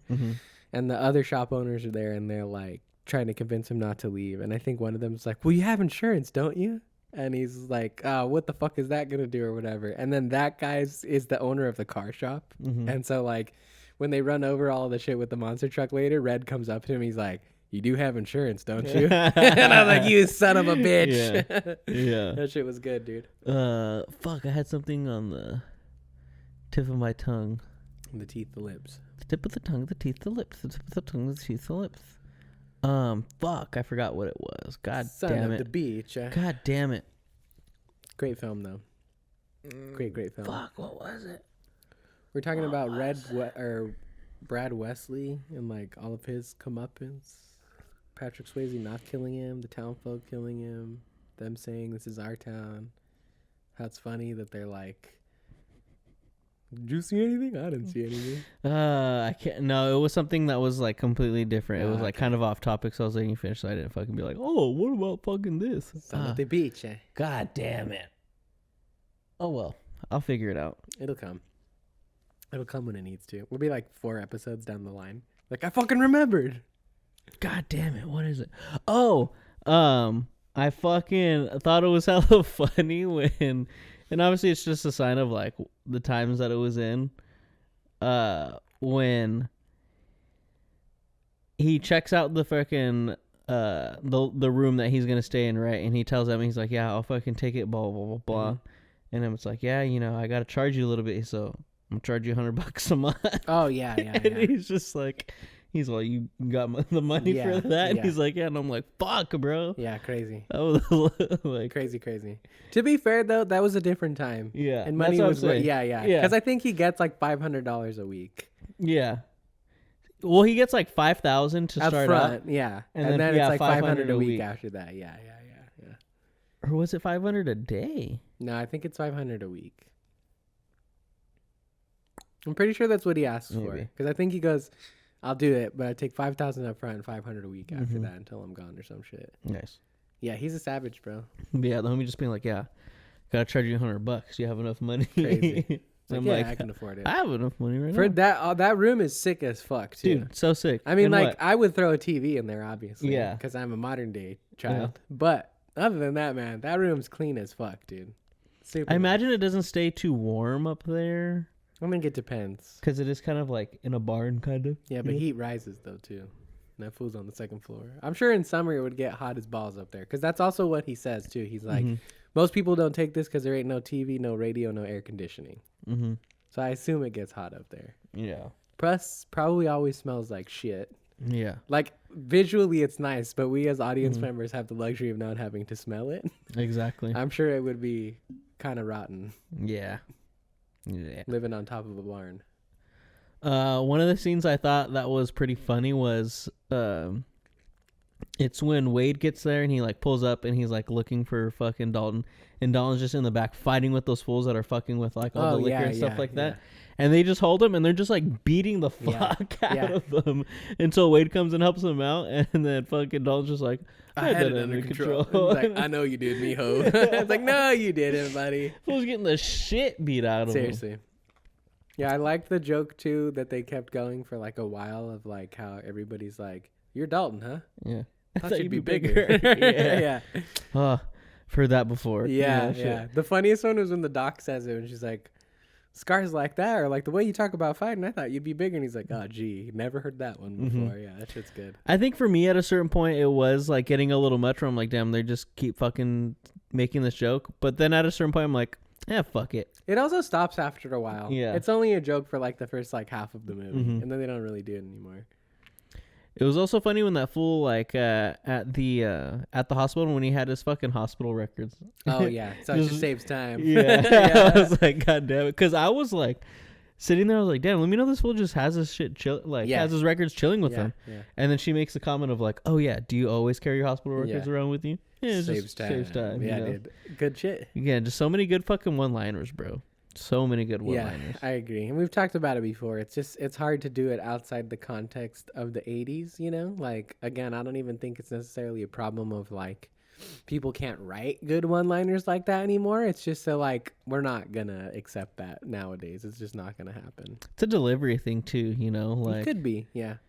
He's just so into it. Yeah. And, like, when he gives those one-liners, like, even in Red Dawn, you lose. Yeah, like that shit was fucking cool as shit, dude. But that's what I mean. Like that's a very old school style of cool. Yeah, that's not cool anymore. So like, we might love that shit, but we're also like somewhat old heads. When it comes to liking that stuff. True. I think general audiences are gonna find that type of stuff cringy nowadays. You know. Yeah. It's a sad thing because one-liners are badass, bro. Spouting off one dope fucking line before you kick the shit out of someone or blast them away or something is fucking epic, dude. I love that shit. Fuck yeah. Yeah, dude, this shit was just fucking awesome, bro. What would you rate this movie? 10 out of 10. 10 out of 10? I fucking loved it. I was so down, dude. There was not a single time in this movie where I was like, this doesn't make sense, or I'm not down with this, or this is too this, or this is too that. The whole time I was like, yeah, why the fuck have I not seen this movie before? What the fuck, dude? This is right up my alley, man. It's great. I loved it. I think, like, realistically, right, it is probably, like, a 7.5. Like, it's at least an 8, bro.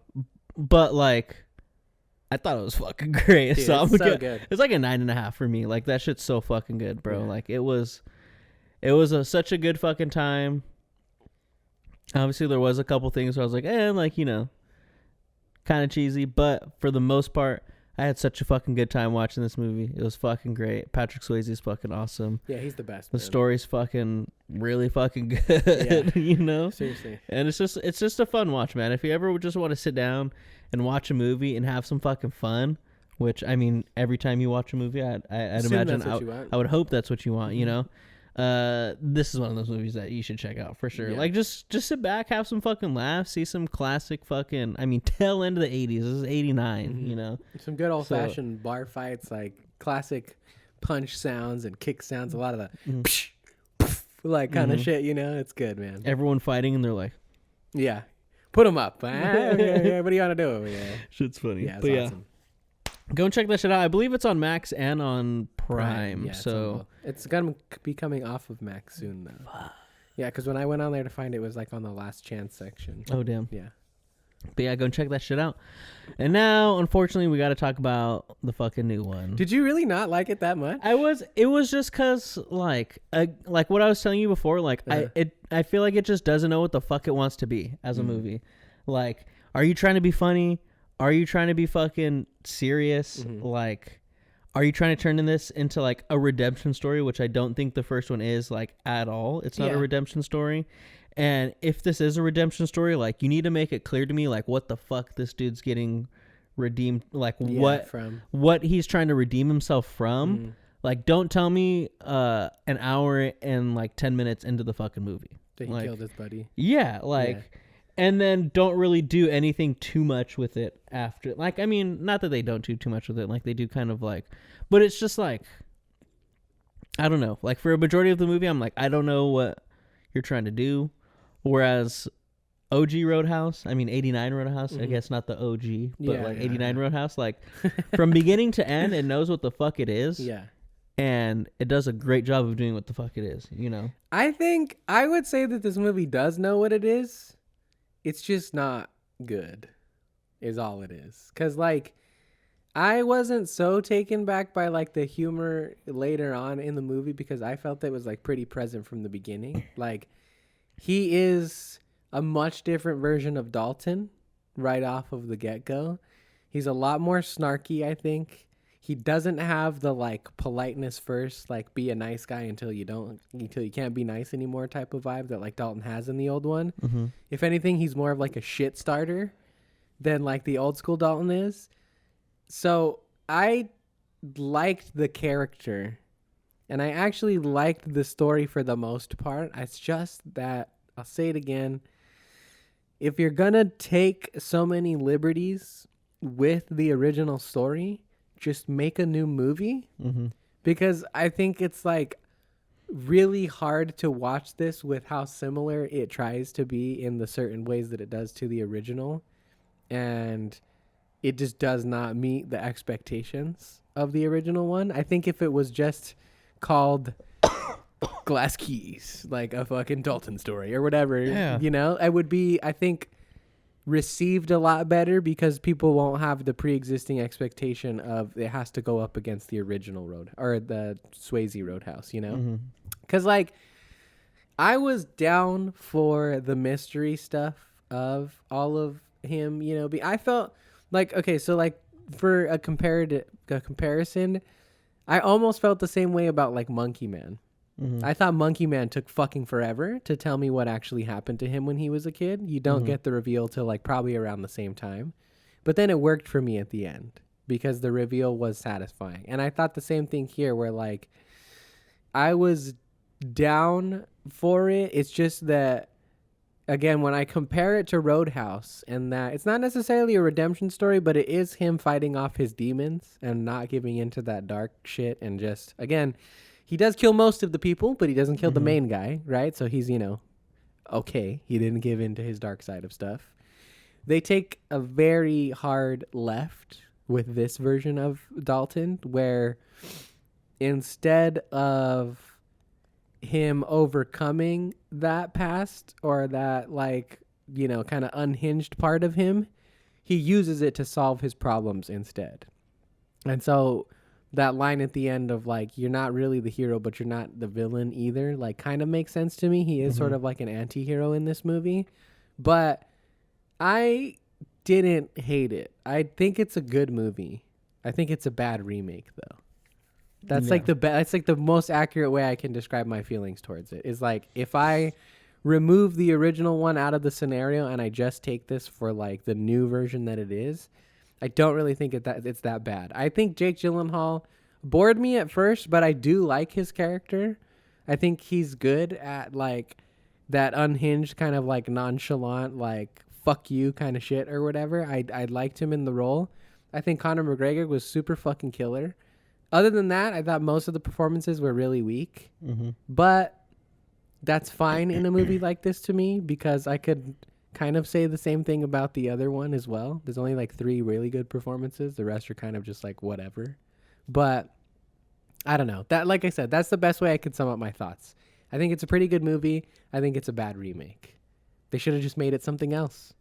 I thought the same thing about Red Dawn last time, you know, like Point Break's a little harder because that was different. But like I would almost make the same argument about that one too. Is it's like when people want to reboot something or remake something and change up as many elements as they do, you're not going to win that fight. It's never going to happen. Like with things that are so beloved to people, and like especially after all this time and everything, if you change up that many elements of like the character or the story, it's just going to be too like shell shocking, you know? Yeah, I just think all in all, like, 1, this is a bad remake, and 2, this is just not a very good movie. At least just like for me. Like, I think there are some good parts. Like, I do really enjoy Conor McGregor. I think this is a perfect role for him, and like his first go at like acting and stuff like that. I hope this is also his last go at acting. Yeah. Just saying. Yeah. I don't think he can do much more than this, so don't push it past that, man. But he's not even really acting. No, he's really just being Conor McGregor, yeah. You know? And like I am a really big Jake Gyllenhaal fan, and not that I like wasn't a fan of him in this movie, but again, just comparing to like the original, like the original Dalton is so much cooler, and 100%, like I guess I can see like taking like a new angle of like a slightly different Dalton, but it's like I think you just lose a lot of like the charm by like trying to make him this like kind of dark freaking, you know, sort of character that has this like mysterious past that we don't fucking know about. And not that like that's the other just one what Dalton is. It's just that's not really like the focus necessarily of like his character. But he just doesn't even seem like that cool, or like, I don't know, like a lot of the allure that came with Dalton from like the 89 one, I feel like is lost in this movie, not because of Jake Gyllenhaal, but just because of like, I think what the fuck they're trying to do, or think they're trying to do, like in this movie. Well, I think the other thing that's hard is like, I don't know that this is a story that really fits super well in like the modern day era. And it is a modernized version of the story. It takes place in the present, in Florida and like Miami, you know? And like, I think that element to it, I understand what they were trying to do, because I got I mean, I could be wrong, and maybe I'm reading into this a little too much, but I made a joke in my head of like, Roadhouse 1 is actually just about gentrification. It's all white people, so it doesn't feel like as dire, at least in my mind anyway. But it essentially is gentrification, right? It's a rich dude coming in and like pushing until all of the folks who can't afford to live there anymore have to leave, so like that person can take over everything. And so I respect that they were trying to, you know, bring a little more culture to it, right? A lot of the business owners in this movie are people of color, and it is a snobby rich white kid who's trying to take over Glass Keys and all this stuff. So they did double down on like that element of the story. And at the same time, I do give respect for not doing a 100% one-for-one remake, because again, I think it would be even worse if they tried to just remake it with Gyllenhaal and like Conor McGregor or whatever, you know, and it was just the exact same movie. I think it probably would be twice as bad, because then the comparisons are even easier to make between the two movies. But again, it's just hard to it's impossible actually to watch this movie without comparing it to the first one. And because it's not as strong, it's just not going to really it's not going to be there, you know, it's not going to make it, like because it is Roadhouse. not 2, but the remake of Roadhouse, and it's still Dalton, right? And it's still generally the same story, you know, like outsider comes in and gets attached to the townsfolk or like, you know, the city folk or whatever it is, and then starts to like fight on their behalf for some shit, blah blah blah. But I liked the version of Dalton in this. Again, I wish it just wasn't Dalton, so I didn't have to compare it to Patrick Swayze's version, but I liked him because like whenever he's like fighting people, I like the fact that he knows how much of a force of nature he is, and he's trying to warn people like, dude, don't fuck with me. I'm going to send you. He's like, in the beginning, right? He's like, you have insurance? He's like, I'm going to send you to the hospital. Like, are you going to be able to pay for this? And he's like, yeah, right, motherfucker. And then fucks him up, puts that dude in a coma. And then they cut and he's like driving him to the fucking thing or whatever. I thought that was hilarious. That made me laugh. I like the one later when like the dude shows up and like, you know, flashes the gun and he's like, did you not see my gun, motherfucker? And he's like, no, I saw it, but it's going to be useless to you in 2 seconds. He's like, I'm going to break your finger and you're not going to be able to pull the trigger anymore. He's like, what are you talking about? And then he does it or whatever. Like, I liked those scenes. I thought, for me anyways, that's a fun action hero. Like, that's a fun lead to an action movie to me. But again, it's nowhere near as cool as Patrick Swayze Dalton. And because it is a remake of Roadhouse, you're going to make those comparisons and he's going to fall short. Yeah. So I really think they did, like, shoot themselves in the foot a little bit. They just need to just make it a different movie. Like, it's just call it something else. Just call it it could literally be every single exact thing that it was. And then you could have let people maybe give it a little more credit for being like, this is cool how they took inspiration from Roadhouse for this, rather than like, no, this is a fucking Roadhouse remake that's just not going to live up to the expectations, you know? But at the same time, too, a conclusion that I've come to after watching this movie is you just should not try to remake any Patrick Swayze movies anymore because he's just too good. It's almost not fair because he's so good that he can even make all that cheesy old school 80s stuff feel real and legit. And like, that's not something that I think any actors really that I've seen have anymore. So anytime you put somebody in that position, they're pretty much doomed to fail. Yeah. It's probably not going to work, you know? So, like, they were fucked from the get-go. Yeah. I mean, I just think a lot of stuff in this movie was just, like, hit or miss for me. Like, some stuff was good. Some stuff I just was like, couldn't care less about.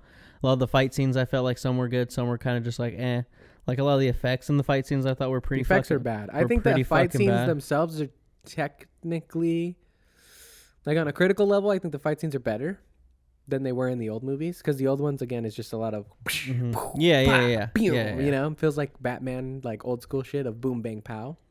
But there was like too many John Wick moments, like, is what I ended up calling them to myself, like where he almost gets run over by the truck and he like jumps into the back of it and then it goes overboard and stuff. And it looks fucking terrible. It looks really bad, first of all, and then on the other level, it's just like, this is too ridiculous. Like, I bought the beginning. I thought the beginning was cool, and it felt like a cool throwback where, like, that dude stabs him in the parking lot in the beginning, and he just doesn't do anything. But then he walks away, and he's like I was interested in the beginning because, well, for one, let me start off by saying, I think the Post Malone thing in the beginning is fucking stupid. And I hate it because I don't like when they do that shit, but that's fine. It doesn't matter. After that, though, I liked it because I thought it was cool to show, like, this is Dalton. Same Dalton you remember. Got fucking shanked, didn't even flinch, threw the guy off or whatever. But then immediately after, he breaks down.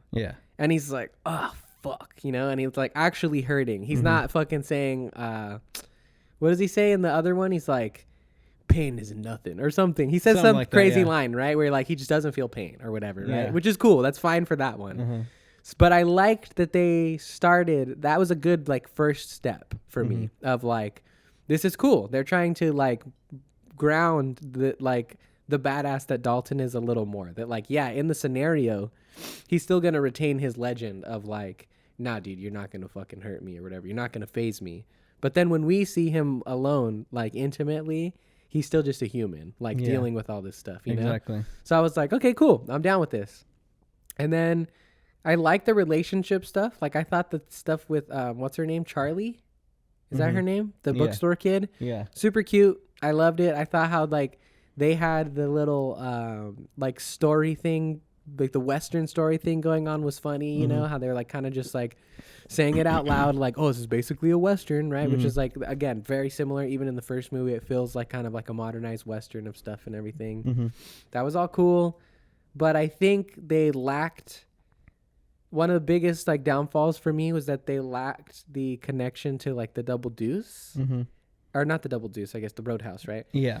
But like in the old movie, I felt that like he truly really started to like become friendly with everybody there, and everybody at the bar like respected him and like gave into like his word, you know, like his command or whatever and stuff, and they were down for him. Versus like in this one, feels a lot more rushed when they get to that point finally, you know, of like him kind of like, you know, waving his head at somebody and then the two guards like go and take somebody out and stuff. Like just didn't feel like they earned it quite as much as they did in the first movie. And then just like overall in general, I thought that he felt more responsible and connected to the Double Deuce than this version of Dalton ever did to the Roadhouse. It felt like he was just there to do a job the whole time, and like he kind of started to like the people there. Yeah. But I never got the sense that he was like down for the bar.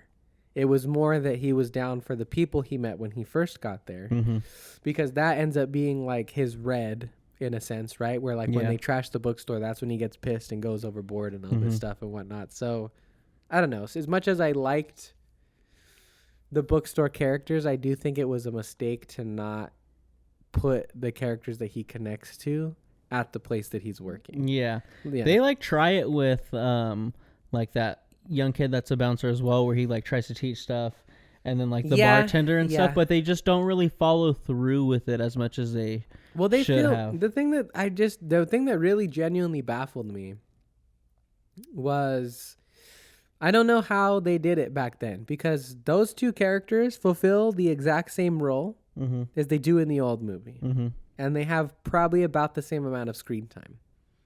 But for some reason, I found myself more endeared to like that initial blonde kid in the old one and the like bangs chick who brings him the breakfast.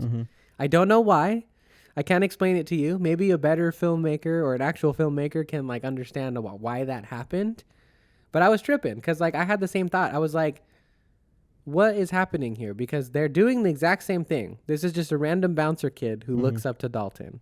And this is just a bartender there or a waitress or whatever who is kind of cool to him and is like a little bit like, you know, chismosa or whatever. And it's like trying to get the details and stuff. There's nothing really different about those two characters. But for some reason, they're way more fucking annoying in the new one.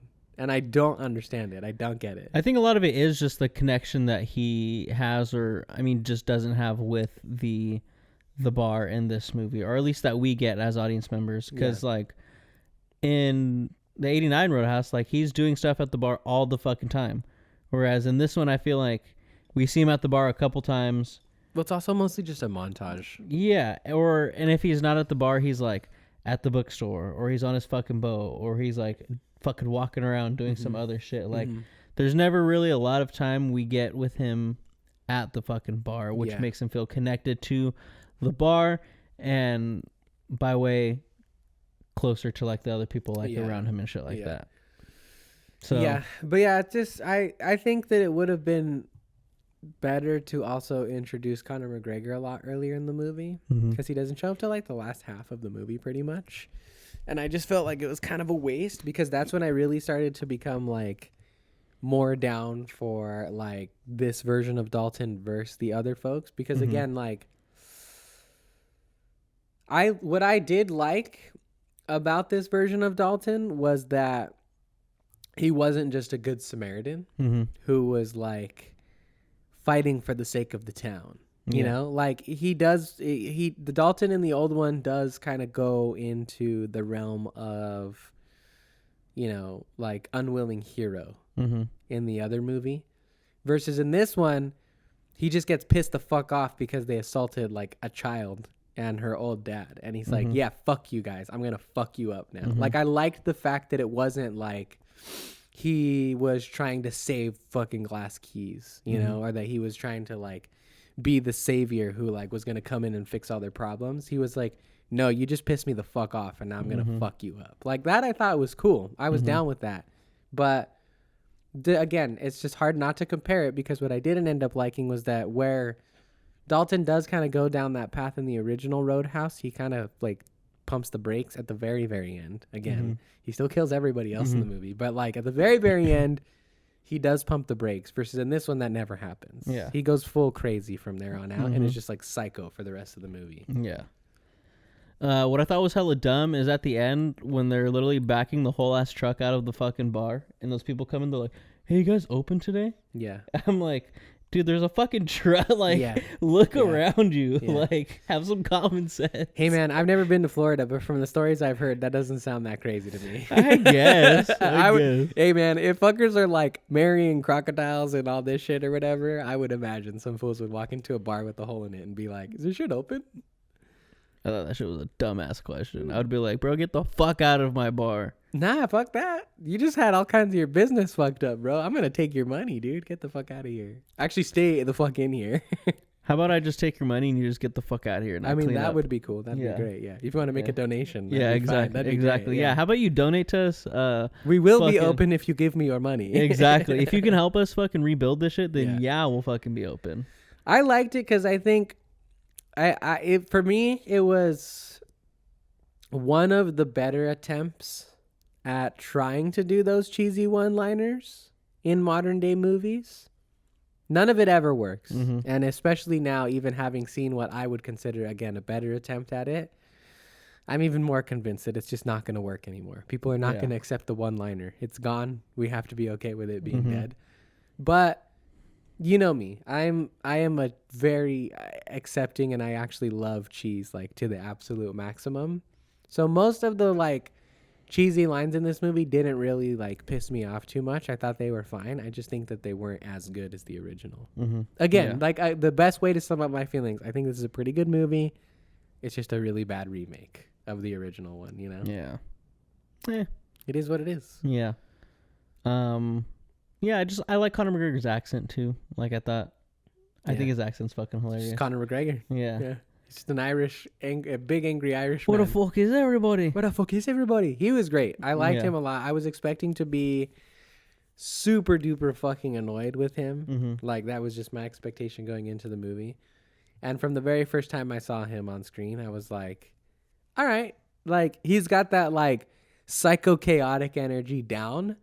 And it works super well to introduce him into the scenario of like he's just the fucking powder keg that's gonna explode everything into like the finale of stuff, you know? Something's fucking wrong with you. Yeah. Me too. Yeah, that was great. Good shit. I like that line, you know? Like I think those are good. I'm not gonna sit here and say that I hated every single thing about the movie because I found myself enjoying it. I was laughing at times. I was down. I was doing the fucking, ooh, I think I said that in Monkey Man. Like that's, to me, that's a good indication of action. If you can have me like verbally reacting to what's happening on screen, I think you did something right. But again, it's just hard. I can't get away from it. And it's difficult to not compare it to the original movie because it is a remake. And when you do that, it is a far less like quality movie for sure than the original one was. So They just weren't going to be able to pull it off, man. Just stop doing remakes. It's okay. Yeah. Reimaginings are fine. Just call them something else. Don't do that to yourself. So what would you rate this Roadhouse? Like a 7 out of 10. I think I'm at like a 6, honestly. Okay. That's still pretty good. It was all right. I saw this the other day. It's a D. I saw this the other day that like... Pause. Yeah. I think that's school's brainwashing shit talking to you. Or not to you, but just to us in general. Because like I saw this thing the other day that like we deal so much within 6 to 10 in movie ratings that I think we're kind of jaded when it comes to that. Because if you think about it, on a 1 to 10 scale, a 5 out of 10 is just average. 6 is technically above average. You know what I mean? 5 is the halfway point. That means that's like middle of the fucking road. But again, because I think in general, we deal with stuff that is like on more of like a 5-star rating from like 5 to 10. That like, I'm guilty of this too. We both are. We'll say movies that we don't like are 6 out of 10s or 7 out of 10s sometimes 7 point something out of 10s if we kind of liked a movie that we thought was bad. Versus like, if you think about it, those are good scores. Out of a 10 out of 10 rating, a 7 is really good. Yeah. But again, that's what I mean. It's like, that's school talking to you, because like, but again, if you think about it, and this is where your boy's unacademic shit comes into play a little bit, a D is passing. It's not great though. It's not good, but it's enough. Is my point. Yeah, it's a passable grade. Yeah. It's not a failure. Yeah, but it almost is. But it's not. True. Hey man. Freaking yeah. I don't know, dude. Freaking. I just wasn't down, bro. That's all right. I feel like it's just a reversal of the last time we did a remake. Yeah. Versus it. Because I was for sure hating on the Red Dawn one, and you were like kind of down for it still. Yeah, that's true. Yeah. It happens. Yeah. It's okay. But yeah, guys, Roadhouse. Definitely go watch the old one. Yeah, watch the old one. Don't watch the fucking new one, dude. You can miss the new one. Don't watch the new one.